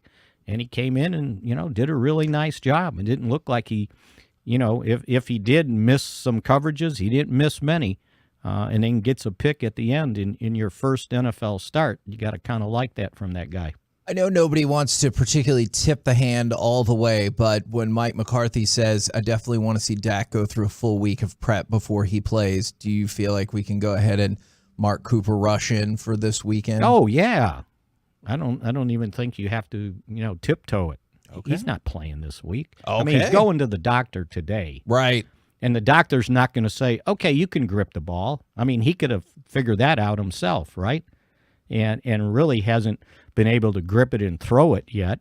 And I think he's got to, to me, and I don't know how they'll treat it, but to me, I think he's got to have a full week of throwing the football and then get in practice the next week. Do you think the Cowboys wish they would have gone ahead and put him on IR? No, because then you wouldn't have seen him on the sideline on game day. Okay. And you wouldn't have seen him, in practice, or you wouldn't have seen him in the meetings helping out Cooper Rush. Because if you're on IR, you don't get to do that stuff. Right. So, and then, they really didn't need the roster spot. It's not like, okay, they lost John Ridgway, right? Okay. I think he had a tackle Sunday maybe. But no, I think they, you wanted to keep him engaged and keep him engaged with your backup quarterback to help out as much as he can. You think he's going through like a very rigorous gripping program right now? Like he has one of those. He can't grip it yet. What do you think he can grip? Can he grip He didn't want to shake hands with me. I told you that last week. What else do you need? Would that have been for you need X-rays more than that? I want you to walk up with a bunch of different items and say, all right, now hold this, and see if he can cook. If he Hey, can pour cans. with my little hand, it's not like he was going to get a hard grip in the first place, right? Valid. That is valid. So, and he said gently. So, yeah, I think we have to see him actually throw to the side Just be patient. before he gets into practice. And as long as if you can tell me what that X-ray is going to say, then you can figure it out maybe. As long as Cooper's doing his thing, I think we're going to be okay. As long as they say a screw's not loose, we're good to go. Oh, well, there might be a screw in there when they fixed it, though. Well, see, I thought Mickey was just asking us to leak him the medical information. Yeah. That's what I took from that. So maybe I misinterpreted that. All right, thank you. If you got it, right? If you know the man upstairs and, he's kind of, told you, I think it's good. I'm going to make that heal faster. God, But I a hope bone he has is a more bone, important stuff to do. You can't, those things, there's no therapy to rush, a broken bone. God is omnipresent. He can do a whole bunch. Right? That's true. And if he's on the Cowboys' side, right? That is very We true. always have to assume that when people say that, right? It's like, oh, he helped me. Well, he didn't help the other guy? Yeah. Do you think when we moved stadiums and got rid of the hole in the roof that he changed rooting allegiance? Oh, maybe we need to open the Hey, Mickey, one of my not best moments is I gave up a few runs in Ottawa, came off the mound after the first inning, threw my glove in the dugout and said it's official. God hates me. Oh, no. No one has ever tried that one, right? Yes. Yeah. Sports will humble guy us upstairs all. wasn't watching over me, You like Tim Raines Jr. better. Thank you very much, Mickey. Let's do it again tomorrow. Okay, see you guys. There you go, Mickey Spagnola from Bye, Mickey. DallasCowboys.com. We're the KNC Masterpiece right here on 105.3 The Fan, and we gotta get an update on betting with Bassick. I know I did poorly. How did the rest of it play out It was a great this week, guys. It was a great week. So, Corey, you didn't pick the Carolina Panthers. No. -1. I picked Arizona. Yeah. Carolina lost, which we'll talk about OU quarterbacks in a little bit. And then you picked Cleveland -1. I can't remember how that one went. How did that one go? It went poorly, too. That did not go in my favor. Who did they play? I don't even remember at Atlanta, this point. Atlanta. right? Dude, what's Atlanta doing? Like, they're really screwing themselves over from having a great draft pick. They ran the ball 14 They're playing straight too times. well. I picked the Cowboys -3. I was fine with losing that game for $20. I was like, that's fine. And then last night, you thought LA was an underdog at +1.5. Did they end up winning that game or covering the spread? No, they did not. In fact, Jimmy Garoppolo is now a robust 7-0 against the Rams, which is crazy. Don't worry. I have that in Mike Ask All the Football Questions. Okay. Gavin, I picked obviously Dallas 1. I picked Jacksonville. Thanks a lot, T-Law. Why don't you fumble another one? And then he picked Baltimore +3, which ended up being a push there as they lost by 3 points. Eric picked Detroit +6. That was a W. He picked the Browns -1. That was an L. And Zach picked Kansas City, which was a even spread. He won that one, and he won Minnesota -2.5. So those were all the betting with Bassics from last week. So where are we at now? Oh, you're way in the hole. I'm not. No, you are 5-3 on the year right now. And Corey, you are. This is my first losing week, so I owe $40. 3-5. You're 3-5. So 5-3, 3-5.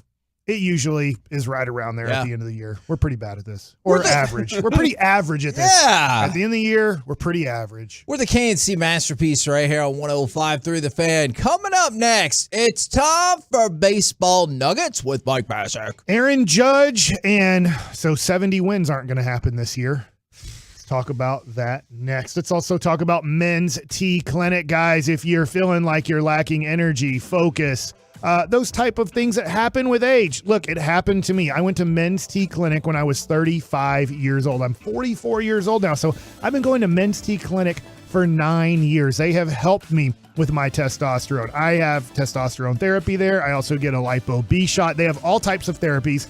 Go to menstclinic.com to find out which therapy could be, best for you. And the other thing too is Men's T Clinic is individualized treatment. It's not a one size fits all. Hey, come in, get a shot. See you later, alligator. It's not like that at Men's T Clinic. They now have PRP therapy. PRP therapy used to be something that you couldn't even do in the United States. It's illegal. It's legal now, and it is at Men's T Clinic. So if you have an injury you're trying to heal, PRP therapy could help a lot. Men's T Clinic can help a lot. The number to call, 972-GO-MEN's T.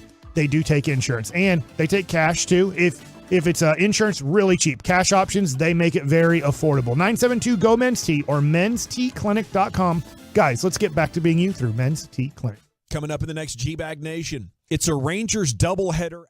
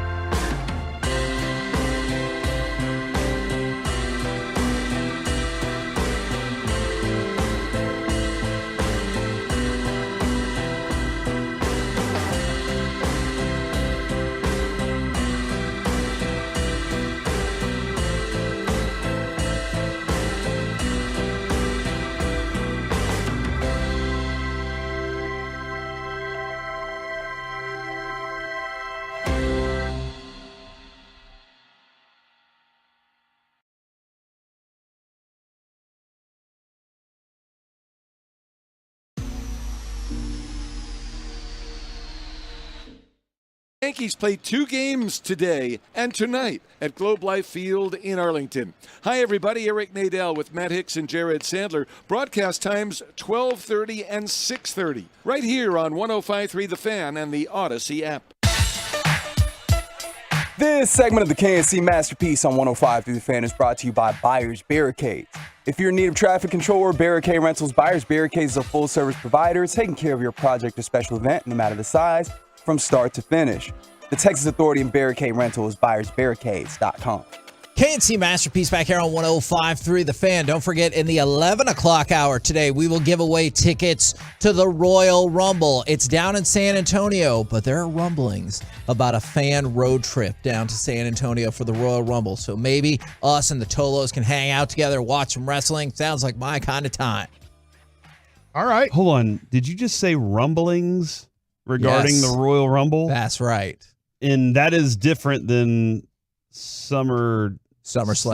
Or as Jeremy Piven once called it, Summerfest. Now it's time for Baseball Nuggets with Mike Basak. All right, so yesterday, the first of 4 games in 3 days. Today's the doubleheader here on 105.3 The Fan. So if you're out and about, you can listen to the first game here at 1 p.m., 12:30 pregame, and then the next game at 7 p.m. to see if Judge hits number 62. He didn't hit it yesterday. First question I have for you guys, will Judge hit 62? Yes, it will happen today. I can't call which game, but it'll happen today. Nah, he's going to hit into more double plays. Well, now Choppy he hit like a 100-mile-an-hour line drive for his double play, and then he got a hit by a check swing. Got a check swing base hit, which is important to him because he's trying to win the Triple Crown, too. You just pointed out something that I think is at the crux of the analytics versus what did you see breakdown. This is a great at bat because the exit velocity was so high, and they'll say he got unlucky by hitting into that double play, and you're like, but then it all worked out. He got lucky by hitting a check swing ground ball to third base. That was too slow for Josh Young to make a play. So I disagree a little bit with Choppy. If you heard crosstalk, he kind of said, well, the Rangers kind of avoid pitching to him. Like, no, they didn't. You don't throw the ball down the middle to Aaron Judge. You know, you're not stupid. I was stupid. I didn't mean to throw it right down the middle to Barry Bonds. That's the thing, is you've talked about your own problems with control at times. But, right, and my control was, I had supreme command. I had to at 84 to 88 miles an hour to pitch in the major leagues. But when I missed, if it was in the zone, it could get hit really hard. But Aaron Judge on 2-0 took a pitch right in his home run zone. It was at the bottom of the zone middle, and he took it. Yeah. Now, I thought Martin Perez did a tremendous job of pitching yesterday against Aaron Judge. So it's one of those things where, hey, Aaron Judge got pitches to hit. They weren't home run pitches. A lot of managers, pitching coaches, pitchers, hitters will say home runs aren't hit, they're thrown. You have to throw a home run pitch to have a home run. Now, once that pitch is thrown, can you do the damage to that pitch that you want to do? And that's where Aaron Judge yesterday, in the last few days, he hasn't been able to do damage to a few of the pitches that maybe he could hit a home run on. But I thought Martin Perez did a great job of pitching yesterday. Fair to assume then, since RJ was talking about the breakdown of the crowd, that the vast majority of people left that game disappointed. Yes, I think even if you're a Ranger fan, you'd leave disappointed. I want to see it. I do. Friend of mine who went to the game yesterday, and he was like, man, I came here to hope to see 62, right? I don't think he can go today, but he was there yesterday to hope to see baseball history, and so we'll get to see if baseball history is made today. Now, a little bit of baseball history was almost made yesterday, as through 7 innings, the Rangers were getting no hit by Luis Severino, so that became a really big deal in baseball yesterday, as after 7 innings, Aaron Boone said, look, I got to take you out at 94 pitches. You haven't been throwing that much. You're coming off the injured list. We got to get ready for the playoffs. So that became a big deal in the Yankees dugout, is letting Severino pitch. And Aaron Boone said, I just can't do it. The playoffs are too important coming up, and you haven't been throwing 100-plus pitches recently. You've been throwing more like 70 pitches, and so I just can't take that risk. You're an injury-prone guy, and I can see both sides of it. Hey, go for it. Get that no-hitter. But last time I saw a New York Yankee throw a no-hitter, it was here in Arlington against the Rangers, and then that was Corey Kluber's next to last start of the year, and that happened in April or May. So you were not rooting for the no-hitter yesterday? No comment. But as soon as he said, I was watching the Rangers the other day. I think nobody's watching the Rangers in Anaheim. It's late games, and then it's on Saturday and Sunday versus, college football and pro football. So nobody's paying attention. In fact, nobody even knew this happened. Through 6 innings, Little Sexy, and I don't know his real name because Dana Larson and I just started calling him Little Sexy because he kind of looked like Bartolo Colon. Uh-huh. He had 6 perfect innings against the Rangers. It was 18 up, 18 down. So the Rangers almost got a perfect game thrown against them just the other day. The Rangers are coming down the stretch playing their worst baseball of the season. And now you look at it as I transition from the no-hitter, which I can see both sides of it, okay? I can see where, God, let him go for the no-hitter, but I can also see if he goes and throws another 25 or 30 pitches, and then in the first round of the playoffs, Luis Severino looks bad and says his arm is sore, I think Aaron Boone's getting fired because research and development analytic people would say, get rid of him. He didn't do what we said. What we said was 90 pitches, and he threw 120. Fire him. He doesn't do what we say. Okay. Because that's kind of the role of the manager. Now is, yes, you motivate guys, you encourage guys, you have a little bit of baseball sense. But it looked like he was pretty mad, though. Oh, he was mad. Yeah. Wouldn't you be mad? Yes. Especially with 90% Yankee fans there, and you got a no-hitter going, and you're like, I can do this. I only need 6 more outs, and I have history. And I don't care about, by the way, I'll ask this question. I'll throw out my opinion. I could care less about combined no-hitters. I don't care at all about a combined no-hitter. Okay, I will kind of meet you in the middle. It's not the same, but I still think I would think it's pretty neat. Okay.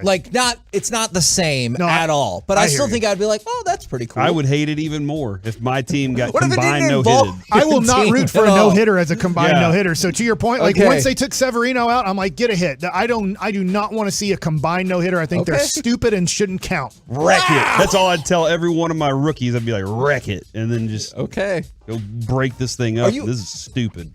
So you also would not care for the 7-inning no-hitter? So in a way, when we did the doubleheader, Madison Bumgarner did it. Yeah. That should count because it was a 7-inning game. He couldn't do anything else about it. Okay. Does that make sense? Yeah. It's not like, hey, he has a no-hitter, we're going to play 9 innings now. But you wouldn't get charged up the same way, right? No, but I do think Madison Bumgarner's no-hitter should count because it was a 7-inning game, and there was nothing he could do about them not playing the 8th and 9th inning. Just like if you had run rules in baseball, which I don't think they're ever going to have, but if you had run rules in baseball and it was, hey, after 7 innings, if you're up by 10 or more runs, the game is over. Well, if you threw a no-hitter on that side that didn't give up any runs and you won the game 10-0, I think it should count for a no-hitter because I don't have the option of pitching the 8th and 9th inning. And if I told everybody hey, y'all just play 2 more innings with me so I can get this no-hitter in, they would just give up anyway, and I'd probably get the no-hitter anyway. So you think they're going out there trying to hit him in a game that doesn't matter in 2 more innings after that? No. Really. All right, so big news today for the Rangers in Arizona. Kumar Rocker makes his Texas Rangers debut in the Arizona Fall League. Can I ask a question about that? My initial thought as a fan, given the time between the draft and now, I have to admit I'm disappointed that he didn't go directly to one of the minor league teams. Yeah, I don't know why either. Okay. I don't know. At his age too, he's an advanced age. Yeah. He's not, I think he's 23, maybe almost 24 years old, and he threw 34 innings in independent ball, which is a low level of baseball. Yeah. It's better than college, but it's barely better than college. Okay. So I wouldn't expect a lot from Kumar Rocker because look at what Jack Leiter did. It is a big leap, and this young man hasn't pitched competitive baseball in a long time. If you take when they went to the College World Series, which was a long time ago now, Vanderbilt, when they had Rocker and Leiter, from that point, he's thrown 34 innings in his life. That is tough to now start throwing strikes and commanding a strike zone. I believe this will be a 2-year process with Kumar Rocker on how to pitch professional baseball. The other thing, too, is I've talked to multiple people, and really nobody can understand why Jack Leiter was throwing every 7th day. At times, he would throw every 6th day. I get they had a 6-man rotation. For example, I played with Gavin Floyd, and I know most people won't know who he is. He was the 4th overall pick in the draft, right where Mark Teixeira, same Mark Teixeira draft for Rangers. Gavin Floyd was right there as the 4th overall pick. Our whole AAA staff was developed around Gavin Floyd. There was a Gavin Floyd program and what he got to do because he was a $4 million bonus baby and he was a good pitcher. He ended up being a decent pitcher in the major leagues. And then all of us, there were times where I would throw 6 innings. Gavin Floyd would get wild, throw an inning and 2/3. And they'd say, Mike, we had to burn everybody because we couldn't pitch Gavin Floyd more than 30 pitches in an inning. So if he got to 30 pitches, they had to take him out. So you had to suffer from it. So the next day, I would pitch, instead of throwing a bullpen, I would pitch in relief for 2 innings in AAA to make sure that Gavin Floyd would stay on his program and we couldn't do anything different from Gavin Floyd's program. Is it fair to everybody else? No, it's not fair, but that's the way it is. When you give somebody that much money, the whole program is based around you. Sure. So Jack Leiter has never thrown every 5th day, which is a major change, which is a major part of development to pitch in the major leagues. I hate that. So for next year, I wouldn't call him up to the majors at all because he hasn't even experienced a major league schedule at all. He needs to pitch every 5th day. Kumar Rocker needs to do that, but I'm assuming next year Kumar Rocker will pitch every 7th day because that's what they did with Jack Leiter, so why change that program? I'm just not a fan of that. I'm just speaking for me. I'm not a fan of that. Last thing here, and I know we don't have time to get into it, is the Rangers lost their 93rd game yesterday, which means they won't even reach 70 wins this year, which means they're going to be very close to their 62 and 100. Was it 60 and 102? 60 and 102. They're going to be pretty close to that 60 and 102 record with not much of a record-wise improvement at all this year. Yeah. And we'll talk about it. We can talk about it This tomorrow, season feels like, just to me, and we can talk with Jared about this next couple days, it feels like a failure on many different levels. We're the KNC Masterpiece right here on 105 through the Fan. Coming up next, let's get back to the gridiron and let Mike ask all the football questions, including one just for Corey. We'll do it next right here in the Fan. Text away your thoughts to the guys right now on the truckwreck.com fan text line at 877-881-10.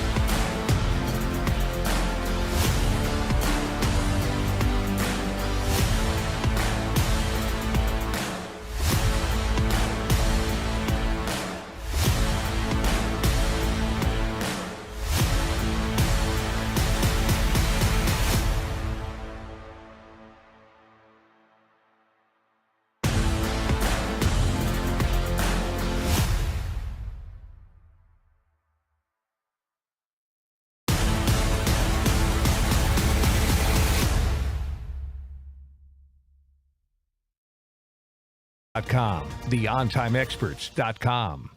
It's easy to think all money managers are pretty much the same, but at Fisher Investments, we're clearly different. Different? How? You sell high commission investment products, right? No, Fisher Investments doesn't sell any commission-based investment products. Well, you must earn commissions on trades. Nope, never at Fisher. We're a fiduciary, obligated to act in our client's best interest. It's the highest standard of care for a financial advisor. How do you know what's in their best interest? We get to know our clients and then tailor a portfolio based on their goals and needs. But you probably sneak in some hidden and layered fees. No, we have one transparent management fee structured so we do better when our clients do better. Wow, you really do look out for your clients. That's because our top priority is helping them achieve a comfortable retirement. It might be why most of our clients come from other money managers. Visit FisherInvestments.com to find out why investors like you switch to us. Fisher Investments. Clearly different money management. Investments and securities involve the risk of loss. Your turn it on, leave it on. Home of America's team is 105.3 The Fan. Hello, baby. KRLD FM and HD1, Dallas Fort Worth. Always live on the free Odyssey app. From the MyFitnessStore.com studios, it's the KNC Masterpiece on 105.3 The Fan. KNC Masterpiece right here on 105.3 The Fan. And it's time for Mike to ask all the football questions, including, I know he has a question just for Corey. Fan text is back, by the way, it looks like. So Yes! they're rolling in, You're baby. back. Send your text in and just say whatever you want about Reggie. Oh, All right. I think Reggie's great. I do too. Say those when things. He cares. First football question. That's awesome. First football question comment. 23 games this year so far have been decided by 3 points or fewer. Yep. That is a record. Yep. Through 4 weeks. Through 4 weeks. Is this the most parity you can remember in the NFL? Yes, I believe 15 or 16 teams are 2-2, which is astonishing. Like literally half the league is right there in the middle, which makes sense. You only got one undefeated team left, so I think it might be. I wonder if Mike adding the extra game last year, made teams athletes a little more tight. Like they got to get their legs, knowing they have an extra game this year. If they're kind of playing it a little bit different, if they're looking at the schedule a little bit different. So I wonder this, as I'm going to make a comment on this instead of just asking another question, is I think the QB pile of quarterbacks is really good right now. And I know it's always kind of, you go back in time and you try to think, but you think, gosh, there were some bad quarterbacks. I know there's some bad quarterbacks today. But think about this. When we get to kind of quarterbacks 10 through 20, and, my opinion, but I mean, you have Kyler Murray, you have Dak Prescott, you have Jalen Hurts, you have Kirk Cousins, you have Derek Carr, you have Trevor Lawrence, you have, so many of these guys are really good quarterbacks, but they're not as good as Pat Mahomes. They're not as good as Josh Allen. They're not as good as, let's say, Lamar Jackson. They're not as good as Tom Brady and Aaron Rodgers. They're Joe Burrow, Justin Herbert, right? I mean, I feel like in years past, and maybe I could be wrong about this because it's tough to just remember what you remember in 2012 and all the quarterbacks back then. But I felt like once you got to like quarterback 15 or 16, you're like, man, we're pretty thin at quarterbacks right now. And I feel like you can get to like quarterback 20 and go, yeah, that's a solid quarterback. But no, I'm not saying great, but I'm saying that there's just a lot of solid quarterbacks in the NFL. I agree with you. What most of these teams are missing, I think, is really good offensive lines. Even you were talking about that with Mickey earlier, the Rams, who said to hell with the draft. We're just going to buy all the veterans. Yeah. Now they're like, oh crap, our veteran offensive linemen, we're having to go to many, many deep options to get there. How much does our quarterback have left? And Mike, like that even can affect some of the lower tier quarterbacks from being even better. So with so much parity, my next football question is, how much better are the Eagles than the rest of the NFC? Not NFL, NFC. I don't know if I think they're as much better as a lot of people seem to think. I definitely think they're the best team in the NFC right now. But also, like, if people are going to dump on the Cowboys schedule, like, who the hell have the Eagles played? Nobody. Yeah. Well, and about Jacksonville, I'm not going to say they're nobody, but they're still learning how to win. Minnesota might be better than I thought. Like they're still learning how to close out games and win and be that kind of a team. I don't know about Minnesota's a weird team to me, man. Because Minnesota's been good otherwise. I think they're better, but I don't think they're like unbelievably better than the rest of the NFC. I think when it comes to like their defense, it's okay. They haven't given up. They gave up a lot of points to Detroit, who's scoring a lot. By the way, I think Detroit have they scored the most points? Oh, I got some numbers for you. In the NFL so far. Like Detroit has scored a ton of points. But they did hold Washington to 7 or 8 or something like that. The Cowboys did too.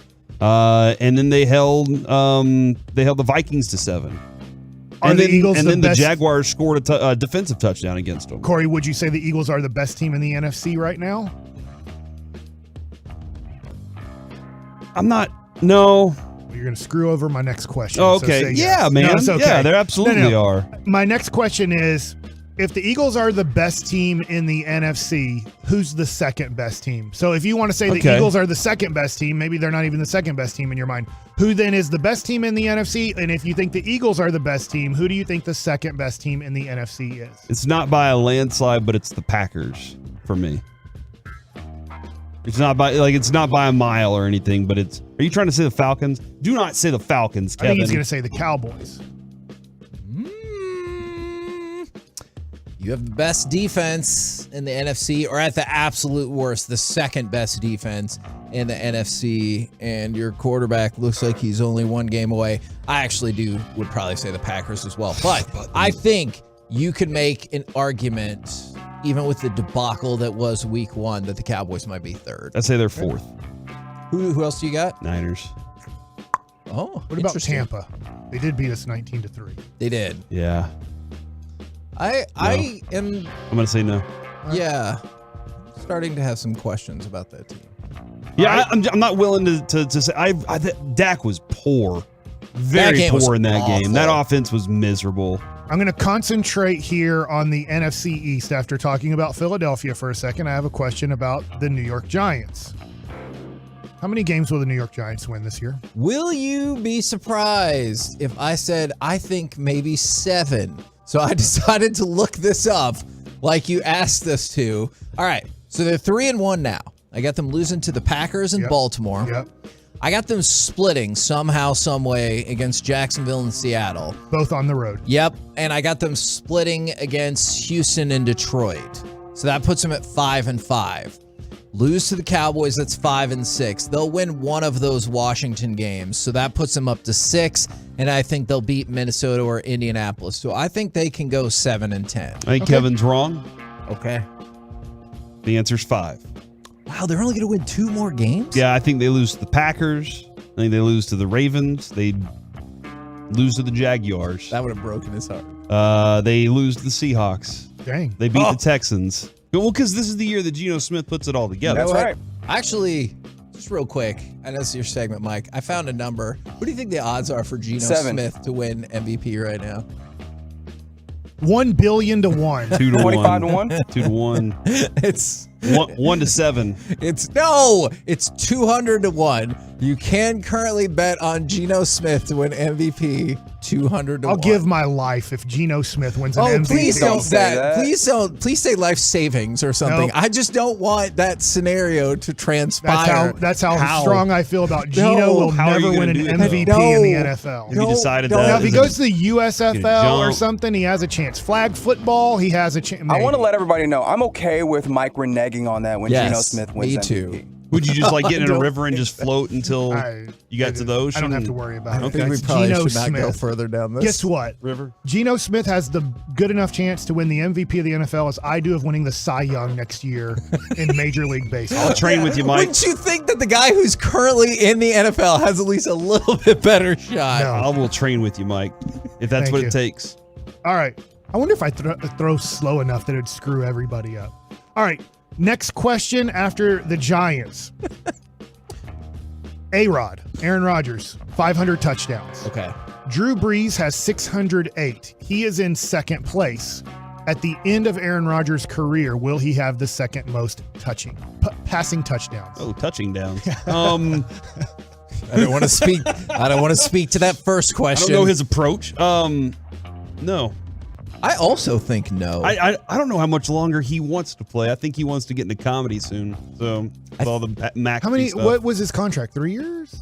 Yeah, but it was built in a way that you could bail if necessary. I think he'll play through 23. So I think no. Okay. That's a good question, but I think no. By the way, if you don't have this up, don't look. How many more touchdowns does Tom Brady have than Drew Brees? 75? 50. 108. Yeah. I remember looking it up the other day, and So I was like, good if job. A-Rod is 108 behind Drew Brees, then multiply that times 2 is what Brady has. Are those only regular season touchdowns? Yes. Only Okay. regular. All right. So what's the complete number then? God, because the playoffs is clearly going to be way higher too. Well, I mean, I guess not because he always lets kickers win That's in a the good playoffs point. for him. So that's a very good point. All right. Next question. You might need to get out your schedule. When will Okay. the Texans win? Okay. I have their 4 games up. No, I Here's was also prepared the next for this. 4 at Jags, at Las Vegas, versus Tennessee, versus Philadelphia. Will they win one of those 4? October 30th, 2022, the Tennessee Titans travel to Houston, and that, my friend, is where the Texans will get their first victory of the season. I will predict then October 30th, 2022. I agree with Kevin on that, man. The Titans are terrible. Look like All the right. Raiders might give a crap. We'll see if that continues to play out. Matt Rule is 11-26. How many more games does he coach the Carolina Panthers? Well, hold on. I guess the real question there is, do they bag Baker first? Does he say, I'm moving on from Baker? Isn't Sammy Or D does he still even hurt, though? Does he even get that opportunity? He's at lucky this point? because Sammy is hurt and their draft pick is hurt, too. I'm forgetting their Corral. draft pick. Sorry. Thank you. I'm going to say 7. So he will gets get fired 7 in this- more games, in but this does not finish the season. All right. That 5. team is terrible. The answer's 5. Wow. My next question, based off of Matt Rule is going back to college, is this isn't really an NFL question, but it is a football question. Are OU quarterbacks the worst draft picks? Since when? Because Troy Aikman played for OU once. Well, since does that count? What do you mean? Because he transferred away. But he transferred away. But he still played at OU. Okay. Since Robert Stoops took over as their coach, All right. and they ran. All right, I'll run it they back to kind of- 99. If you kind of run their system, right, and they have a lot of people who either win Heisman's or finish second or third in they are great college quarterbacks. And the dude that's at USC, their coach, Lincoln Riley. Lincoln Riley. Thank you. They just put up numbers after numbers after numbers and are pretty much Heisman Trophy candidates every year. And I'm going to bet the USC quarterback is a Heisman Trophy finalist this year. So I'm just wondering, is drafting out of that system a bad idea? All right, going back to Josh Heupel. Josh Heupel turned into a guy who got drafted by the Dolphins and he had no arm. Yeah. Josh White, Heisman, turned out not to be anything. Nate Hibble, nothing. I'm sorry, Jason White. Nate. Rhett Bomar, Paul Thompson, nothing. Is Rhett Bomar the guy who Went back to Houston later on because he got caught at the car dealership or whatever? Totally remember Paul that. Thompson, let's move on. Sam Bradford, Number 1 pick. who I told Kevin, you remember me saying he's nothing. He is a product of a very good, and he will fall apart on you. Sam Bradford is legitimately part of the reason they changed the rookie wage scale. Landry Jones, problematic. who was fantastic at Artesia High School in New Mexico. What? That's where my grandfather's from, so I knew it. Won state championships there. He is a Dallas Desperado. What is the Bandits? He's a backup for Pittsburgh for a while, right? Yeah, and then he's in the XFL. Blake Bell, tight end. Trevor Knight should have hooked up with Katy Perry when he had the chance. Good point. Baker Mayfield, bad. He's been bad, and people can argue with me about that, and they have. He's been bad. Yeah. Kyler Murray and his offense can't figure it out. I don't know what the problem is there. And then Hurts is an interesting story because we all agree that he's not an accurate quarterback. His team's winning right now, so you can't fight winning. So yeah, I would say be scared I'm not drafting out OU. And I would be scared of taking the USC quarterback because of that history. Okay. That's where I was going with that. Is I would just be scared if this USC quarterback flies up Caleb the chart. Williams. Thank you. If he flies up the charts, and he was considered a premium high school quarterback. Yeah, right, yeah, no, absolutely. It's just it worries me that they set up some system there which makes the game as easy as possible, kind of like how Mike Leach did at Texas Tech. Okay. I was honestly worried about Patrick Mahomes when he got taken that high, just going, gosh, I don't know. Like every Texas Tech quarterback puts up these numbers and they never really make it in the NFL. All right. I only have time for one, maybe two more questions. Jimmy G. San Francisco better off that Jimmy G's now their quarterback? Yes. And he's just like the perfect game manager, isn't he, for that type of team? Well, I shouldn't say perfect, but he also solid. He will have such a fantastic drive, and then he will just miss throws out of nowhere in the next drive. He's so inconsistent. Like the first drive he had last night looked like he was the master of the offense, and the next drive he was overthrowing guys, throwing over the wrong shoulders. I'm like, that's Jimmy G right there. That's the entire Jimmy G effect. Is you're going to get that within a game. Their defense was great last night and destroyed the Rams, and that's what kept them doing that. But they are better than they looked with Trey Lance in that offense at the moment. I have one more if we have time for one more. Yeah, it's up to you. You're the leader of the pack. Go ahead. All right. Zach Wilson, 24-20, W, 252 yards, touchdown, and a touchdown catch, which I don't expect that to happen much more. Which is crazy. And then he did the gritty. Zach Wilson, what do you think of his future? I think he will be. I think he'll be better than Baker Mayfield, but in that middle tier range of quarterbacks. I think he will fall victim to being a New York Jet. I think he's can be good. I just think the Jets are bad. My opinion. I think they've done a heck of a job building a team around for a quarterback to be successful there. So I think Zach Wilson has pieces to make that thing work, but I'm up in the air. I'm not sure if Zach Wilson is the guy or not. Yeah. But I would say the Jets look like on paper they're doing a heck of a job of getting wide receivers, building an offensive line, having a decent defense where it's like, man, there's a lot of pieces in place to be successful there. Coach, I don't know. Quarterback, I don't know.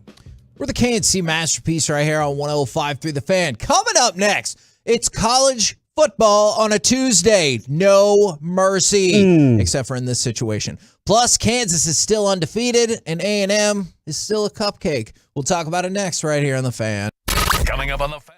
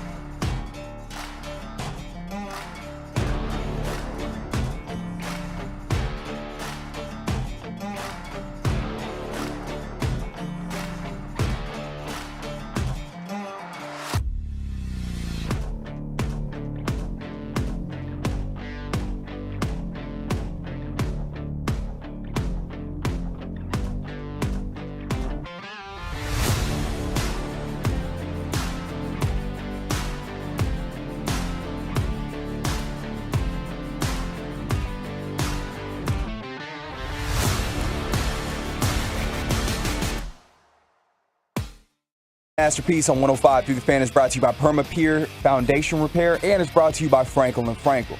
There's a reason you need a special license to drive a big truck. So companies that hire drivers and put them in big trucks should be held accountable for what happens when one hurts you. Frankly, you need Franklin & Frankel. The consultation is always free. Visit truckwreck.com. K&C Masterpiece right here on 105.3 The Fan. We got a short show today. We'll be rolling right into Rangers doubleheader with the Yankees today as Aaron Judge looks to make history. So right now, we do some college football on a Tuesday. And we start with one of the people that you just referenced from USC, Caleb Williams. Did you see he got sprayed in the face with a water bottle by an Arizona State player in the 42-25 USC win? He was on the sidelines just kind of jogging back. I don't know what he did or did not say, but the player with his helmet kind of propped up, and he just squirted him with a bottle of water. I think that can be classified as assault.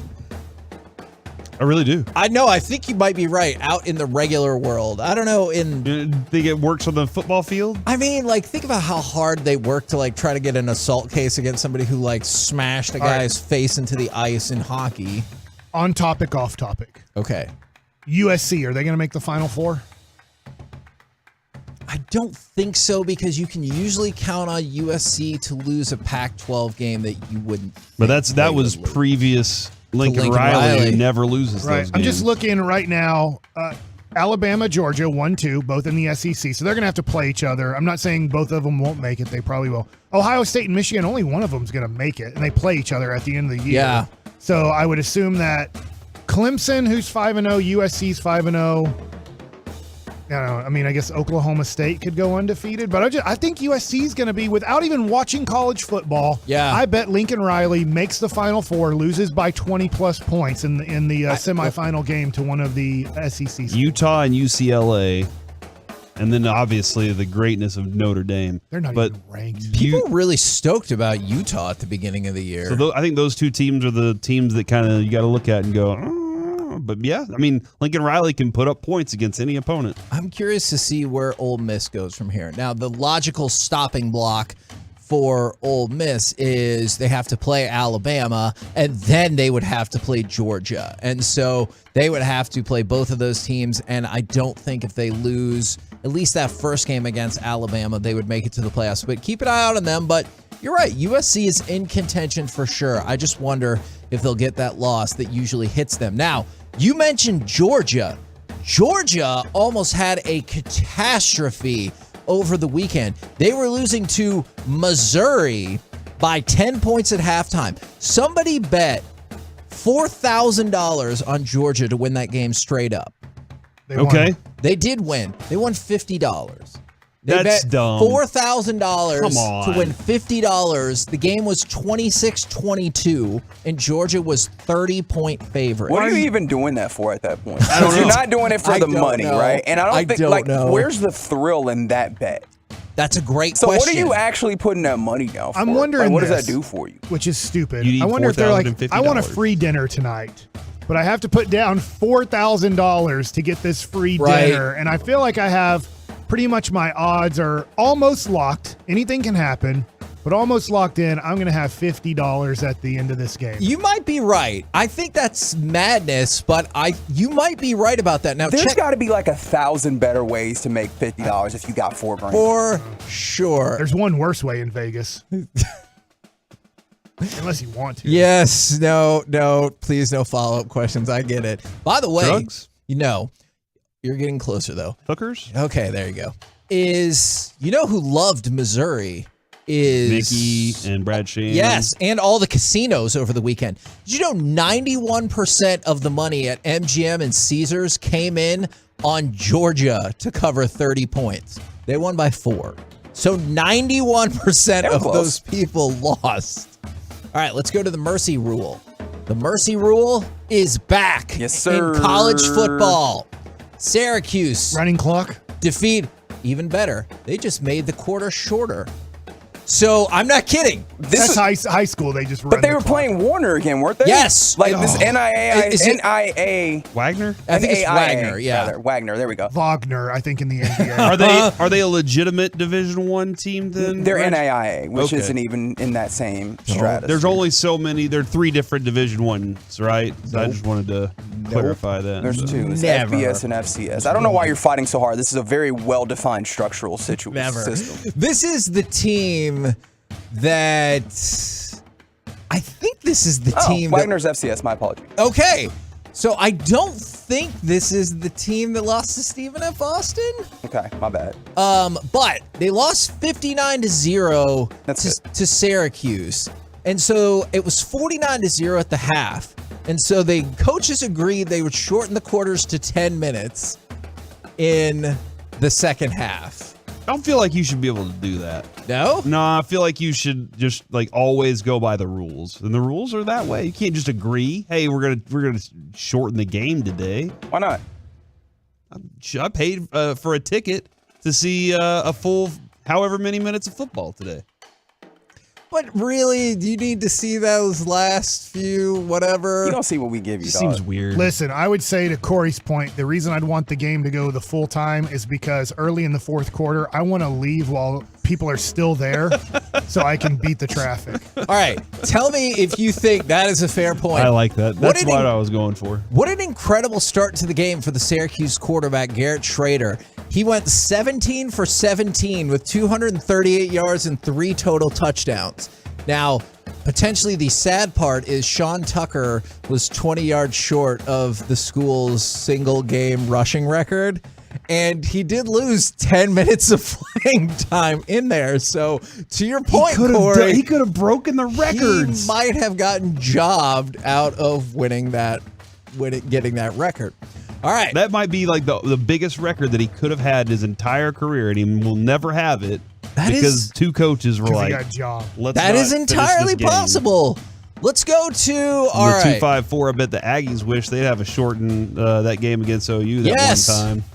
I do remember that game. You know what? But you don't need to go back that far to burn Texas A&M. Just use contemporary football. Yeah, I bet you would like to shorten that Texas A&M. that deal that you gave your head coach. Yeah, no. Actually, I'm fine with that. Really? I just don't understand. The head coach who's the play caller on a terrible offense? Yeah, we just need to switch that. But his recruiting has been incredible. Okay. Now, why we can't switch out quarterbacks? And what has that availed you to as far as records? Hey, last year or the year before, we should have been in the college football playoff. That's the level of relevancy that I aspire to as an A&M fan. How mad do you think Aggie NIL payers are that they have such a bad quarterback? Like, we paid millions of dollars for this. And how bad must their 5-star quarterback be? Look, we started the season with Haynes King, and they're like, well, he's terrible. So we took in the transfer from LSU. Max Johnson. Yeah, he's terrible. Cool. And we have this 5-star sitting there, and they're like, he's not good enough. Kevin, I have a question for you.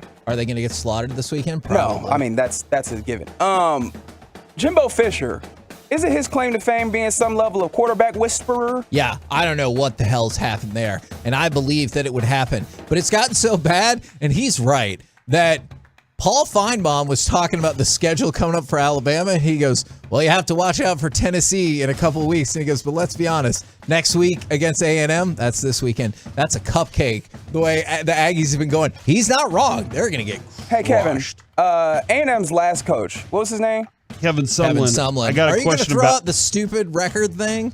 Hold on, what's the stupid record thing? That they're like, oh, did you see the record? I don't know what you're talking about. Okay. Oh, what he's talking about is that through 53 games as the head coach of Texas A&M, Kevin Sumlin's record is 37 and 16. Jimbo Fisher's record, 37 and 16. That's fantastic. But it ignores the level of how much relevancy. You're paying for those wins. No, yeah. I agree. But that doesn't matter. Like, I don't understand why people get caught up with how much you're paying the head coach. Who cares? Is it your money? There's no salary cap. I think it ignores a certain level of more relevancy that A&M has gotten on the recruiting trail. Wins and losses. Yeah, and those recruits have helped, dude. But that's the thing. You're judging it too early. Anybody who 53 games is too early? No. I'm just saying for this season. No, the rest of it. Look, in 53 games, they should have made the college football playoff 2 years ago. Everybody agrees on that. That's a huge step forward for Texas A&M, who almost never matters in the national scheme of college football. 2 years ago, they should have been in the playoff. Next year, I think they'll be really good because of their defensive class that they've got coming in, and if the quarterbacks make a difference. When they got put at number 6 this year, I went into the Corey, Oklahoma mode, where I was like, I don't understand why they are ranked this high. I didn't think they would already have 2 losses, to be sure. But I don't think the comparison of Kevin Sumlin to Jimbo Fisher based simply off the record is an apt comparison because they were going in 2 different directions. Sure, it's not going to be 1-to-1, but the point being, you're not getting nearly as much from what you should be. I agree. And that's almost been some of the Jimbo Fisher experience from about 2016 on. Hold on. That's probably so. Kevin, I think the more important thing here is, all right, you just said you're judging it too early, and I know Kevin Sumlin got 6 years. Just from last season Jimbo to this has 1 season. year left. But Kevin Sumlin's career record, 66% wins. Right. Jimbo Fisher currently 69. Nice. Oh, nice. I think Kevin Sumlin failed at the next place he went. Like Arizona. I don't know. Is there a coach that would win in Arizona? I mean, Rich Rod. Dude, he was 9-20, bro. Come on. No.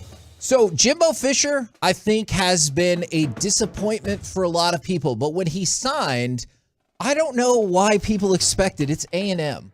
Like, I love A&M. But when has there been a sustained level of excellence for Texas A&M football? Like, you look at the beginning of the 90s with R.C. Slocum. Like, I'm here for that. Other than that, like, A&M does not have sustained momentum in their football history. That's why we had to make up championships. That's why you pay $9.5 million a year for. Yes, and I'm fine with that. Who cares? We have all the money in the world. Kevin, I'm watching a video of a living plant controlling a machete through an industrial robot arm, and this is terrifying. See, you know what, Reggie? Send that to me. Just because of that, I was going to try to hype up Kansas State having a Heisman contender, but now Wait, who? I Deuce choose Vaughn? Adrian Martinez? Which one? Which one do you choose? I mean, they're probably going to say Adrian Martinez, but I don't believe that. No, I say Deuce Vaughn is your Heisman Trophy candidate. And Michael Bishop. But instead, I loved Michael Bishop. But instead, why would you give a plant a machete? I'm looking at that's terrible, and it looks like the plant has a face. We're making poor decisions in society. But I want to talk about Kansas football. Yes, Kansas Jayhawks football. They defeated Iowa State 14-11 over the weekend. This is their best defensive performance in a decade in the Big 12. They gave up 313 yards and 4.2 yards per play. That was the best they've had against a Big 12 opponent in 8 years. That's amazing. They are 5-0, and College Game Day is going to be in Lawrence, Kansas for the TCU Kansas game. So Any chance they can get Greg Ostertag on that broadcast? Hold on. Gotta be. College Game Day is going to be in Lawrence, Kansas. That's right. First time that that's ever happened for football. We have the State Fair and the Cotton Bowl rolling up. Well, Corey, that Quinn segment Ewers playing will pop yet, up. or is he still hurt? They're hoping that he will play against Oklahoma. I have a segment totally that I want to talk about that this weekend. But yeah, Kansas overachieving, Texas A&M absolutely underachieving. Alabama, supposedly they don't have to be concerned about Bryce Young. The word is from Nick Saban and the like that he will be just fine. Hey, Kevin, can I give you a stat? Yep. This is in honor of Kansas and their 5-0 start. This is the first time that they've started 5-0 since 2009. Is that the year they made it to the Orange Bowl? I don't think so, because you want to know what happened after they went 5-0 to start the season? Oh no, something bad. So the fifth win in 2009 was Iowa State. Oh my which God, was their just first like game in this conference, year. right? After that, 0-7 to finish the season, 5-7. Oh no! Not saying that will happen. However, will Kansas win at least one more game this year? I mean, West Virginia's still on the schedule, ain't it? That's a good point. This plant looks Oh, so West Virginia's ticked not off. on their schedule. Oh, They already still played got them? Texas coming up. We're the KNC Masterpiece right here on 105.3 The Fan. Coming up next, it's time for Gridiron Gravy. Which team got a Week 4 win that most badly needed it? We'll talk about it next right here on The Fan. Let's talk about Halloween. It's just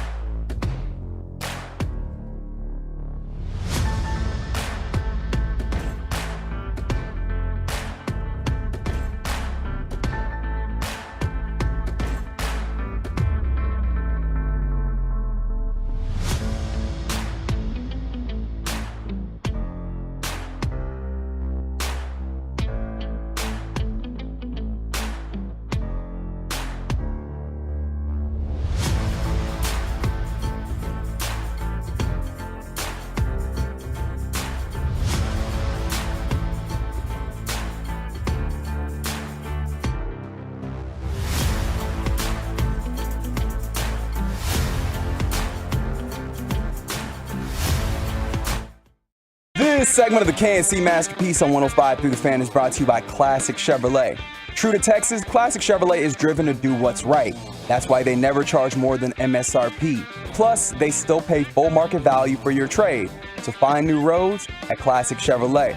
Relax and enjoy the difference. KNC Masterpiece back here on 105 Through the Fan. We got Gridiron Gravy coming up in just 1 second, but before we get to any of that, You want to have a long-form discussion about how this plant's using a machete? No, Corey! I'm like very you know what concerned to do! Let's get something away! Eight- Not a machete to a plant! 877-881-1053. Caller number 10 will win a pair of tickets to the WWE's Royal Rumble. It's going to go down at the Alamo Dome in San Antonio on January 28th. You can buy tickets at Ticketmaster.com or you can win them for free right now. Caller number 10, 877-881-1053. And now, it's time to go around the entire NFL and dip into some gridiron gravy.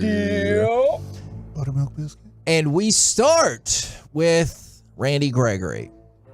He will be sidelined for anywhere from 2 to 6 weeks, depending on how he recovers from arthroscopic, there you go, knee surgery that he now needs. Now, how quickly he responds to the surgery, obviously, that is a big gap. He'll miss multiple weeks and could miss 6, or in situations like this, who the heck knows?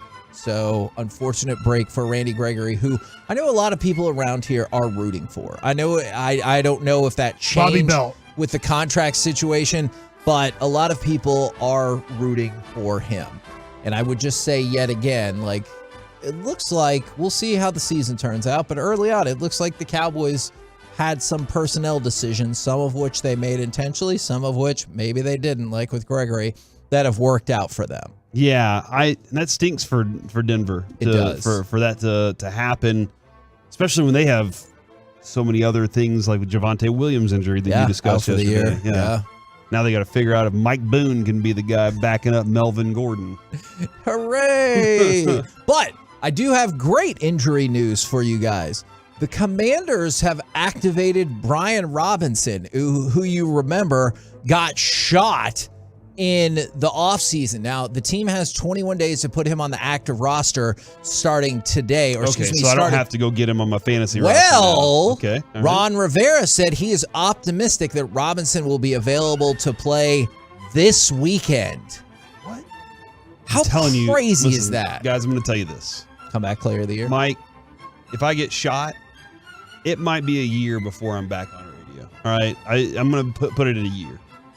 I'm not going to be able to handle it emotionally or physically. It's going to be a long time before I'm right. What if you plaxicoed yourself, though? If I shot myself? Yeah.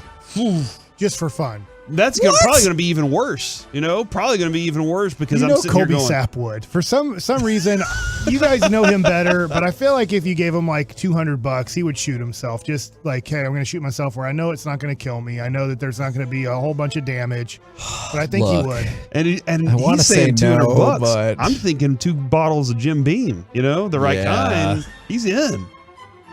Colby. Yeah, surely that. But that's what I'm saying is if in that situation, Kevin, I'm not coming back in just a few weeks to play NFL football. Maybe it doesn't hurt as much as we think. Maybe not. Yeah.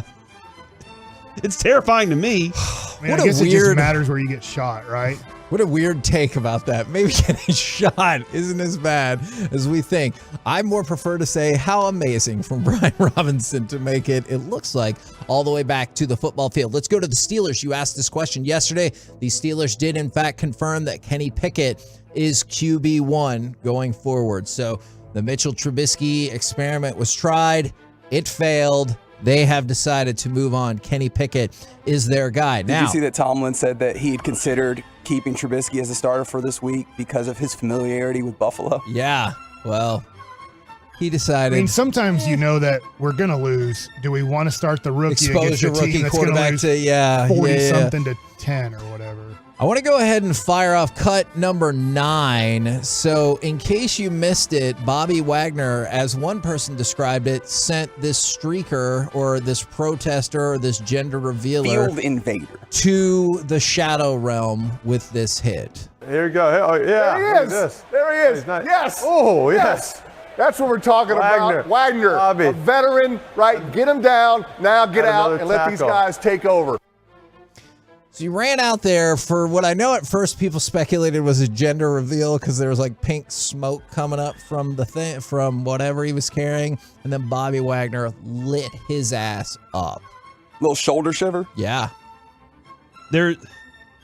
I do love it. I'm also very concerned about the fact that dude was in a stadium with some sort of pink tear gas thing or whatever, smoke screen, whatever it is. Like he got in there somehow, and that concerns me. And I know, and we've discussed this before. It seems like you even brought the story up about the soccer situation and all Indonesia. that. Yeah. And it seems like here in America, it's pretty tame, right? Like the stuff happens in the stands sometimes. There are fights. But there isn't a lot of like that kind of chaos. And I kind of like that. I feel like I can go to a stadium and it's pretty safe. Yeah. I like that. And that's why I don't want some idiot running out on the field. I want to say, haha, it's so much fun and everything.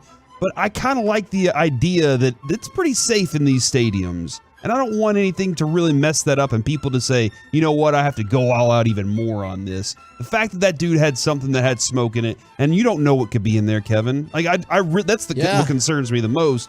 Mike, were y'all told to stay off the field and away? Real quick, were y'all told to stay away if guys ran out on the field? Yes, because they did a whole sketch. They'd bring in professional actors and actresses, and they would show the buckets of stuff that just is from one stadium: the brass knuckles, the knives, the stuff that they confiscate from people trying to get into the stadium with it. And they're like, "Look, this is just."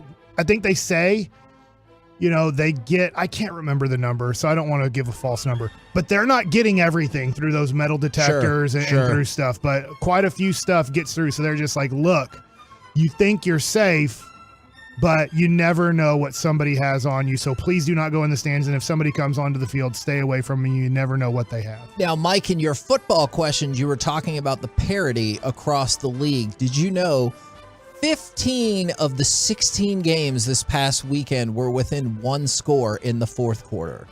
The only one that was not was Kansas City and Tampa Bay. And even that, obviously, that ended with a 10-point differential. But 15 of the 16 games were within one score at some point in the fourth quarter. That's freaking wild to me. Didn't feel like that in the Cowboys game, though. You know what I mean? Felt like we were up by 1,000. Yes, I know. And that was frustrating. But you can't be as frustrated as the Lions. Check this out. They're 1-3 this season. It feels so bad. What if I would have told you? What if I would have told you in those 3 losses, they scored 35, 24, and 45 points? Doesn't make sense. Dan Campbell just wait. Can't build a defense. There are more things that are not going to make sense. TJ Hawkinson had 179 yards receiving. Oh, I know. I played him twice in fantasy this weekend. That's the most in the history of the Lions franchise, and they still lost via scoregami. Now we go to this. This is the stat that is astonishing. The Lions lead the NFL with 35 points per game. No other team in the league has scored at least 30 points per game, but the next 12 teams on the list are all 500 or better.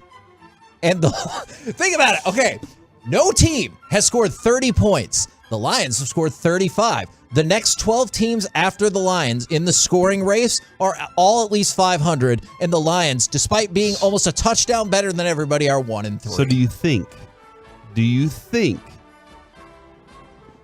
that the Lions are going to win the Super Bowl?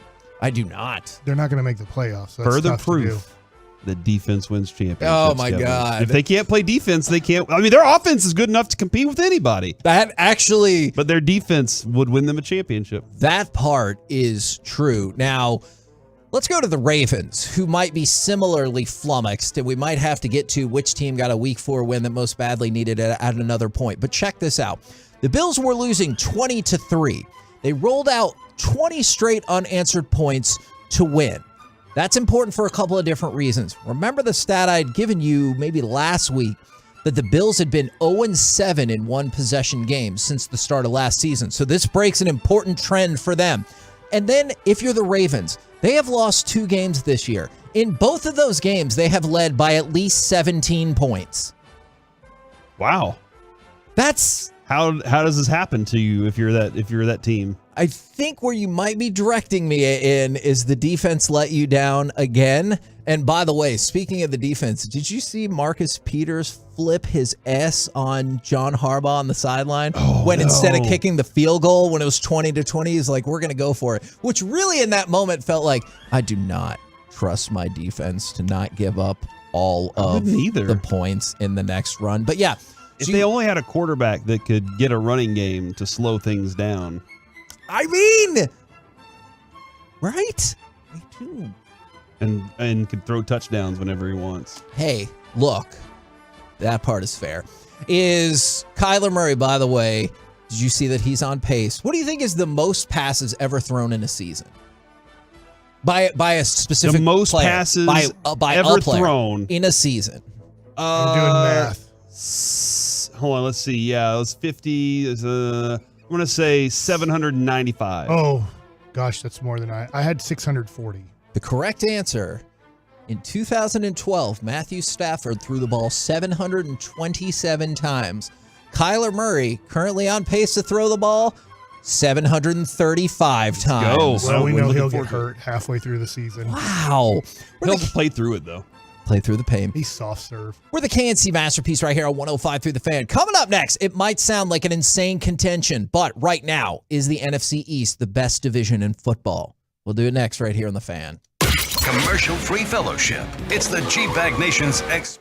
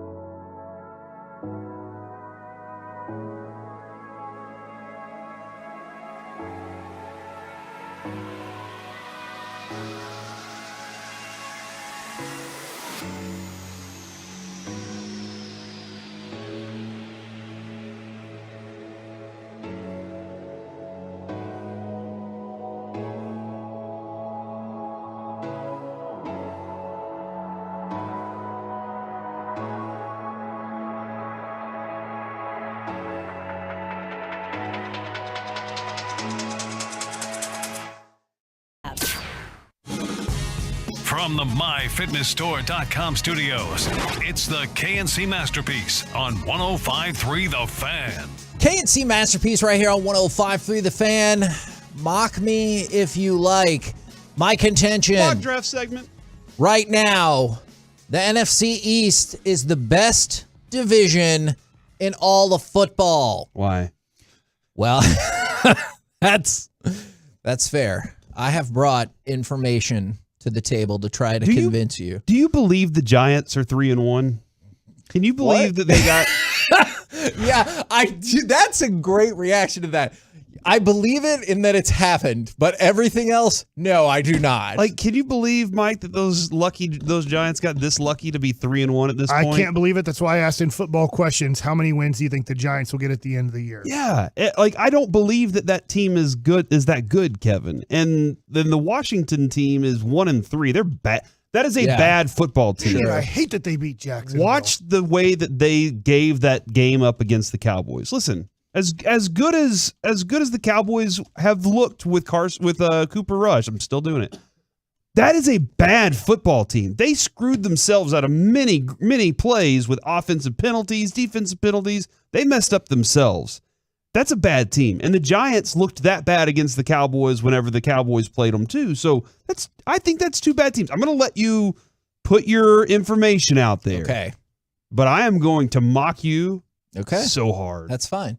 You care about point differential. Yes? All right. Giants have a 5-point differential. The best point differential in the league is actually the AFC North, surprisingly enough. Second best, the NFC East. Do you know how many divisions in the NFC have a positive point differential? 3? One. Hold on. The NFC East. Positive point differential? 1. The NFC East. That's it.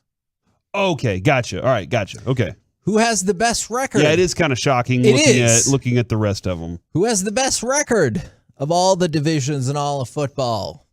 That would be... I guess you're going to say the NFC East. The NFC East. Who has 2 playoff teams right now? Well, multiple divisions, so don't worry about that. But who has 3 playoff teams if the season were somehow to end today? That would be the NFC East. So I just want you to think about this for a second before you crap all over my point, because I know people are going to be angry about it. Most playoff teams right now, NFC East.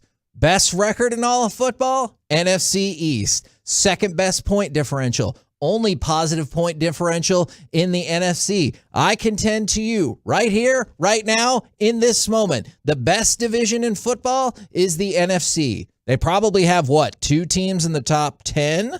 They have the best, I guess we'll find that out tomorrow. They have the best team in the NFC. My contention right here, right now, in this moment, NFC East, number 1. You really believe am I that? supposed to say yeah? You really believe No, I that want or you not? to say why you think it's stupid, or unless you agree with me, and that would be Well, so I think teams would be really afraid of playing Philadelphia right now. I think teams would, in a way, want to play Dallas, but not want to play Dallas. What I mean by that is you're playing a backup quarterback. So you're Right. playing a guy that you don't believe is a top 30 quarterback in the NFL. So you'd say, oh, that's good. I would want to play him. But then you go, my God, how are we going to block them? Because the pass rush is arguably the best in the NFL. So that would scare you a lot. There's not one thing that scares an NFL team about the Giants. Like, is it like, That's probably awesome. true. We have the Giants. We should win this game. They are horrible at football. And Washington is horrible at football. But that being said, if you just want to take the first 4 weeks and just say, hey, here's the records, I'm with you if you just want to take the records. Well, hold on just a second. Let's play that game with the rest of the Hold on divisions. just a second. How many teams scare you in the AFC East now? 1? The Bills? Well, because right now 2 is hurt. That's right. And he'll probably be out for who knows how long. Yeah, I would say that. I would rather play indefinite. the Giants than Miami right now. That's true, but that's your third team. Would you rather play the Miami or the Cowboys right now? You'd rather play Miami right now. Probably because of the defensive Okay. Saying Teddy Bridgewater with those weapons can't get it They done. do have Teddy B, and that's the year of Teddy B. Stop it. How many years does it have to be? No, I'm really asking you, go down the line. Because the AFC North, I think you're going to find maybe the same. The AFC South, you're definitely going to find the same. Jets are better than a Washington by far. Okay, but again, you're taking the third team versus the fourth team. You're not taking like the equivalent teams. You can't say the Jets are by far better than the Giants right now. No, but I think they're better. Raiders are better than the Washington. Okay, fair enough. Broncos are better than New York. I don't know about that. The Broncos look awful. And now without Randy Gregory, everything's going to fall apart. I don't know if I agree with that. This is interesting. This is an interesting kind of look at things. It's not. My point to all this was it's not as simple as you might think. I went to. Well, in my mind, it is. It's just you're making valid points. You're making good points. But you think at the end of the day, this is a crap division. There's two teams that are going to make the playoffs. But I think you can make an argument right now. Those two teams really crappy teams are. But I think you can make the argument then, especially depending on how you feel when Dak comes back, that these are two of the best 4, 5 teams in the NFC, maybe 4. Yeah, I think Green Bay and Minnesota are comparable, and then I think Chicago and Detroit are comparable to the crap of the Giants and Washington. Would you rather be Dallas or Minnesota right now?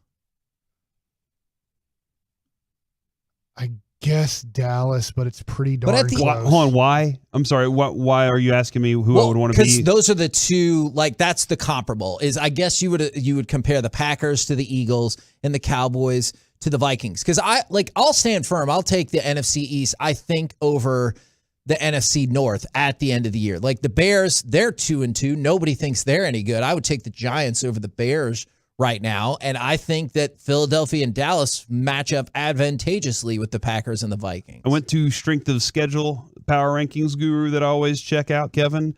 The Eagles and Giants are 28th and 29th on the most difficult schedule. Right. All right, so that puts them, top 5 easiest schedules so far that have been played.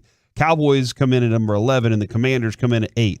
The Commanders have also lost to the Cowboys and the Eagles, so that's why their strength of schedule is so difficult. Yeah. Otherwise, they played 2 very bad teams. Well, I guess, I don't know, they beat the Jacksonville Jaguars, who are still trying to figure it out, and the Detroit Lions are a weird team, too. Looking they've at had this, easy schedules with the Giants and the Eagles, and for the most part, the Cowboys have overcome their deficiency. I like what you're saying, Corey, and just looking at this, I won't argue you too hard, but here's the deal. There's no good division in the NFL.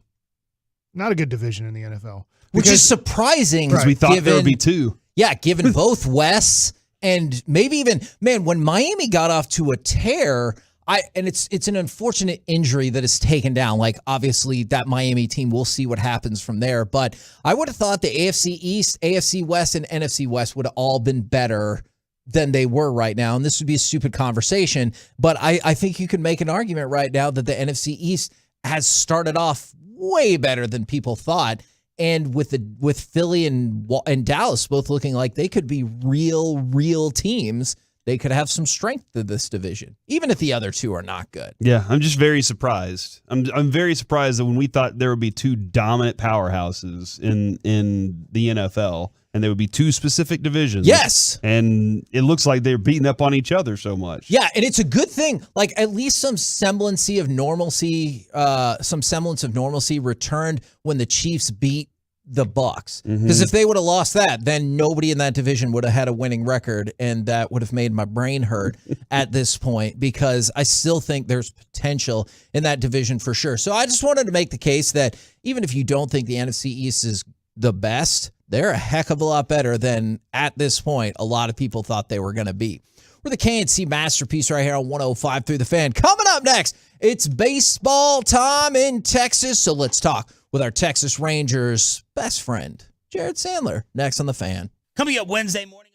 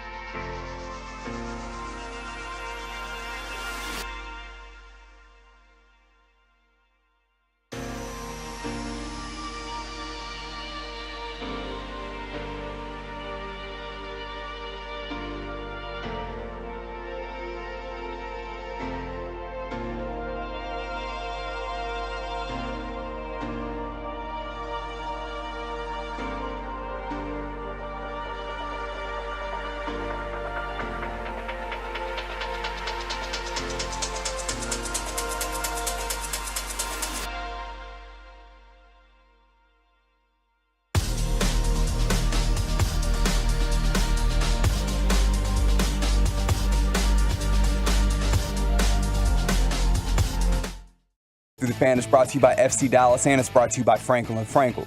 There's a reason you need a special license to drive a big truck. So companies that hire drivers and put them in a big truck should be held accountable for what happens when one hurts you. Frankly, you need Frankel & Frankel. The consultation is always free. Visit truckwreck.com. KNC Masterpiece back here on 105.3 The Fan. We'll talk about this surely more tomorrow, but in the annual NBA GM survey, they have voted Luka as most likely to win the MVP this year. But right now, we need to talk some baseball, so we bring on Jared Sandler. Good afternoon, sir. Hey, fellas. Sandman, how does it look at the stadium? I know that's still 45 minutes before first pitch, and Choppy said it was close to 90% Yankee fans there yesterday. Can you kind of talk about what does it look like right now, and then the Yankee fans versus Ranger fans for this series? I think the 90% is your typical like RJ hot take exaggeration. I don't know that I'd say 90% Yankees fans. They obviously were the more vocal group. There's more for them to cheer about. I don't know that it was 90%. So that's almost dumber than his Luis Severino tweet. Well, is it 60%? It's the dumbest thing I've seen on the internet in like the last. What did he tweet about? I missed that. That's not. We don't have enough time for me to just rip him to shreds for how dumb that was. Would you say it's 60% Yankees fans? Yeah, I would say there are more Yankees fans probably than Rangers fans, and then I think there also are neutral fans who are here to see the possibility of 62. You're just dressed in gray and stuff. Yeah. But yeah, they're more Yankees fans, and they're certainly louder. And the reason there were 35,000 last night, not because Rangers fans all showed up, or there always are Yankees fans whenever they come to town, and that was amplified by the circumstance. I'd say, Mike, right now, if I had to gauge, the crowd for Game 1 of this doubleheader is not going to be as large as the crowd last night, but it will be way bigger than your typical 1 o'clock on a Tuesday crowd. And then I imagine that, especially if Judge does not hit the home run in Game 1, the Game 2 crowd tonight's going to be pretty strong. Where do you fall in all this hysteria, Jared? Because I know you have a job to do, but I also know you love baseball and love the history of the game. Are you like holding your breath when he steps up to the plate in anticipation, or what happens for you? Yeah, I think so.